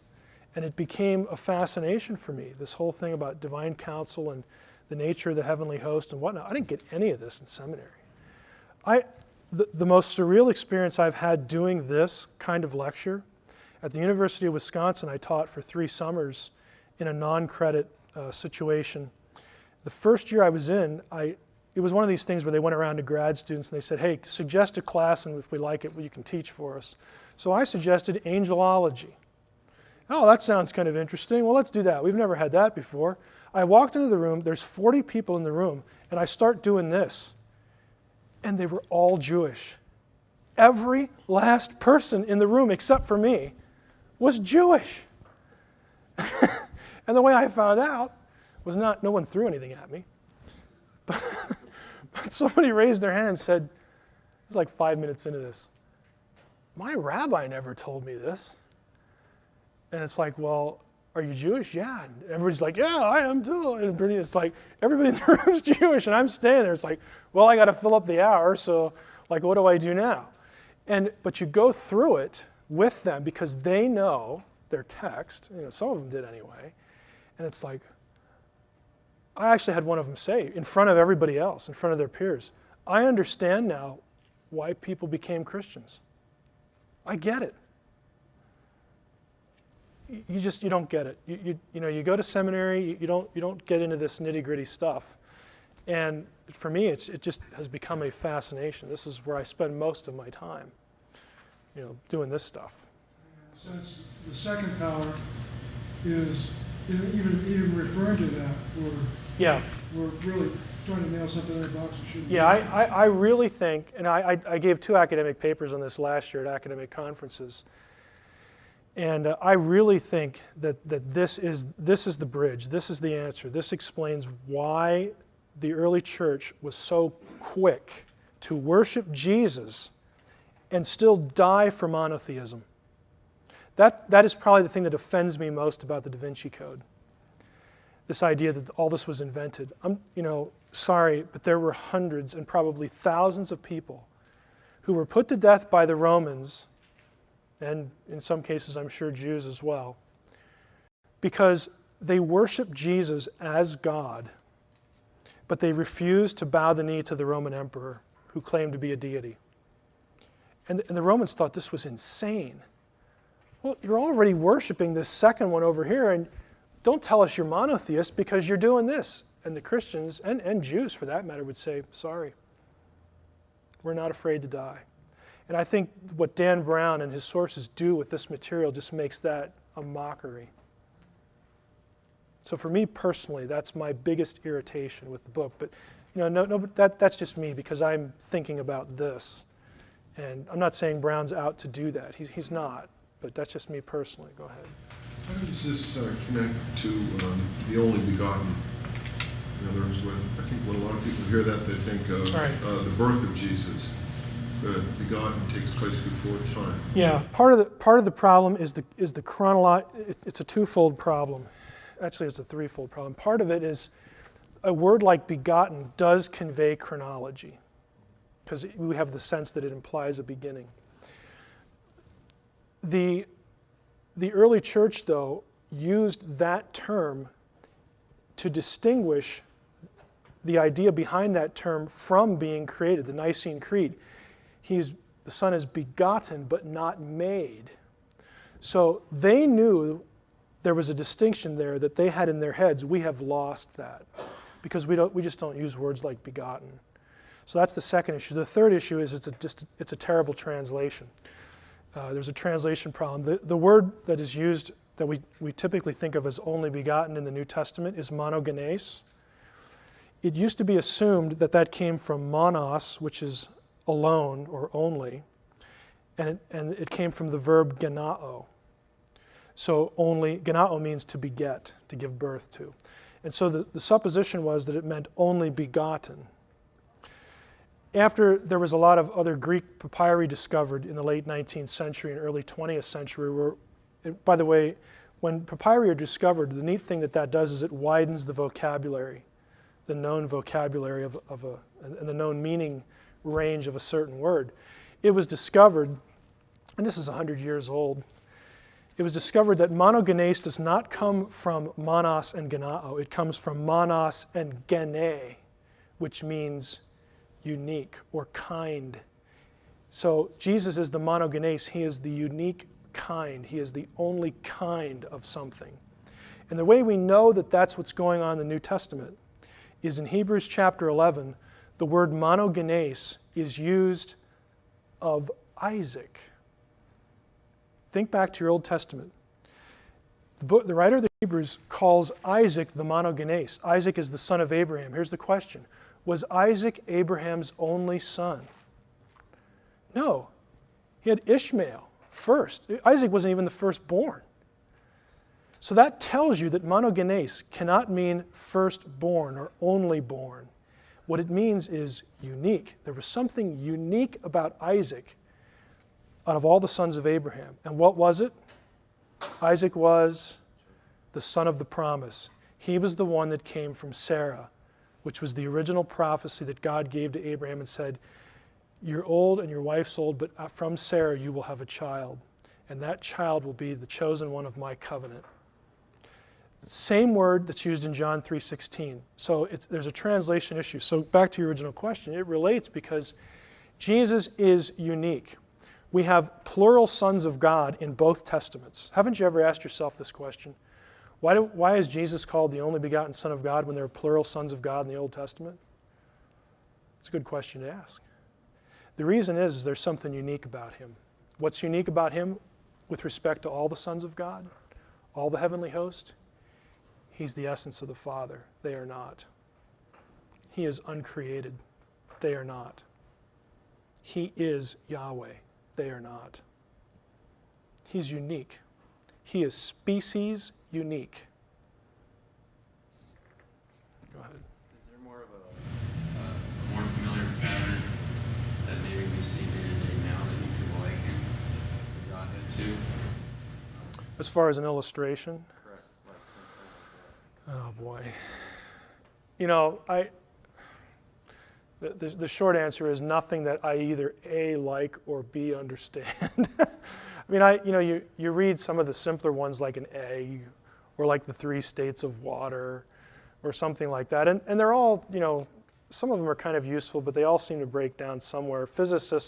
I've seen physicists try to tackle this with different states of matter, and that's just right over my head. I can't claim to understand it or even have anything to really suggest that would be helpful in that.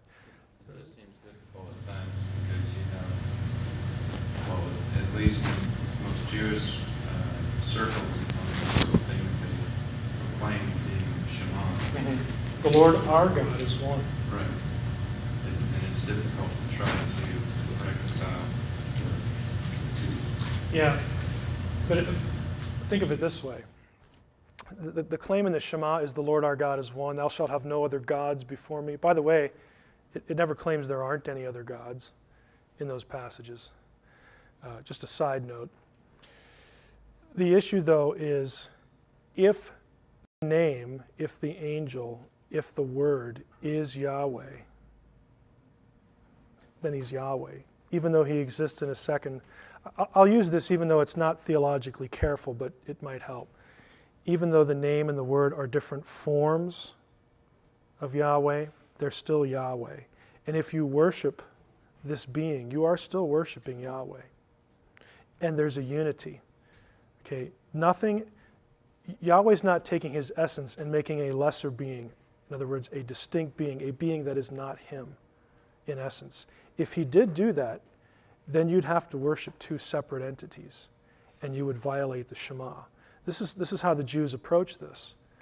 Because if you look back in Deuteronomy, Deuteronomy 12, it says, "This is the place where I have chosen to set my name, and this is the place to which you'll bring your sacrifices and offerings." Okay, they're actually offering sacrifices to the name. But they didn't see that as a violation of the Shema. Why? Because, well, the name's Yahweh. He's just the physical manifestation of Yahweh. We know that. We're not worshiping another God, we're worshiping Yahweh. It's just now we can see him. All of these second entities, the fancy scholarly term for this is they are hypostases. They are visible physical manifestations of a spiritual thing. But it's still the same thing in essence. It's just that one is you can see and you can approach it with your senses. See, touch, feel, hear, that kind of thing. And the other one is a spirit. God is a spirit. John chapter 4. So the Jews could comprehend that much. And to them, to worship Jesus or to worship the name or whatever, it was worship of Yahweh. So they didn't see it as a violation, which drove the Romans nuts. They just thought that was insane. Like, you're willing to die and you already do this. It doesn't make any sense to us. Any other questions? Guy? That bit about the flaming wheels and Ezekiel 1 and the Ancient of Days, that stuff sounds fascinating. Have you ever talked about Ezekiel 1 or anything related to that topic before? Yeah. Where could a guy get that? A guy could get some sessions from a conference called the Ancient of Days Conference from Guy Malone at the ARHQ in Roswell, New Mexico. And I'm sure there's a link on the DaVinciCoda.com site. Oh, there's not. Ancientofdays.net. Okay. Yep. Yeah, Guy has some lectures on different topics related to that. That was a very nice plug, Guy. Any other questions? Okay, let's break a couple minutes.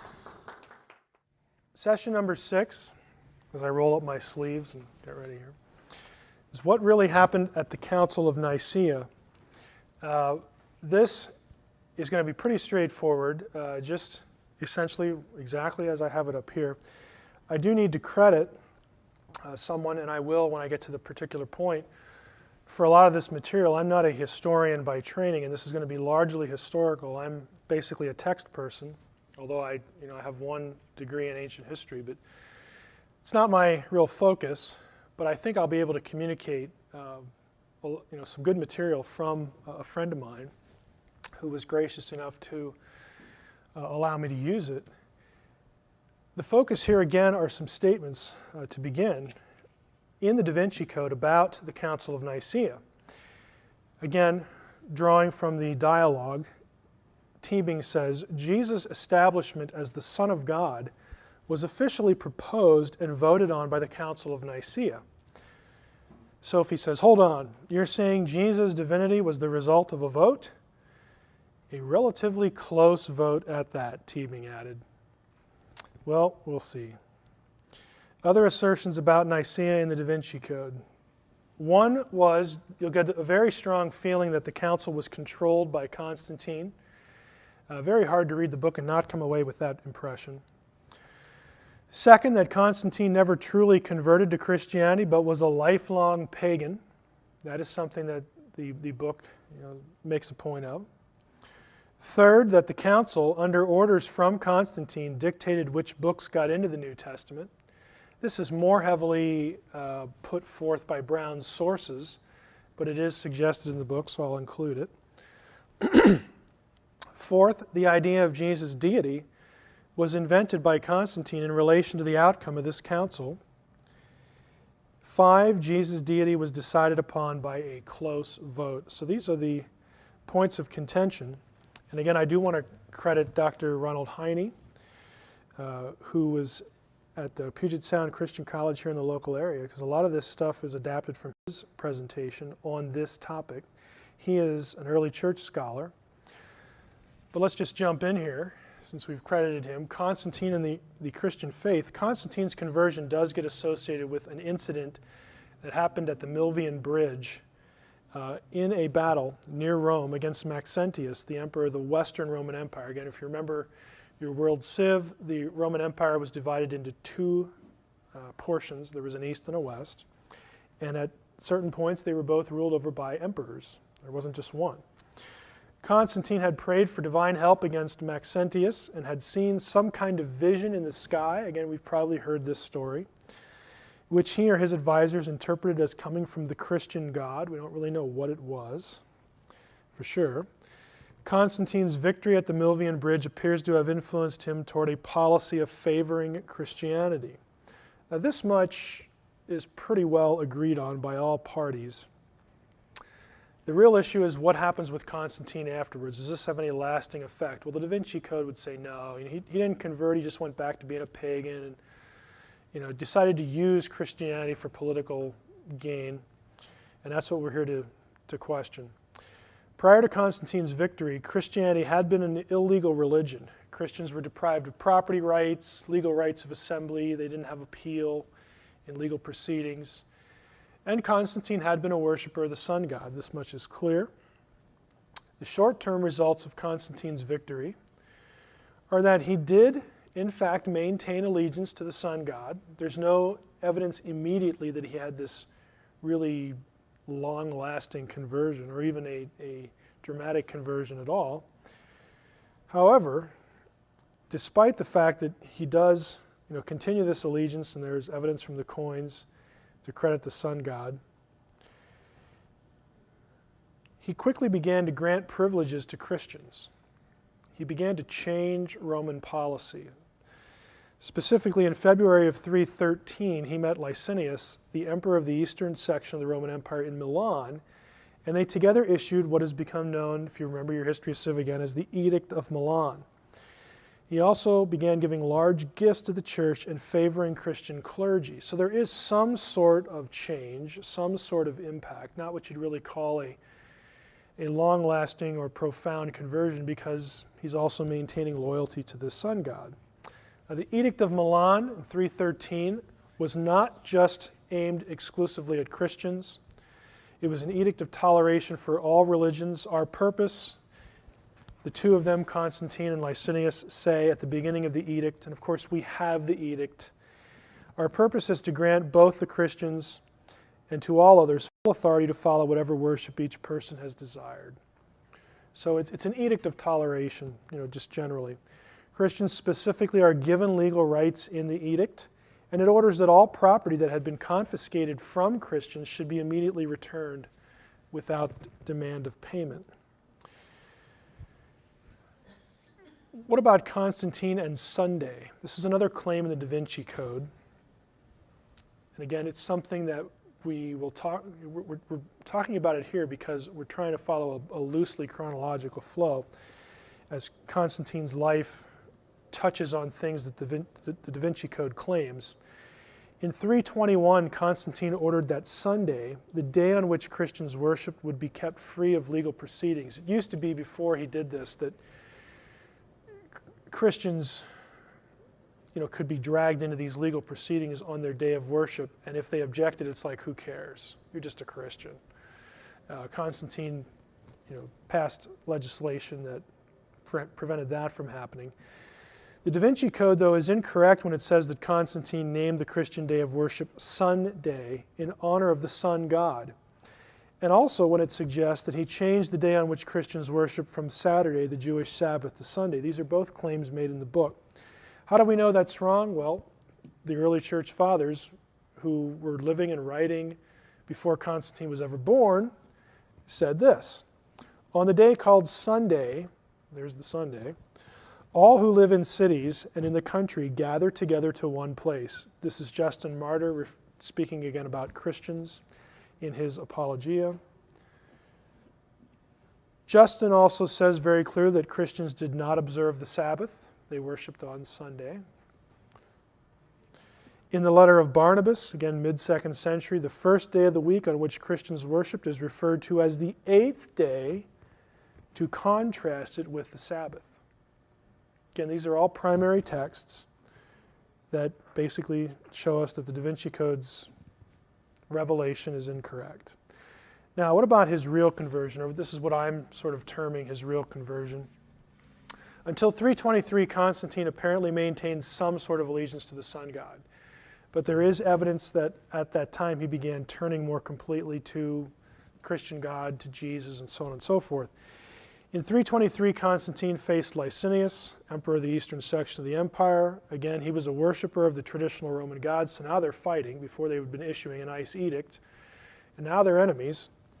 The decisive battle between them took place on September 18, 324, just 8 months before Nicaea. Constantine won the battle, became sole emperor, and there is evidence that this victory really prompted him to follow the Christian God. Now, this is from Eusebius's Life of Constantine. Eusebius was an ancient writer who recorded some of these events in early church history. The chapter there in Roman numerals, I believe, I hate Roman numerals, 55, I think. Quotation is long, but it's significant. And now I beseech thee, this is Constantine speaking. This is what's being recorded. I beseech thee, most mighty God, to be merciful and gracious to thine eastern nations, to thy people in these provinces, worn as they are by protracted miseries, and grant them healing through thy servant. Not without cause, O holy God, do I prefer this prayer to thee, the Lord of all. Under thy guidance I have devised and accomplished measures fraught with blessings. Preceded by thy sacred sign, he's alluding back to this thing he saw at the Milvian Bridge. I have led thy armies to victory, and still on each occasion of public danger I follow the same symbol of thy perfections while advancing to meet the foe. Therefore, I have dedicated to thy service a sole duty, tempered by love and fear. For thy name I truly love. While I regard with reverence the power of which thou hast given abundant proofs to the confirmation and increase of my faith, I hasten then to devote all my powers to the restoration of thy most holy dwelling place, which those profane and impious men have defiled by the contamination of violence. He continues in the next chapter, my own desire is for the common good of the world and the advantage of all mankind, that thy people should enjoy a life of peace and undisturbed concord. He goes on and on with this, and about little under midway down, he says, only let men of sound judgment be assured of this, that those only can live a life of holiness and purity whom thou callest to a reliance upon thy holy laws. With regard to those who will hold themselves aloof from us, now catch that, he is grouping himself in one category, and he's going to distinguish himself from someone else. Those who withhold themselves aloof from us, let them have, if they please, their temples of lies. He is distinguishing himself here from pagans. He calls their temples of lies. He is switching allegiances. Next chapter, truly our worship is no new or recent thing, but one which thou hast ordained for thine own due honor. From the time when, as we believe, this system of the universe was first established, and although mankind have deeply fallen and have been seduced by manifold errors, yet, catch the quote, yet hast thou revealed a pure light in the person of thy Son. He is clearly not aligning himself with pagans at this point. They worship in the temple of lies. They don't do what we do, us, them. This is much stronger than it had been up to this point. What about Constantine's deathbed baptism? The Da Vinci Code asserts that Constantine was not baptized until he was near death and too frail to prevent it from being done. Tebing says that. According to Eusebius's Life of Constantine, there you have the reference, Constantine postponed baptism until he was near death. That is true. But there's no evidence that it was done against his will. In other words, he's not like fighting against it. That has to be inserted into the account. Delaying baptism was actually not an uncommon thing in the early church. The fathers didn't like it, but it was actually pretty common. As late as the 5th century, baptism was often postponed to avoid the responsibilities it incurred, basically spiritual laziness. Public proclamation, if I do this, then certain things are going to be expected of me, and I don't know if I really want to go through with that. And Constantine was apparently one of those. In the late 4th century, Gregory of Nyssa preached a sermon called Against Those Who Put Off Baptism. So this was a big enough problem that Gregory devotes a whole written sermon to it that, of course, gets circulated. Council of Nicaea. The Da Vinci Code asserts that the idea that Jesus was God cannot be found prior to Nicaea. We've dealt with that in session 5. Primary source material from the early fathers also illustrates the error of the Da Vinci Code and Brown's sources and sets the stage for what Nicaea was really about. It was well known by the 2nd century AD that Christians considered Jesus to be divine far more than a man. We get this from pagans. There is pagan testimony to the fact that Christians worship Jesus as God well before the time of Constantine. This is from Pliny the Younger to the Emperor Trajan, 1st decade of the 2nd century AD. Pliny writes, again in his letter, "Meanwhile, in the case of those who were denounced to me as Christians, I have observed the following procedure. I interrogated these as to whether they were Christians. Those who confessed, I interrogated a 2nd time and a 3rd time, threatening them with punishment. Those who persisted, I ordered executed. For I had no doubt that whatever the nature of their creed, stubbornness and inflexible obstinacy surely deserved to be punished. There were others possessed of the same folly," so on and so forth. Because they were Romans, I couldn't kill them. Remember Paul, this actually saves Paul's life in the book of Acts, the fact that he's a Roman citizen. It's alluded to right here. They asserted, however, that the sum and substance of their fault or error had been that they were accustomed to meet on a fixed day before dawn and sing responsively a hymn to Christ as to a God. Okay? This is a pagan source, Pliny. We get it from early Christians as well. I'm only going to give you 2 examples here. In a sermon, 3 examples actually. A sermon or a homily called 2nd Clement, chapter 1, verse 1, which dates from the middle of the 2nd century, begins this way: "Brethren, we must think of Jesus Christ as of God." Ignatius refers in one of his letters to Jesus Christ, our God, specifically his letter to the Ephesians. And he says in another place, "I glorify Jesus Christ, the God who has given you wisdom." It's his letter to Smyrna. This is 150 years before Constantine. We've already seen textually, when it comes to the Hebrew Bible, the New Testament, this is what the Scriptures taught. This is the position that manifested itself very early as orthodoxy, but it wasn't the only way that people looked at it because it's a tough issue. Now, I'm going to refer you to the writings of Larry Hurtado. I know Larry. Larry and I have corresponded a bit. He teaches at the University of Edinburgh in Scotland. He's an American. Very nice guy. His tradition is the Assemblies of God, but he's not that anymore. He would still call himself a Christian, though. He wouldn't like conservative labels that the Americans use. Hurtado has done a truckload of work in this area. Specifically, he has devoted his scholarly expertise to 2 areas. One is papyrus study. The other is to the early worship of Jesus. If you want a book that is cluttered, chock full of primary source references for the early worship of Jesus as God, this is where you go. Larry is also one of the scholars I know who's read my dissertation. We go back and forth on that. I've gotten him to change his mind over a couple things, but I'm still working on 1 or 2 more. I don't know if you'll ever see this, but give him a little ribbing there. But he's a wonderful guy, just does great work. And if you want primary source material, he's the guy. That's where you should go. The struggle that led to Nicaea, how to articulate Jesus as a divine being. This is the problem. We see the text, we see these passages. I took you through a number of them before, and it's like, well, how do we put this into words? How do we express a father and a son who are both Yahweh?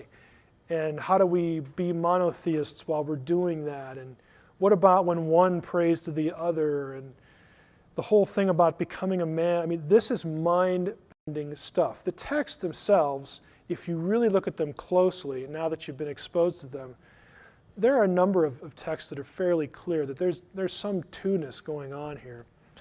But the problem was how to articulate that. What does that mean? Yeah, that was tough. So what did the scriptures teach in this regard? The first view, and this is the view that was the dominant view. It's the view that has become recognized as orthodoxy. It's the view that was recognized as the majority Orthodox opinion before Nicaea, and the one that will win the day at the end of the council. This view was that Jesus and God the Father were the same in essence. Both had therefore always existed. That's a key element. However, they were distinct persons. View number one. I'm not going to read the whole thing here, but there was discussion both in Jewish writings, Philo, his discussion of Logos, and New Testament passages, that the Logos was, again, the second deity entity. And the question was, chronologically, where does the Logos come from? Did the Logos have a beginning? Or was the Logos always with God and God just brought the Logos forth? This view said he was always there and God brought him forth. Other views said he came into existence at some point. View number two said Jesus was God the Father. Now catch the distinction. First view says Jesus and God the Father are the same in essence, but they're distinct persons. The second approach was just to say, well, Jesus is just the Father. He is the Father. The Son is the Father. Now the problem with that became known as modalistic monarchianism, was that it raised some difficult points. Middle paragraph. The view solved the problem of worshiping God and Jesus. Hey, they're the same guy. No problem there. You were worshiping only one God because Jesus was God the Father. However, it created other problems. If Jesus were God the Father, then God the Father suffered and died on the cross. I mean, how can you have that happen if it's the same being? Totally. How can he lay dead in a grave for 3 days? How could that be? To whom did Jesus pray? I mean, is Jesus praying to himself then? So it just created problems, and it was not accepted, but it was around prior to Nicaea. View number three said Jesus was not God. He was also not man. He was something in between. Jesus was a human being like all other human beings, except that he had been born of a virgin. Because Jesus was a very religious man, he was chosen by God, and a special power called Christ descended on him. Two variations. One would lean to saying, well, he was just a man, but then he was like indwelled by this Christ thing. The other one would say, and this gets closer to Gnosticism, that the heavenly Jesus manifested himself as an earthly Jesus. So kind of a man, but not, just this trying to wrap their minds around this position. But he definitely wasn't God in the same essence. He definitely wasn't the Father. He definitely wasn't the same essence. He was something different. Again, this is close to Gnosticism. The view was actually called Docetism, though. Docetism taught that Jesus did not have a real human body. It only looked like he was human. He only appeared as a human. He wasn't really incarnated. Again, this view was more of a denial of the humanity of Christ, and it gets close to the Gnostic view. Now, along came an important figure, Arius of Alexander, who became a focal point in the struggle to articulate all this. How to assert that Jesus was God and worship him and still claim monotheism. Arius was a presbyter in Alexandria, Egypt, under the jurisdiction of Alexander, Bishop of Alexandria. Sometime before 318, Alexander began to dispute what Arius was teaching about Christ, and he called a synod to discuss the matter, and the synod condemned Arius. Now that synod was not Nicaea, something that happened earlier, because Alexander was a little concerned about his understudy here. Arius' writings have not been preserved, but a few things have been preserved in the writings of the church fathers who wrote against him. Athanasius quotes a creed that Arius and his followers sent to the bishop Alexander. And an excerpt here, this is Arius' position. We recognize one God who alone is unbegotten, eternal, without beginning, true, immortal, wise, good, sovereign, judge of all, governor, administrator, unchangeable and unalterable, just and good. Lots of adjectives there. He is God of the law, the prophets, and the New Testament. He has begotten an only begotten Son before eternal times. That's an odd phrase. How can eternity have time? Before eternal times, through whom also he has made the ages and the universe. The Son was begotten, not in appearance. So that Arius is denying a Gnostic element here. Catch that. Son was begotten not in appearance, but in truth, and exists unchangeable and unalterable by his own will, a perfect creature of God. He is a created thing, but not as one of the other creatures begotten, but not as one of the other begotten beings. He's trying to say that this one was somehow unique, somehow different. He was created by the will of God before all times and ages, and has received both his life and being from the Father. The Father is the source of all things, but the Son, who was begotten by the Father apart from time and was created and founded before the ages, did not exist before he was begotten. This becomes the key point. Okay, Arius is saying that the Son had a definite beginning before which he did not exist. The Orthodox position, view number 1, said he is the essence of Yahweh, and Yahweh has always existed, therefore he has always existed as well. That becomes a crucial matter. He was begotten apart from time before all and alone was made to exist by the Father. For he is not eternal, nor co-eternal, nor co-unbegotten with the Father. Arius, very clear, but you got to look at this and you say, the Son is not an ordinary guy. He's something very special. He's not quite what view number 1 says. And this becomes the debate. So Brown and his sources blunder here when they insinuate that the Arian view was that Christ was a mortal man like any other man. Arius did not believe nor teach that Christ was just like any other man. Neither did the Gnostics. For Arius, while the Son was a created being, he is the first and highest of all God's creations, the being who created the rest of creation. Arius's bishop, Alexander, believed, like Arius, that the primary distinction between the Father and the Son was that the Father was unbegotten, but the Son begotten. Unlike Arius, though, Alexander believed the Son had always existed and was merely brought forth by the Father. And so this created some friction, and it led to this synod that Alexander called. The synod condemned Arius, but it didn't really stop anything because they had to have the Council of Nicaea. Now, what happened here?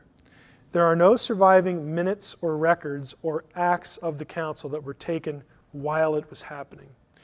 There are some primary sources, though, so that we know, not completely, but to a large degree what happened.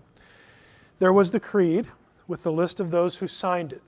That has survived. The Nicene Creed, you've probably all read it or recited it before, and the list of those who signed it. 20 canons or rules which the bishops passed. By the way, none of them have Constantine or the council deciding on which books get into the New Testament. That is a complete fabrication in the Da Vinci Code. Nicaea had nothing to do with that. Nowhere shows up in any of the canons. The synodal letter sent out to the churches telling them that the council was going to be held, that has survived. Later letters written by Eusebius and Athanasius, who were present at the time. Eusebius was a bishop of Caesarea and a voting member. Athanasius was basically just a secretary, but he turns out to be a pivotal figure in the whole proceeding. It is unknown exactly how many bishops attended the council. Sources differ in the numbers given. Eustathius of Antioch says about 270 attended. Eusebius says 250. Athanasius first says 300, and in a later piece of writing, 318. The number 318 is probably mythological because it's based on Genesis 14:14. So scholars kind of look at 318 and say, he's being poetic or allegorical here. Basically, somewhere between 250 and 300. That's how many were there. The council opened with a speech by Constantine in which he pleaded with the bishops to establish peace among themselves. The extent of Constantine's participation in the debates themselves is unknown. Eusebius tends to put more emphasis on Constantine's involvement than Constantine does in his own letters related to the council. And there's a source, if you want to go look up those letters, see what they say, you can check them out. It was very obvious that the overwhelming weight of opinion was against Arius and his views. The majority view was view number 1, noted before, that Jesus and God were the same essence, both eternal and uncreated, and were distinct persons. Now, Eusebius was sympathetic to Arius' view but couldn't support it. He didn't really want him kicked out of his position. So Eusebius and others proposed a creed, which was used in Eusebius' church later on. This was a scriptural creed, basically drawing its language from Bible verses, which agreed with the traditions and confessions of faith in all the churches. Everyone could have signed this creed. Everyone at the council, including Arius, could have signed this creed. We have this creed from Eusebius. Everyone could have done it, but it wouldn't have solved the problem. They would have just had to have another council. And so this creed did not work. It was adopted by the bishops at Nicaea, or the creed that was finally adopted by the bishops of Nicaea was a different one. So they say, nice idea, Eusebius. We appreciate the spirit in which you've recommended this creed, but it's just not going to solve the problem. We don't want to have to meet again, and so they voted it down.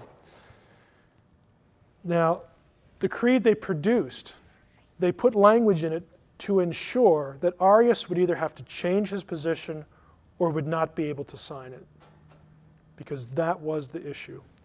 The non-scriptural word was inserted as the centerpiece of the creed. It was the word homoousios, which means of the same substance. This word replaced homoiousios in the other creed, which meant of similar substance. Arius could have signed that one. He could not have signed homoousios, of the Father and the Son were of the same essence. Okay, so they changed that word. It's kind of interesting. If you look at the word, there's only one letter difference. One letter made all the difference in the world as far as the council was concerned. The creed, therefore, asserted that the Son was of the same essence as the Father. Athanasius wrote that the bishops wanted to express their faith in scriptural language, but the Arians kept twisting the words of Scripture so they would support their own views. So they abandoned trying to have every line of the creed come out of a verse, and they said, look, we're going to have to put extra biblical language in this thing to make sure it articulates what we're saying, and so that Arius will either have to change his view or just not sign it. And so that's what they did. The creed also defines the Son as begotten and not made. Now, remember when Teebing said, yes, the deity of Christ was decided upon by a vote, and a very close vote indeed. Yeah, 2 or 3 of the bishops that we know were there didn't sign it. Remember, there were between 250 and 300 there. That is not a close vote. What, 248 to 2? It's just not a close vote. It's I don't know how else to say it. It's just disinformation at that level, in that part of it, that part of the book. Constantine in the New Testament. The Council of Nicaea in and of itself had nothing to do with determining which books got in the New Testament. Again, none of the canons even mention this. The assertion that Constantine had a hand in the determination of what Gospels or New Testament books the church was to use is actually based, when I say it's based on this letter, trust me, if you read Bajent and Lee and these other people, they're going to link it to Constantine, for which there's no evidence.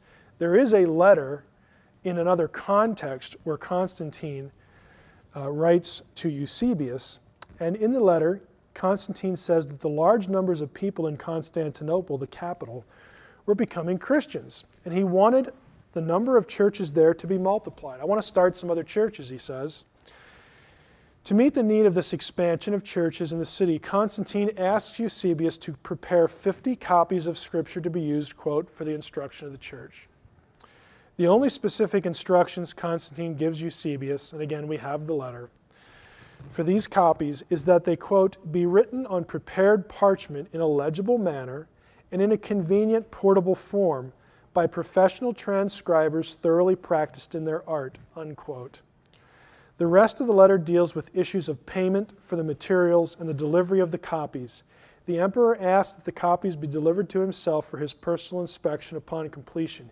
He never says, these are the books that you need to put in, or these are the books that you need to take out. He never says it. And as we did in session, I believe it was number 2, we talked about early witnesses, early lists of the canonical books. The claim that Constantine fiddles with and fixes the canon is just false. There is no primary source evidence for that view. It just doesn't exist. Now, again, to summarize, that's all I want to cover about Constantine. This one was a little bit shorter. Constantine was involved at Nicaea. We don't know the extent. It had nothing to do with fixing the books of the canon. The issue was about how to declare what the majority view had already formulated, had already adopted as the correct view of how to view Jesus' relation to the Father. They could see the passages that I gave you in the last session where you have a Godhead. They linked that to Jesus as the Son. The difficulty was, how do we express that?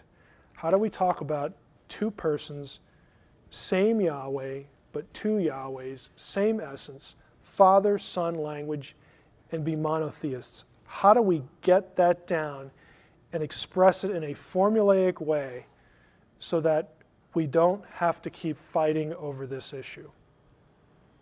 And so they met with Nicaea to specifically discuss with Arius. Arius never produced anything that convinced more than 2 or 3 people that he was right. He was outvoted at least 248 to 2. It was not a close vote. Any questions?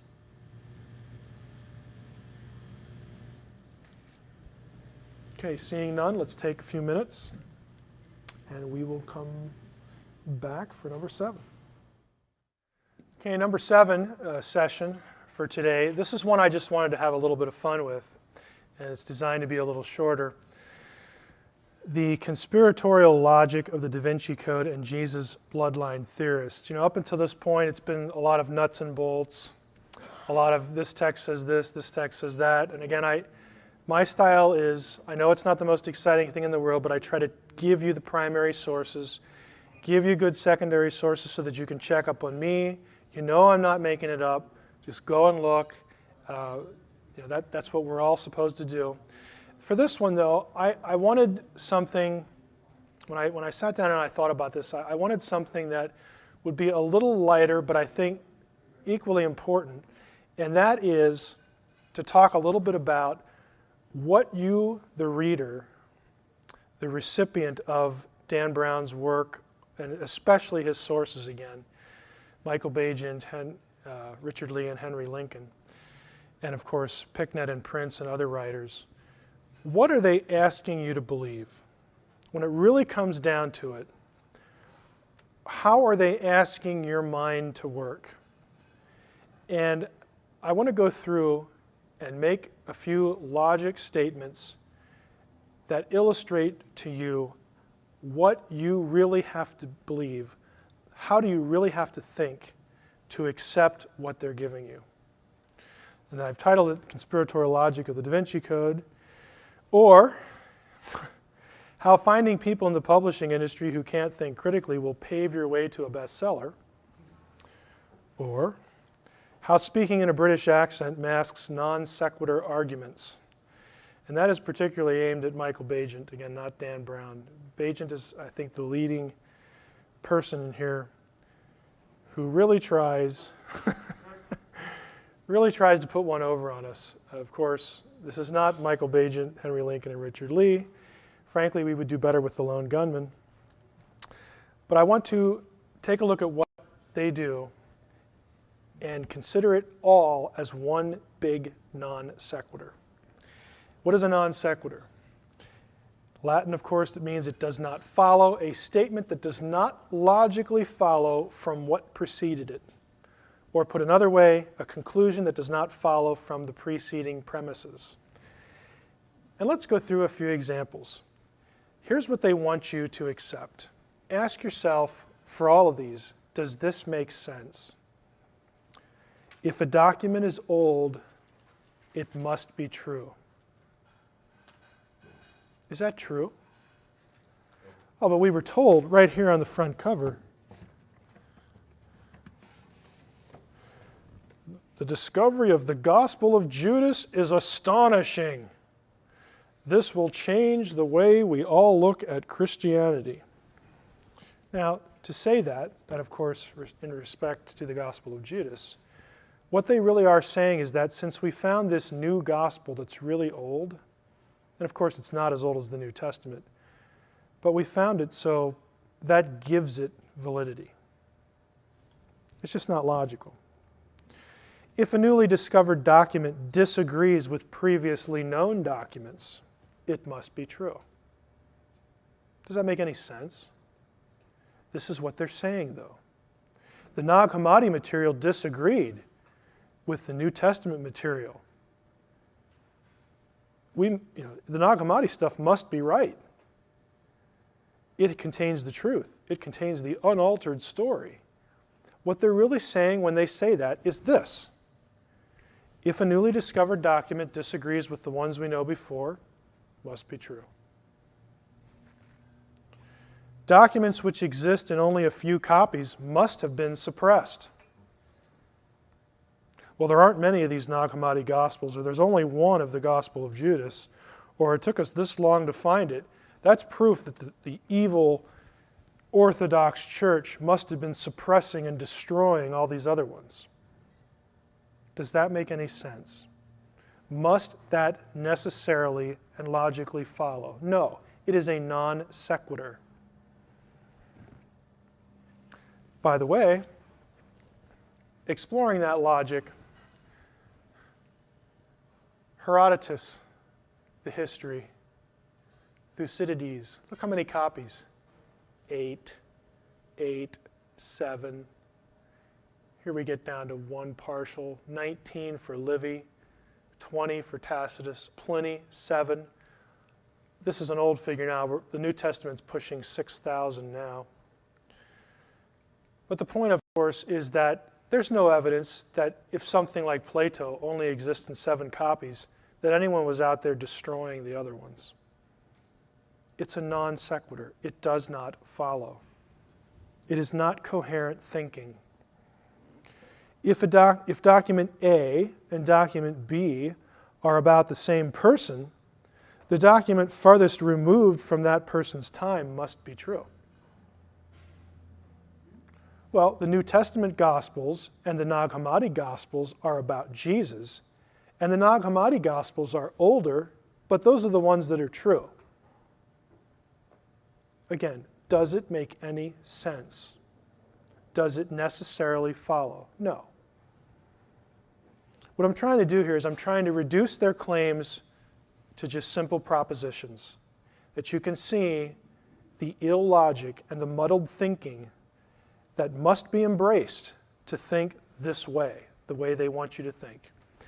If the content of a document about a religious issue is controversial, it must be true. The Gospel of Judas will change everything. They're implying, of course, that that's the real one. Why? Because, well, it doesn't say what all the other ones say, and it's really controversial. That must be the truth. It must have just been suppressed. Come on. The opinion of the majority in a religious issue must be wrong and must have been arrived at in a power struggle. I mean, it's just inconceivable that a lot of people, the majority, could have actually agreed peaceably. And that's how the majority formed. Why is that inconceivable? Again, if you accept the conspiratorial thinking, this is what you're asked to affirm. If one person who believes something behaves badly, then most or even all of the people who share that belief would approve of that behavior or behave the same way. Well, we know that there were early church fathers, early Christians, who didn't have nice things to say about the role of women. That must mean that most Christians think that way, and that this characterizes the church. That must mean that Gnosticism, is just the way to go, because they had so much of a more enlightened view. Just because one person thinks one thing and that one person is a member of a group does not mean that everyone else in the group thinks the same thing. How simple and elementary can it be? But this is what you're asked to believe. You're asked to swallow this. A person or group of persons who behave badly can't be correct, especially when it comes to religious truth. So what we're saying here is that we can judge the veracity of an idea by virtue of the way a person behaves. Is that necessarily true? No. He or she could just be a dork. But the dork might actually be right on whatever given issue it is. Okay, we all know dorky people who get things right. You and I might be among them. I can speak with authority on this one. Anyone who opposes an idea has an axe to grind. There can't be any substance to what he or she is saying. So, if I object to the idea, let's say, that the Nag Hammadi Gospels are unaltered truth, if I object to that, I must have an axe to grind. I really can't be saying that because of historical records and circumstances. Surely, the majority view, the Orthodox Christians, surely they had an axe to grind, and that's why things turned out the way they did. Again, this is so clearly incoherent, but this is exactly what you're asked to believe. People in power cannot be trusted when they say something is true. Therefore, people not in power can be trusted when they say something is true. Right? Well, I'm sure we all know this by life experience, don't we? It's just silly. How about this one? God approves of everything in the Bible. Does he? Aren't there bad things recorded in the Bible? Well, of course. Does that mean God approves of everything? Or is it just describing the way things are or the way things were? Does it have to have some blessing pronounced upon it just because it's in the Bible? No. Everything in the Bible is prescriptive, they want us to believe. That means it's prescribed, it's doctrine, it's the way you ought to think. Nothing in the Bible can be just describing things. No, we can't have that. Frankly, all this charge of patriarchal culture needs to be adjusted just a little bit, because in many cases, descriptions of patriarchal culture in the Bible are just that. They are descriptions. This is the way people lived. This is the way people thought. It is not laid down as, thus says the Lord, you should look at a woman this way. And again, I'm not saying that the older New Testament is the 20th century or the 21st century. I'm not saying that at all. Okay, I will say it's better than that it has been characterized by the Da Vinci Code crowd, and that this kind of logic is what is driving a lot of their criticism. If something hasn't happened in recorded history, it never happened. Put the resurrection in this one. Well, the only place that's written about is the New Testament. We're not going to count that. So since we're not going to count that, there's no record of anything else like that, so it must never have happened. Well, thanks. You've just claimed omniscience. I wish I was omniscient. Data and evidence are the same thing. See, data is something like the Gospel of Philip, this reference to Jesus kissing, whatever he kissed. That's a data point. That's a thing which exists that we need to study and think about. It's not evidence of any particular thing yet. That's why we have to think about it. It's just data, all right? Evidence and proof are the same thing, are they? Ask a lawyer. Evidence just is. It can be a physical object, it can be a statement, it can be an event. It doesn't constitute proof of anything. Evidence has to be put in context, and hopefully lots of data points and lots of evidence are put into the same context so that a picture emerges, so that we can draw a conclusion that is quote unquote beyond a reasonable doubt, which means to draw any other conclusion, you'd look kind of stupid. Right? That's all that means. But evidence and data and proof are not the same things. But if you read Bagent and Lee's and Lincoln's book, they think just because they've found a question or they found a statement somewhere in some book, they will often take it, rip it out, and show it to you in isolation and claim that the data point is now proof of what they want to argue. Meanwhile, they've excluded a whole lot of other data points that would give this one context. And we've seen that today, especially with the discussion on women, especially with the discussion on Jesus as a divine being, especially in relation to the discussion of the New Testament canon. They are notorious for this. Taking one data point, ripping it out, orphaning it, showing it to you, and pretending that it's proof to the exclusion of lots of other stuff. But this is the way that you're asked to think. If a field or discipline accepts something as fact, then it probably isn't true. And they probably have sinister reasons for taking that position. Again, just real life demonstrates the silliness of the approach.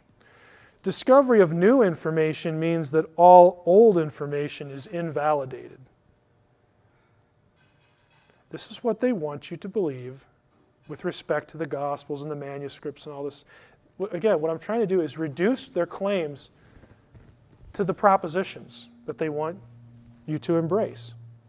Discovery of new data means the new data is more reliable and factually trustworthy than the older data.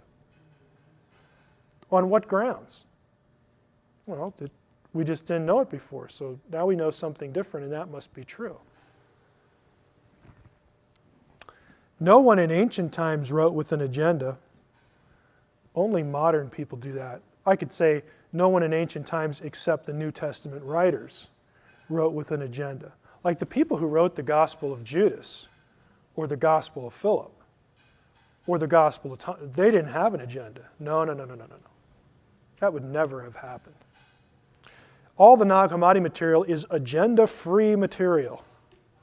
Just the facts. What bubble were those guys living in? No one with a minority viewpoint in ancient times ever wrote to take a shot at the majority opinion. Only modern people do that.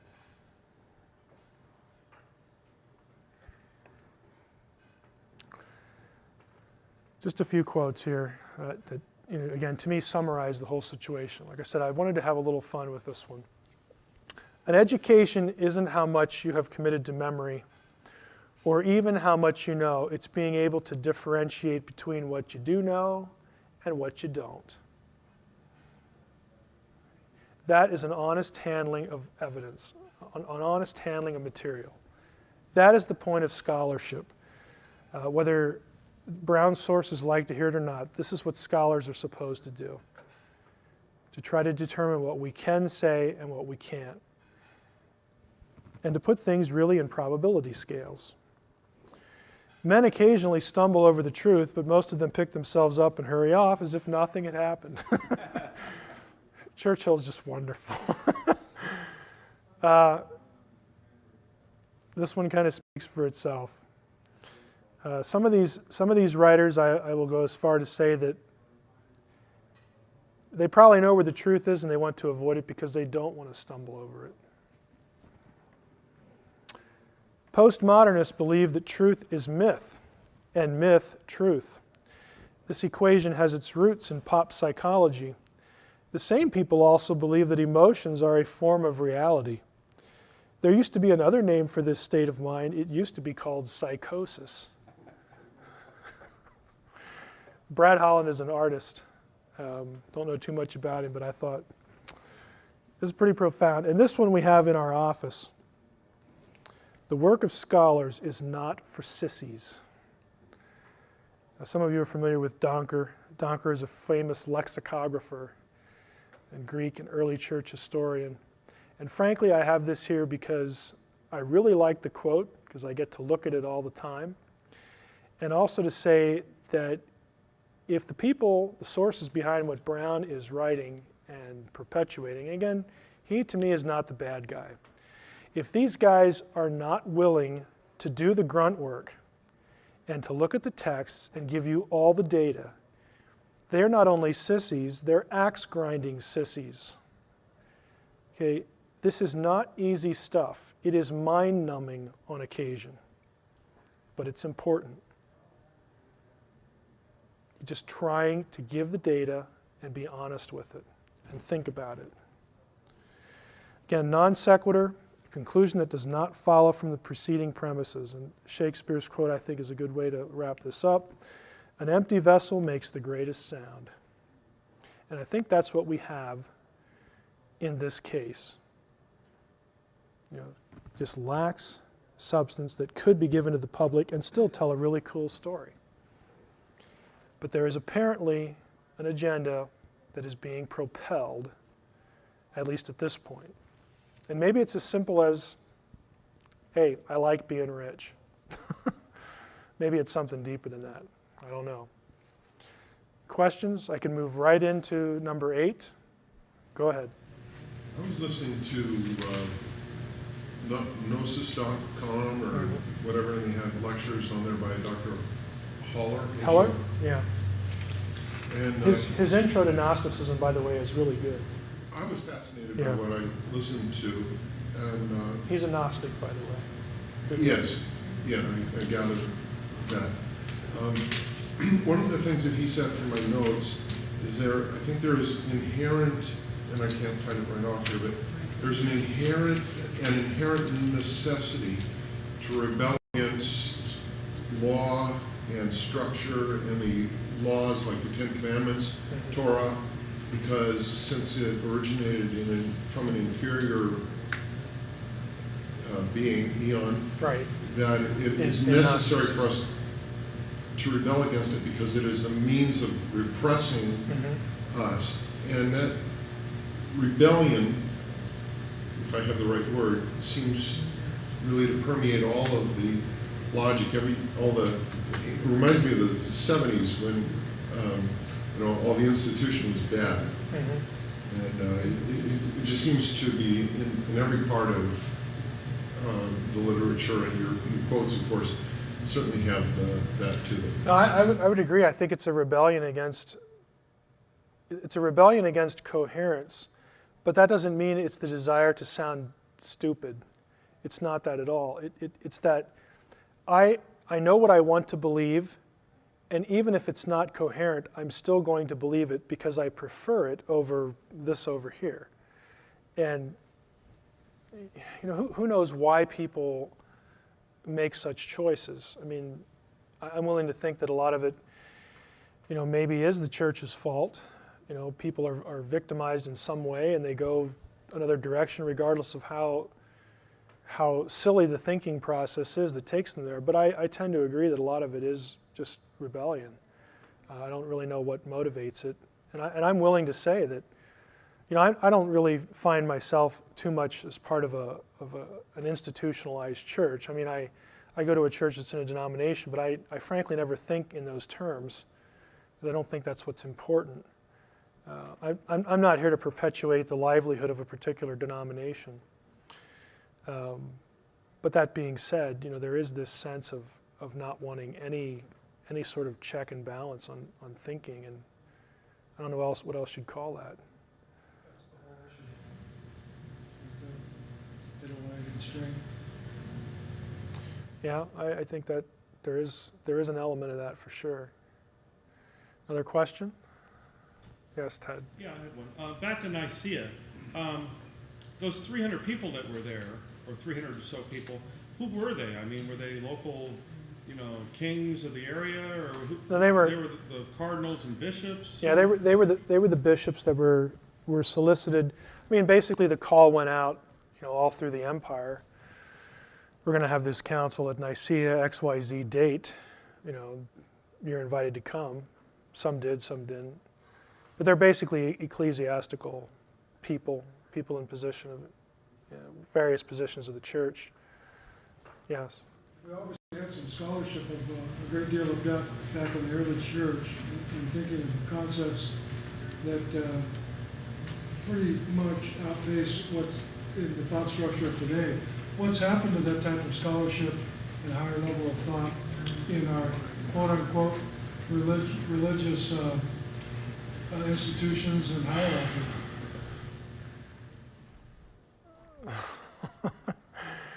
Yeah, I'm having one of these moments of what I should say and what I want to say.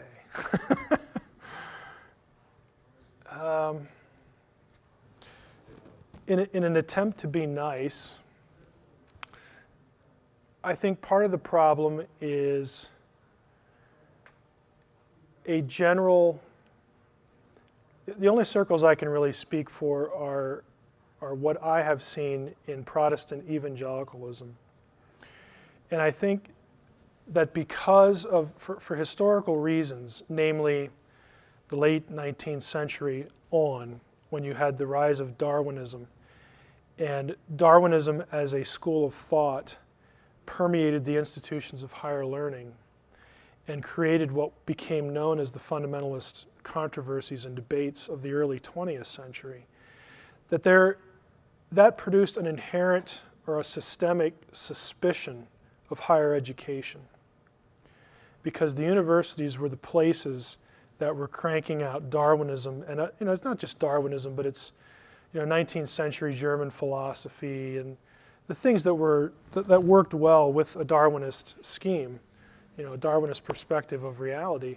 And the church was sort of blindsided by this and began to look at institutions of higher learning as these are just, intellectually speaking, dens of iniquity, and people who go off and get higher education come out corrupt, and they don't believe the faith, and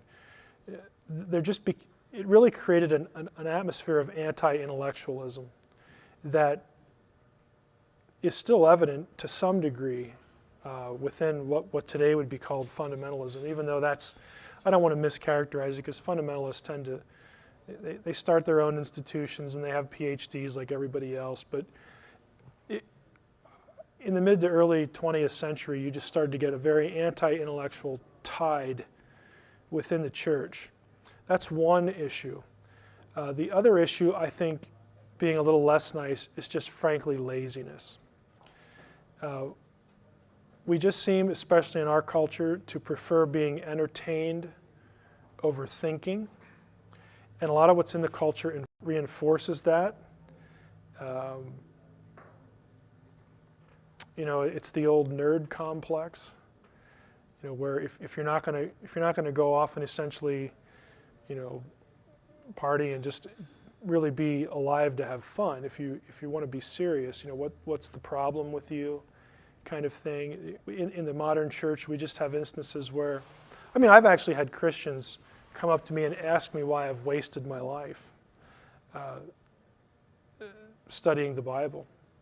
You're smart, Mike. You could have been a doctor or a lawyer. What are you doing this? You could have made a lot of money. I've actually had people tell me that and ask me that. There is an anti-intellectualism there. I think it's a worldliness that we tend to look at ourselves vocationally for how much money we can accumulate, how much wealth we can accumulate. We are too lazy to want to be intellectually stimulated because it's not going to lead to a profit, at least as we can perceive it. I think you have all sorts of forces that are intertwined and combine within the church to perpetuate an anti-intellectual stance. I'm trying not to make too sweeping of a generalization, because I know lots of Christians with PhDs in all sorts of fields that really care, about learning in sciences or humanities or whatever. But the lay community, people like you are the unusual ones. I hope you realize that. To me, having a lay person or someone who has who maybe didn't go to grad school, just the average person, you get into adulthood and it's like, man, I want to learn lots of stuff. I just find it interesting. I'd rather go read this book than go watch American Idol. I mean, that's wonderful, to meet people like that. I've had grandmas in their 60s order my dissertation from my website. And they'll tell me, I don't know Hebrew or Greek, but I've read everything else on your website, and this is what's left. I mean, I wish we had more of that. But the reality is we don't. And I think it's because it's just not valued, because it's not a money thing. I think the church is just very worldly. I mean, I don't know any other way to say it. I think it's misplaced priorities. I think churches should make their pastors be theologians and hire theologians on staff. That's the way it used to be. Theologians aren't exciting, but the church rises or falls on their backs. Speaking outside of Providence now. But it's because of guys like Athanasius, who attended the Council of Nicaea as a lowly secretary, that we have the Nicene Creed. Because he saw through the issues very clearly and articulated, said what needed to be said, because he had the intellectual bandwidth to do it. He wasn't alone by any means. I know, having read quite a bit of the early church fathers' writings, just in reading. They're amazing guys. Oh, the thought process is like, whoa. I mean, you really got Satan. Outside of serious Catholicism and maybe Anglicanism, the fathers have just been neglected everywhere. Now, I will say one thing and give credit to where credit's due. InterVarsity Press, which is predominantly selling books to the evangelical midstream, commentary, which is a book-by-book commentary from the church fathers on every book of the Bible. That plus the church fathers' writings themselves, I think, are a step in the right direction. We're sensitive to that too at Logos. We license InterVarsity stuff for electronic use. It's wonderful to be able to search it because these guys were just, you'd probably have to replace any one of them with 3 or 4 other people now that have PhDs. They were just really amazing people. Evidence for any kind of evolution in the thought process doesn't stand up when you put the majority next to them. It just I know guys who do doctoral work in philosophical theology, and that's you're doing a lot of stuff with the fathers there. But that's even rarer than a guy who goes into Semitic languages like me, because it's the old, well, if you go and study philosophy, all you're going to do is flip burgers or drive a cab. Never thinking that maybe we should send this guy to grad school to be a philosophical theologian and hire him on staff and have him actually write things for the lay audience so that they learn how to think again. I'm not naive enough to think that's going to happen, but that used to be the norm.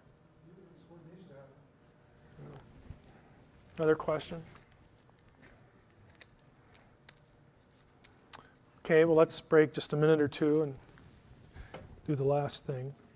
The question today is, I thought I would add something about the Gospel of Judas since this is current in the news. And I got the title from a friend of mine, Jumping the Shark, From the Newsroom to the Ivory Tower, Assessing the Gospel of Judas Frenzy. And what I mean by that is, hey, practically everybody, even in the scholarly community, you have people who are just sort of getting swept up in the media frenzy, at least scholars who are media noticed, people like Elaine Pagels and Bart Ehrman, are just sort of exaggerating, not sort of, they are exaggerating the whole Gospel of Judas thing.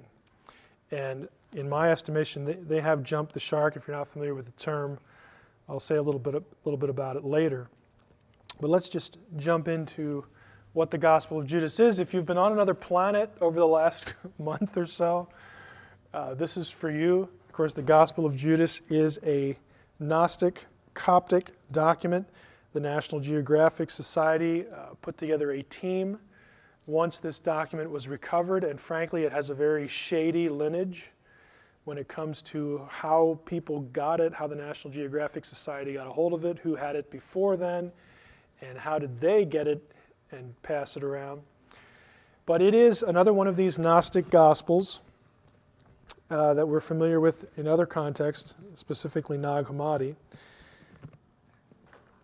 This is what the Gospel of Judas looked like as it was retrieved from the cardboard box in which it was kept.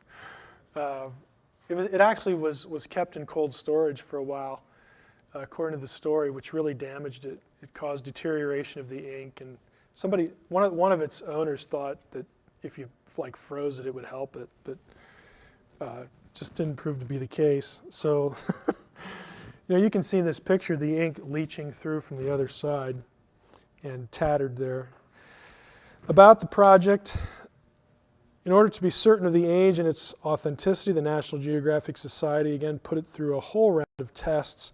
If you go to the National Geographic Society website from which this is taken, you can view profiles of the contributors to the project, those guys who were on the team, which was kept secret for quite some time, to put it together physically, to translate it, and of course to try to deduce some meaning out of it.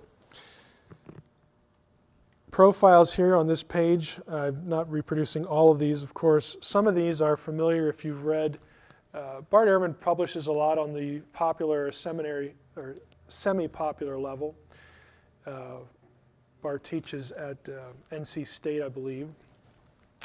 This guy down here, the reason I have this page is I do want to draw your attention to Craig Evans. Craig teaches in Canada, the Acadia Divinity School in Nova Scotia. Again, I got to meet him last year. Just a wonderful guy. This is a picture of him. He was on, as I providentially found out, he was on this team and asked him to be a guest on Coast to Coast, and their producers thought it was a wonderful idea, and he did a good job. Notice what Craig says. This is an article from a newspaper called The Chronicle. It's a Canadian paper. Right here. Judas is a 2nd century Gnostic text, he said, referring to the Christian sect denounced as heretical by the church as early as 180 AD. It has an axe to grind, and it grinds it. Okay? He's very honest. Craig has authored over 50 books, authored or edited, I should say. One of the bigger names in New Testament studies, and Craig is, he would be comfortable calling himself an evangelical scholar. Very, very well respected in the scholarly community. Let's face it, folks, you're not going to get on this team if you're a hack. Okay, this was a big deal to get selected here. Frequently asked questions.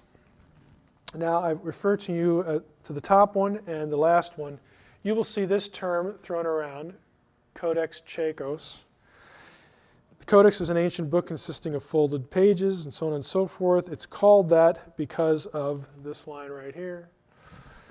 Is named after Demaratus Chaikos, father of the Zurich-based antiquities dealer Frieda Nussberger. Now, Nussberger Chaikos, you can get some description on these people. I don't know if I want to necessarily, I can't endorse necessarily the website, but there, if you put these names into a website, into a browser with Gospel of Judas, you're going to come across some websites that detail fairly explicitly how this thing changed hands. And this would make a good Robert Ludlum novel, because you have, this thing spent a lot of time in the seedy underworld of the art and archaeology acquiring community.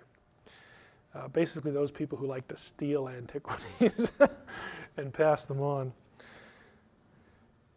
Now, this is from a blog on the Gospel of Judas, the unsettling conclusion. The Robinson contribution. Robinson here is James Robinson, the guy who was put in charge of translating the Nag Hammadi Gospels into English, forming that team. And it seems that Robinson has had some role to play in the surfacing of this gospel. Robinson used to be a Reformed evangelical Protestant pastor. He is now basically a Gnostic. I don't know him. I know a friend of his who used to be a colleague of his, in fact. And basically what Evans said of the Gospel of Judas, you can say of James Robinson. He has an axe to grind, and he grinds it. You can look up his role in this on the web, going to this blog, Ekthesis. The lower page of this is about this fellow Farini in here, who is one of the central figures, it appears, with how the Gospel of Judas surfaced. It gets kind of bizarre because the current state of this is that this codex actually contained 4 books. The Gospel of Judas was one of them. There are 3 other books, portions of which are in this codex. That means that there's a question to be answered. Does Mr. Farini still retain the missing parts of the codex? If so, how much? There have been things in the recent past that have appeared on eBay associated with Mr. Farini that some suspect might be part of this codex, believe it or not. It's like everything winds up on eBay. But this, if you're going to follow the Gospel of Judas story, this is a figure that you should keep your eye on. And if you go to the New Testament blogs, there are several good ones. They will keep you up to date on it. The Gospel of Judas, again, the mysterious case of Mr. Bruce Farini and others. Just detailing, again, his relationship in this. I'm not going to spend too much time on this at all. Was the Gospel of Judas known to scholars? Well, the answer is yeah. Irenaeus mentions this. He doesn't quote from the Gospel of Judas. Irenaeus, writing in about 180 AD, mentions that there is this book that some have referred to as the Gospel of Judas. I put this here because this is a blog that one of my friends writes about jumping the shark. And my illustration here is this quotation right here. This is from Bart Ehrman. Bart Ehrman is a scholar, New Testament studies, and this is the kind of thing that to me personally is a concern when it comes to the Gospel of Judas. How many of you have read the Gospel of Judas by now? Anybody? Okay, I have it up here on the screen. We can flip through parts of it. I'm not going to just read the whole thing. It's not that long. But they are really making much ado about, I won't say nothing, but next to nothing. And you have this quote by guys like Bart Ehrman. We aren't sure when this gospel was written. The copy in our possession appears to date from the end of the 3rd century, around 280 or so, 250 years after Jesus' death. But that doesn't tell us when the book was originally composed. In the case of the Gospel of Mark, for example, we don't have any surviving copies until after the 3rd century.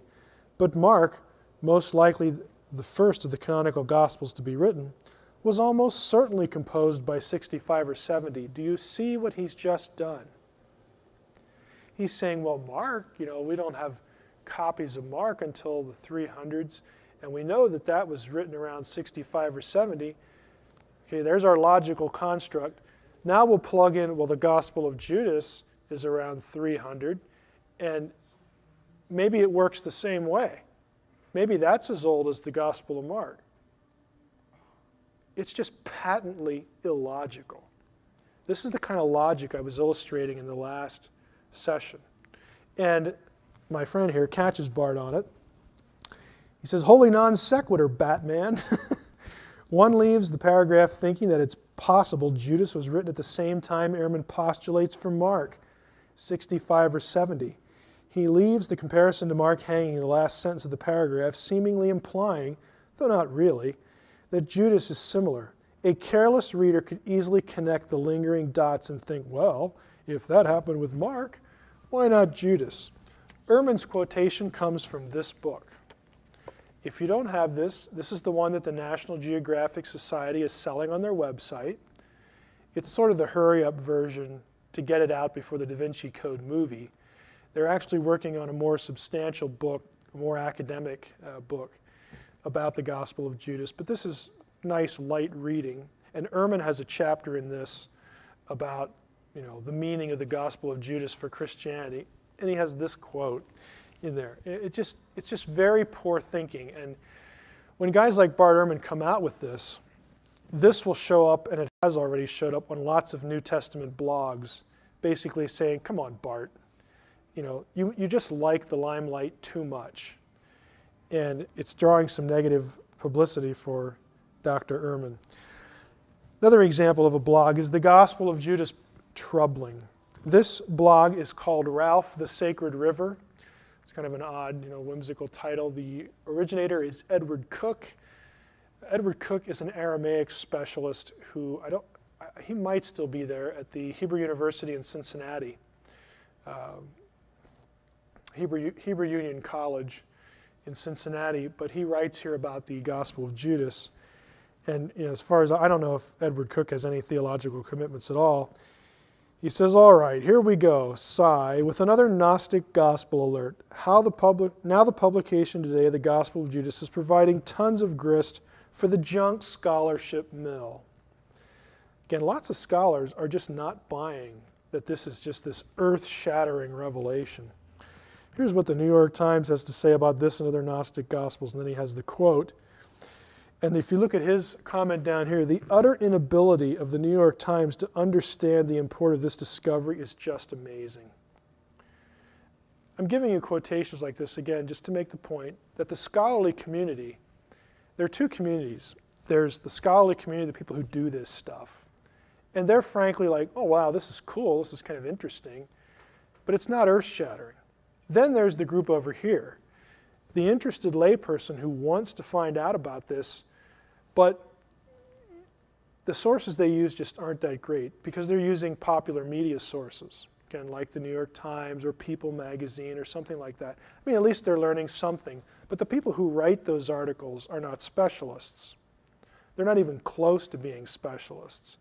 And so they're getting, most of the public is just getting bad information, which is a shame because my view is if people, the average person, wants to know about this, this will get people talking about the New Testament, it'll get people talking about the Bible. This is, in and of itself, is a good thing. But boy, I wish they would get better information. And so the scholarly community has just not been kind to the media frenzy, but the popular audience is like, wow, this is just earth-shattering. Here is the Gospel of Judas. This is from the PDF translation that the National Geographic Society has on their page. You can download this for free. You can't download the book for free, but you can at least get the translation. Your title, your editorial team, your copyright notice. I don't know how much of this I really want to read. There are a few spots that are kind of interesting. Let's just go down here to, by the way, when it says seen, this is not in the text. This is just the way the editors have divided up the material. So down here, this is manuscript material. It says, one day Jesus was with his disciples in Judea, and he found them gathered together and seated in pious observance. When he approached his disciples, and he approached his disciples gathered together and seated and offering a prayer of thanksgiving over the bread, he laughed. Jesus does a lot of laughing in the Gospel of Judas for some reason. The disciples said to him, Master, why are you laughing at our prayer of thanksgiving? We have done what is right. And he answered and said to them, I'm not laughing at you. You are not doing this because of your own will, but because it is through this that your God will be praised. That's kind of an odd phrasing. Remember, think like a Gnostic. Think like a Gnostic. Who is their God? The disciples are Jewish. Who is their God? The demiurge. It's not Jesus' God. Jesus is an aeon. He's above the demiurge. So Jesus is actually very cutting in the Gospel of Judas to all the disciples. It's really very condescending in the way it reads. But you can get it for yourself and read it. They said, Master, you are the Son of our God. And Jesus said to them, how do you know me? Truly I say to you, no generation of the people that are among you will know me. Throughout the whole thing, he's sort of flirting with them intellectually and just, you guys don't know squat. I mean, it's just very, it's almost mean in places. It's kind of unusual. Jesus speaks to Judas privately, knowing that Judas was reflecting upon something that was exalted. Let me go back up to this thing about Barbello. Let's see. Judas said to him, I know who you are and where you've come from. You are from the immortal realm of Barbello, and I am not worthy to utter the name of the one who has sent you. Now, I'm going to park here just a second because this is another evidence that Jesus was more than a man from a Gnostic text. Barbello is Gnostic lingo for the ultimate God of the pleroma. It's Gnostic scholars and Coptic scholars think that it comes from a Hebrew word which is be-arba el, which means in or with the four El. El was the name of the God of Israel. The four is the tetragrammaton, the divine name, the 4 letters. And so this is their way of referring to the ultimate God. They don't want to call him, in their mind, it's not Yahweh, even though they're using the 4 letters, because Yahweh is the fool, he's the chaotic, created monster thing from Sophia. They're using a lot of terminology you would be familiar with from your Old Testament, and Gnostics like to use it of the ultimate God who is the core of the pleroma. So that's what the reference is there. But he says, you're from the immortal realm of Barbello, okay? You're from the pleroma. You're one of these eons. Judas says, I know who you are. And of course, Jesus, gives him some cryptic response, but he also gives him some encouraging response later. Let's flip ahead here a little bit. You have here an interesting dream that the disciples have. Let's go back up here. At the very bottom, the disciples see the temple and discuss it. They have a dream. They said, we have seen a great house with a large altar in it and 12 men. They are the priests, we would say, and a name. And a crowd of people is waiting at that altar until the priest, and then there's a gap, and receive the offerings. But we kept waiting. And Jesus said, what are the priests like? They said some, and there's a gap, 2 weeks. Just the text doesn't survive. Some sacrifice their own children, others their wives, in praise and humility with each other. Some sleep with men. Some are involved in slaughter. Some commit a multitude of sins and deeds of lawlessness.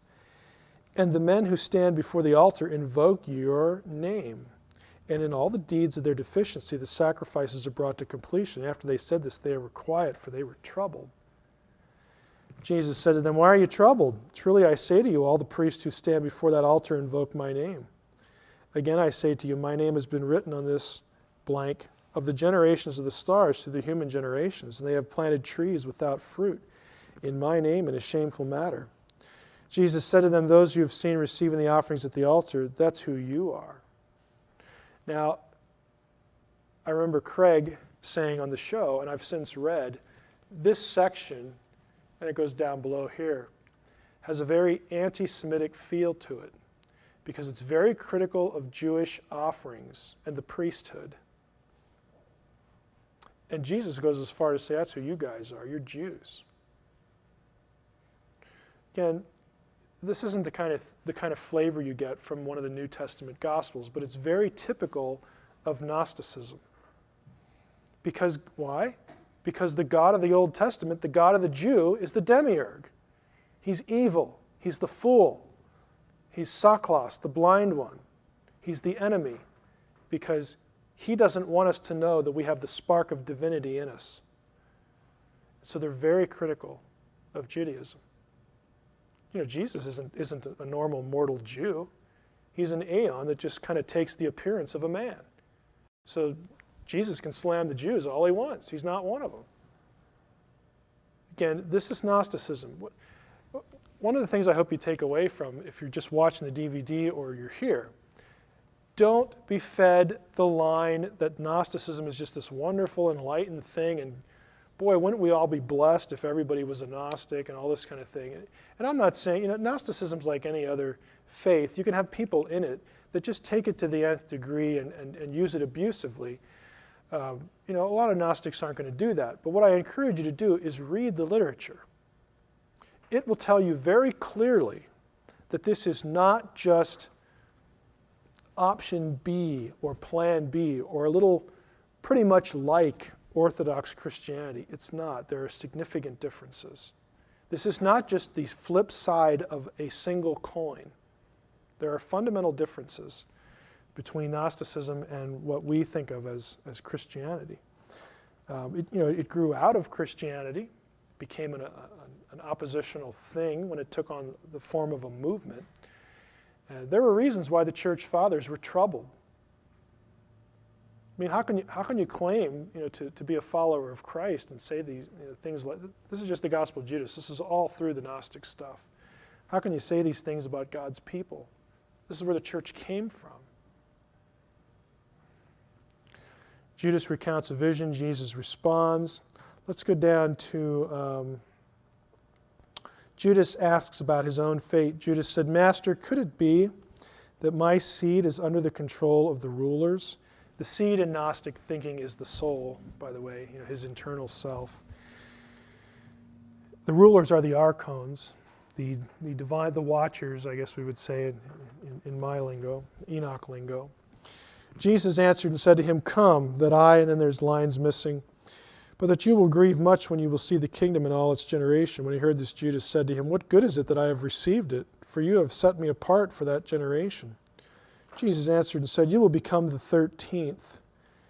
It's a reference to him being set aside from the apostolic 12. "You will become the 13th, and you will be cursed by the other generations, and you will come to rule over them. In the last days they will curse your ascent to the holy generation." Generation here means the generation of the pleroma, the eons that were produced from the ultimate divine force.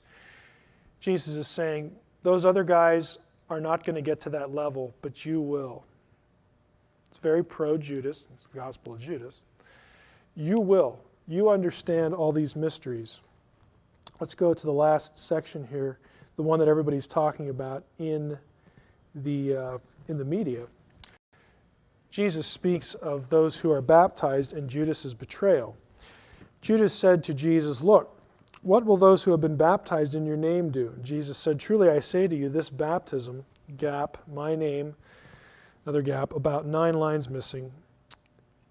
"Truly I say to you, Judas, those who offer sacrifice to Saklos," gap, God, everything that is evil. Again, it's just missing, it's not coherent. But then he says, "But you will exceed all of them." Those who sacrifice to Saklos are, of course, the 12, the Jews there. "You will sacrifice the man that clothes me." Again, in Gnostic theology, Jesus and the Christos, they're different eons, but the eon that becomes known as Jesus, there's the cosmic real Jesus up here who takes upon the appearance of a man. He's not incarnated. He's not really human. Okay? Gnostic theology varies from text to text. It's not consistent. He either appears as a man or he inhabits just some guy. But he's saying, look, Judas, you're going to hand over the man who clothes me. I'm not really going to die because I'm an eon. I'm eternal. It's not going to happen to me. This is why Jesus and other Gnostic texts is just watching the crucifixion, kind of chuckling. Oh boy, they think they got me, but they don't. Whereas Christianity, said this was a real man and he really died.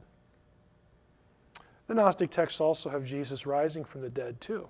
It's completely contrary to what Lawrence Gardner and Michael Bajan and some of these other guys have. But again, they're not referring really necessarily to the man that was inhabited as they are to the survival, as it were, of the cosmic Jesus, who then appears to them again in human form. This is, again, a fundamental distinction between Orthodox Christianity and Gnosticism. This is why I said earlier, if anything, Gnostics do not downplay the divinity of Jesus, they downplay the humanity. And the Da Vinci Code has it exactly reversed. It's just a fundamental error with understanding Gnosticism. But this is why you have this. And of course, Jesus is saying, look, you're going to do this. This is your destiny. It's going to make you, It's going to vault you to the next level, the level, the generation of the eons. And then, of course, it ends where Judas just goes out and hands him over. Now, in the New Testament,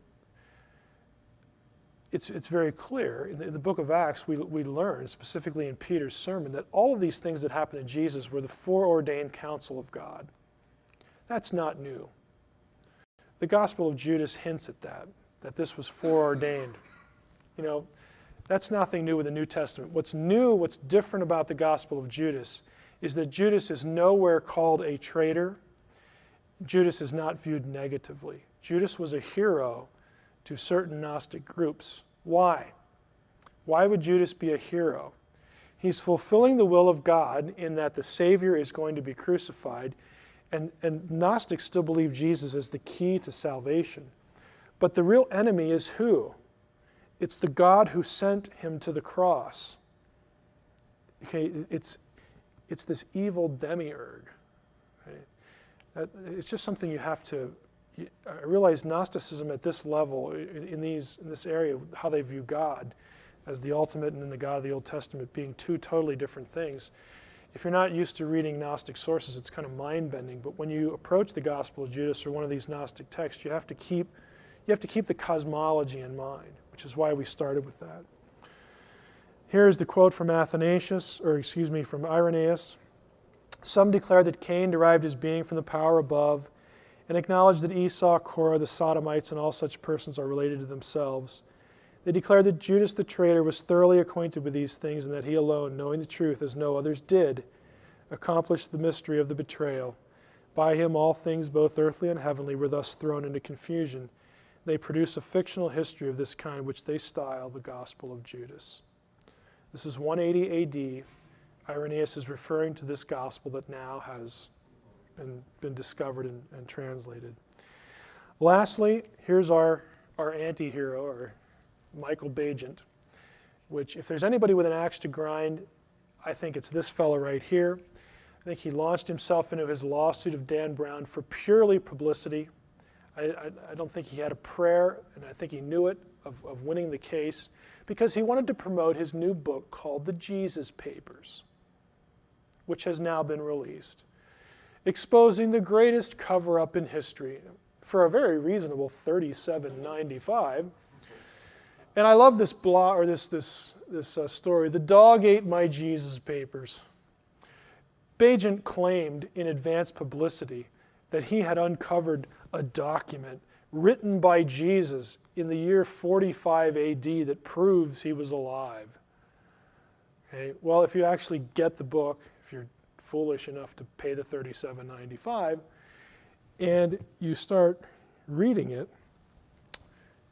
this is what you find. Pretty soon, the reader realizes that there probably won't be any Jesus documents, that this book is really a private credo, an intimate declaration of belief dressed up to be the religious bombshell of the millennium.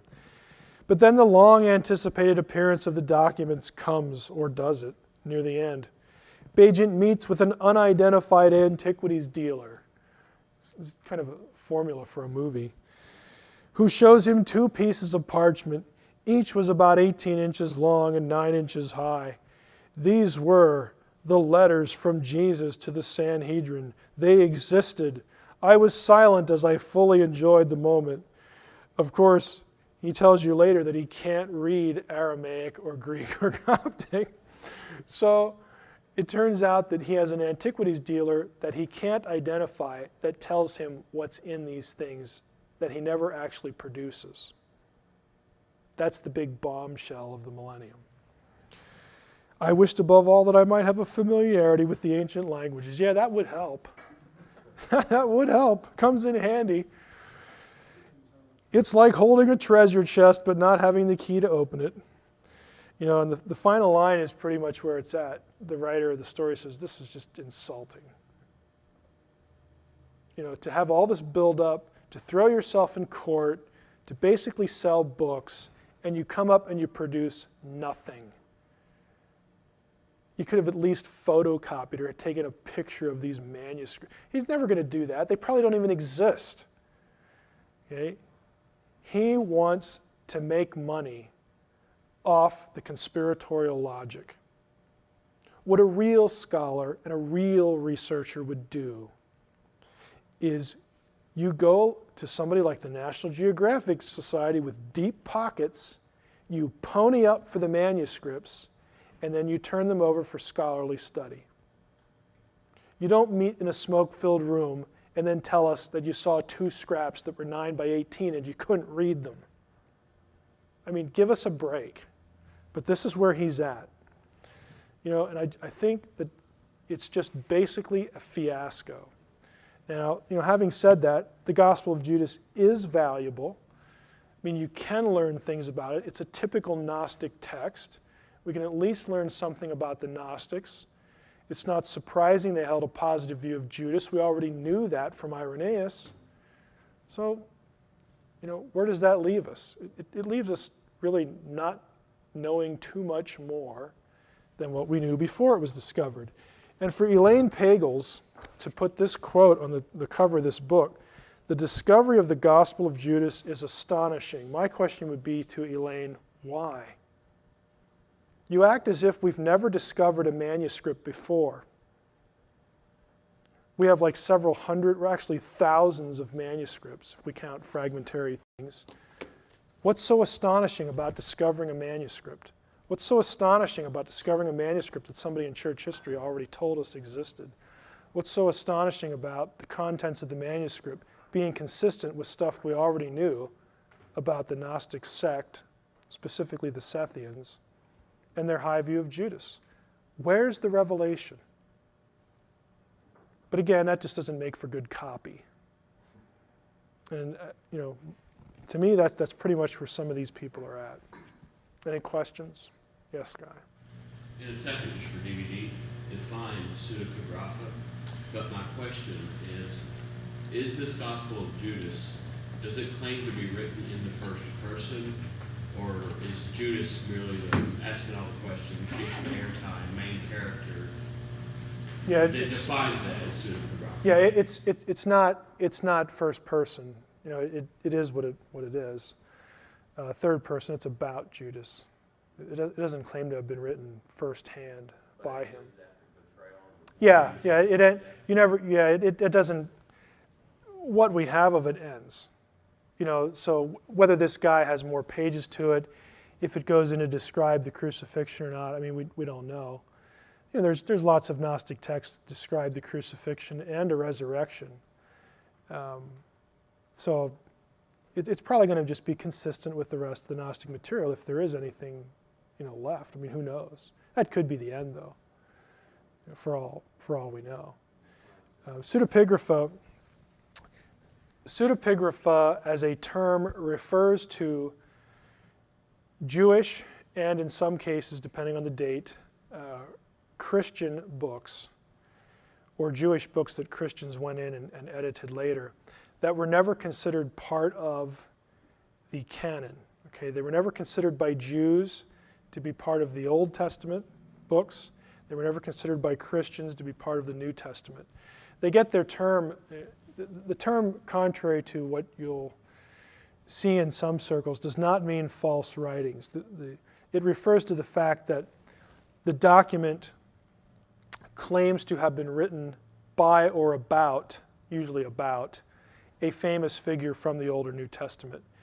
And so what is the pseudepigraph is the attribution of authorship that is not true. It's falsely attributed authorship, not that the contents are just bad and awful or anything like that. So that's where the description comes from. Another question? Yes. Do you know how much National Geographic paid for those documents? I can only tell you what I've seen. They haven't been terribly forthright.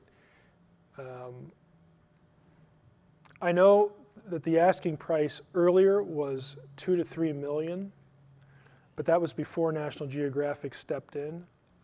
That's the only actual figure I've seen, so I have to guess it would probably be in that range.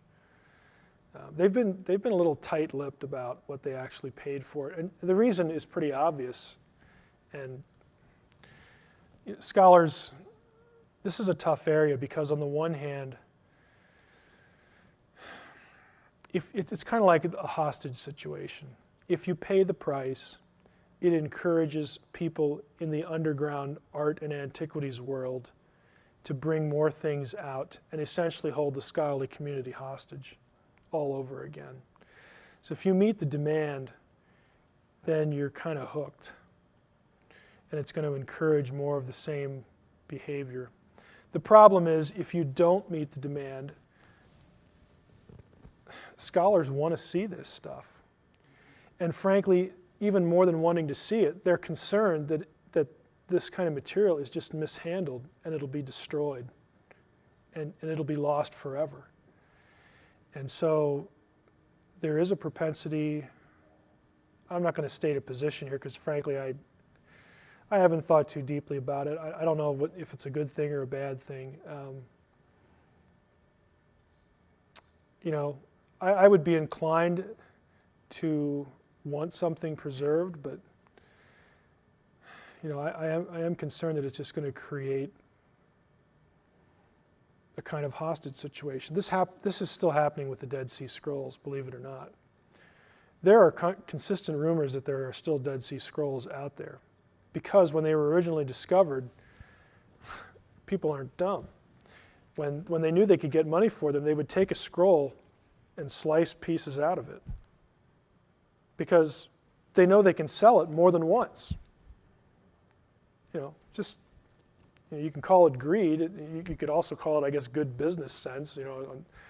From a black market perspective. But it encouraged that kind of behavior, and so that's the pickle you get yourself into. And didn't I hear that I read somewhere a short thing about this particular manuscript, and that some of the people involved in obtaining it have a history of the kind of dealings you're talking about that are very questioned.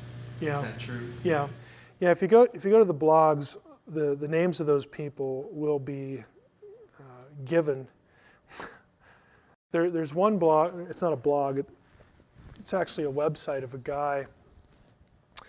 I know I have his name in the file there. It's not coming to mind right away. If you put Gospel of Judas into a browser, and I could send you the specific address. There is a guy on the web that has a kind of a cheesy website. It looks like a 10-year-old put it together, but the guy's actually in the underground art world community, and he loves to make fun of the people who are doing these kinds of things, because he doesn't like the corruption in the underground art community. And he'll name names and he'll call them names too, and just poke fun at them constantly. And he has a lot of the Gospel of Judas stuff on his site, even before National Geographic ponied up, whatever they did pony up. This guy was a friend of a guy named Charles Hedrick, who was a Coptic scholar who years ago got to see part of the Gospel of Judas and wrote out a very quick hand-drawn transcription and translation. And the guy has it on his website. So he's saying, I'm a friend of Hedrick, and here's the proof, and here are the pictures that he took, and here's his translation. In other words, he's doing that to say that I'm not making it up. I know what I'm talking about here. I know these people. And he has lots of real kind of comical, but also sort of digs at some of these people involved, because they were extorting others. They were trying to, I won't call it thievery, because they would get their hands on it, and it would become a tool for extortion. But see, then you're caught in the middle, because how do I know if I'm a buyer, how do I know what I'm buying isn't stolen property from somebody else? And even part of it, they could be withholding parts, and I don't really get what I think I'm getting, because the people are unscrupulous. But it's kind of a funny site. If you email Guy or through Guy you get to me, I'll send you the site. It's interesting. And the blogs will have it too. The blogs know the site as well. If you go up to the New Testament blogs, like this one I had here in the presentation, or Paleo Judaica is a blog that's really devoted to antiquities and biblical studies. And New Testament Gateway, Mark Goodacre, who's a professor at Duke now, he has a a pretty popular blog. But you can keep up with the Gospel of Judas saga by just keeping track of the blogs a little bit. Earlier you said the Gnostics depict Judas as a good guy, and I know why you said that. Even in like the old movie Jesus Christ Superstar, he's shown in angelic attire in heaven at the end of it. Mm-hmm. What merit would you give, or what has the Christian academic community given to the idea that Judas really was an okay guy fulfilling the purposes of God? Because you could say the same about Hitler, only in a Romans 8:28 way. But is there anything about Judas that actually would elevate him beyond Well, being a buffoon? Scholars are going to say what the data in the primary sources allow them to say, which is well, they're going to say, well, scholars will, if they're going to try to maintain some sort of religious neutrality or impression of neutrality, they're going to say, well, the New Testament characterizes Judas as a villain, the Gospel of Judas does not, Gnosticism does not, and that's pretty much where it's at. They won't take a position. But they will recognize that in terms of antiquity, the New Testament stuff is older and more closely related chronologically to the events that they describe. But a lot of scholars will they'll just leave it at that.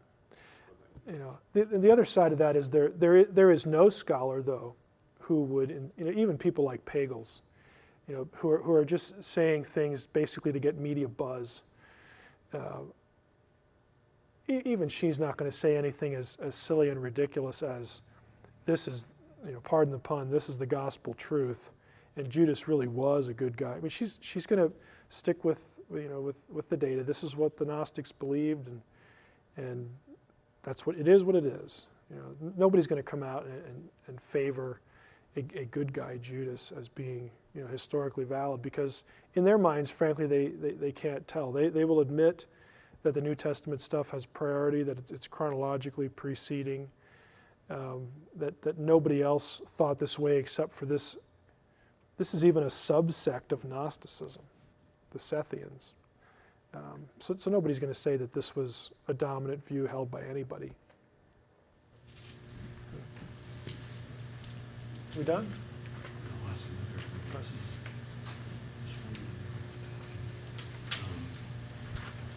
Just on the topic of Judas himself, not so much the Gnostic gospel of, have you ever seen a commentary suggesting it says that one of the 12 was a devil? Chris Ward, if you ever seen on the side, one, but I think it's Matthew Henry's commentary. Have you seen anything or have any belief that would indicate that Judas himself actually was a watcher, i.e. a non-human? No. I've never seen that. I don't believe that.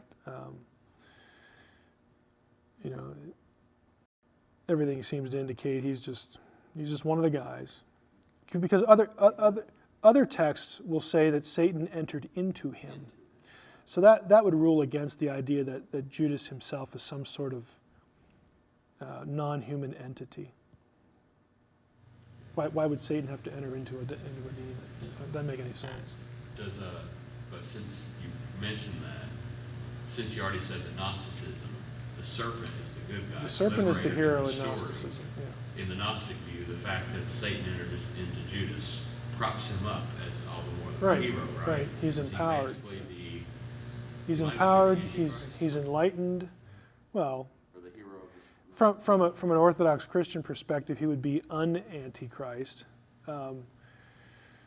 Just someone who, in that sense, who would be oppositional. But I actually don't think that that's really a good way to look at Judas, because, Peter's sermon and there are other suggestions that Judas, it's the old, how can I be morally culpable if God engineered circumstances to do X, Y, or Z? And the fact of the matter is that the New Testament affirms both ideas. That God doesn't necessarily cause or control behavior, but circumstances can be arranged to take advantage of human propensities or whatnot, and God has the ability to take certain circumstances and steer them toward an end that he has ordained, is necessary and needs to happen. Yeah, the hardening of Pharaoh's heart is the same thing. Was it Pharaoh who hardened his heart, or was it God? The scriptures say it was both. It's the old sovereignty, free will thing, and you could probably, if you stacked all the books that have been written on that, you're looking at skyscraper territory. It's not a new issue. I just tend to believe that if you don't have God being in charge of the crucifixion, in some sense, then somebody else had to be in charge. And who might that be? It doesn't cohere in either Old Testament or New Testament biblical theology. You can't have a competing, equally powerful being, even with divine plurality in the Old Testament, because the claim is that Yahweh created all the other ones. So by definition, they are derivative and inferior. What we think of as dualism is not very defensible in either the Hebrew Bible or the New Testament. So you have to have a sovereign God who is, in charge, so to speak. The real question is, how is he in charge? Does he cause people to do things? Is he behind people saying, sin, sin, let me help you a little bit? Or has he foreseen what humans are going to do naturally because of the effect of the fall, and has engineered circumstances to a predetermined end? Does he predestinate at the beginning or at the end? It's another question. There's all sorts of questions, when you get into this, and the answers don't fit into a good soundbite. Closing comments? No. No, just thank everybody who came for coming, and those who get the DVD, hope you enjoyed it. And thank you for listening. I enjoy doing it. Just, go out and demand the data. Demand that people who are telling you something show you where they got it, so that you can go check it yourselves and do it. Invest some time into it.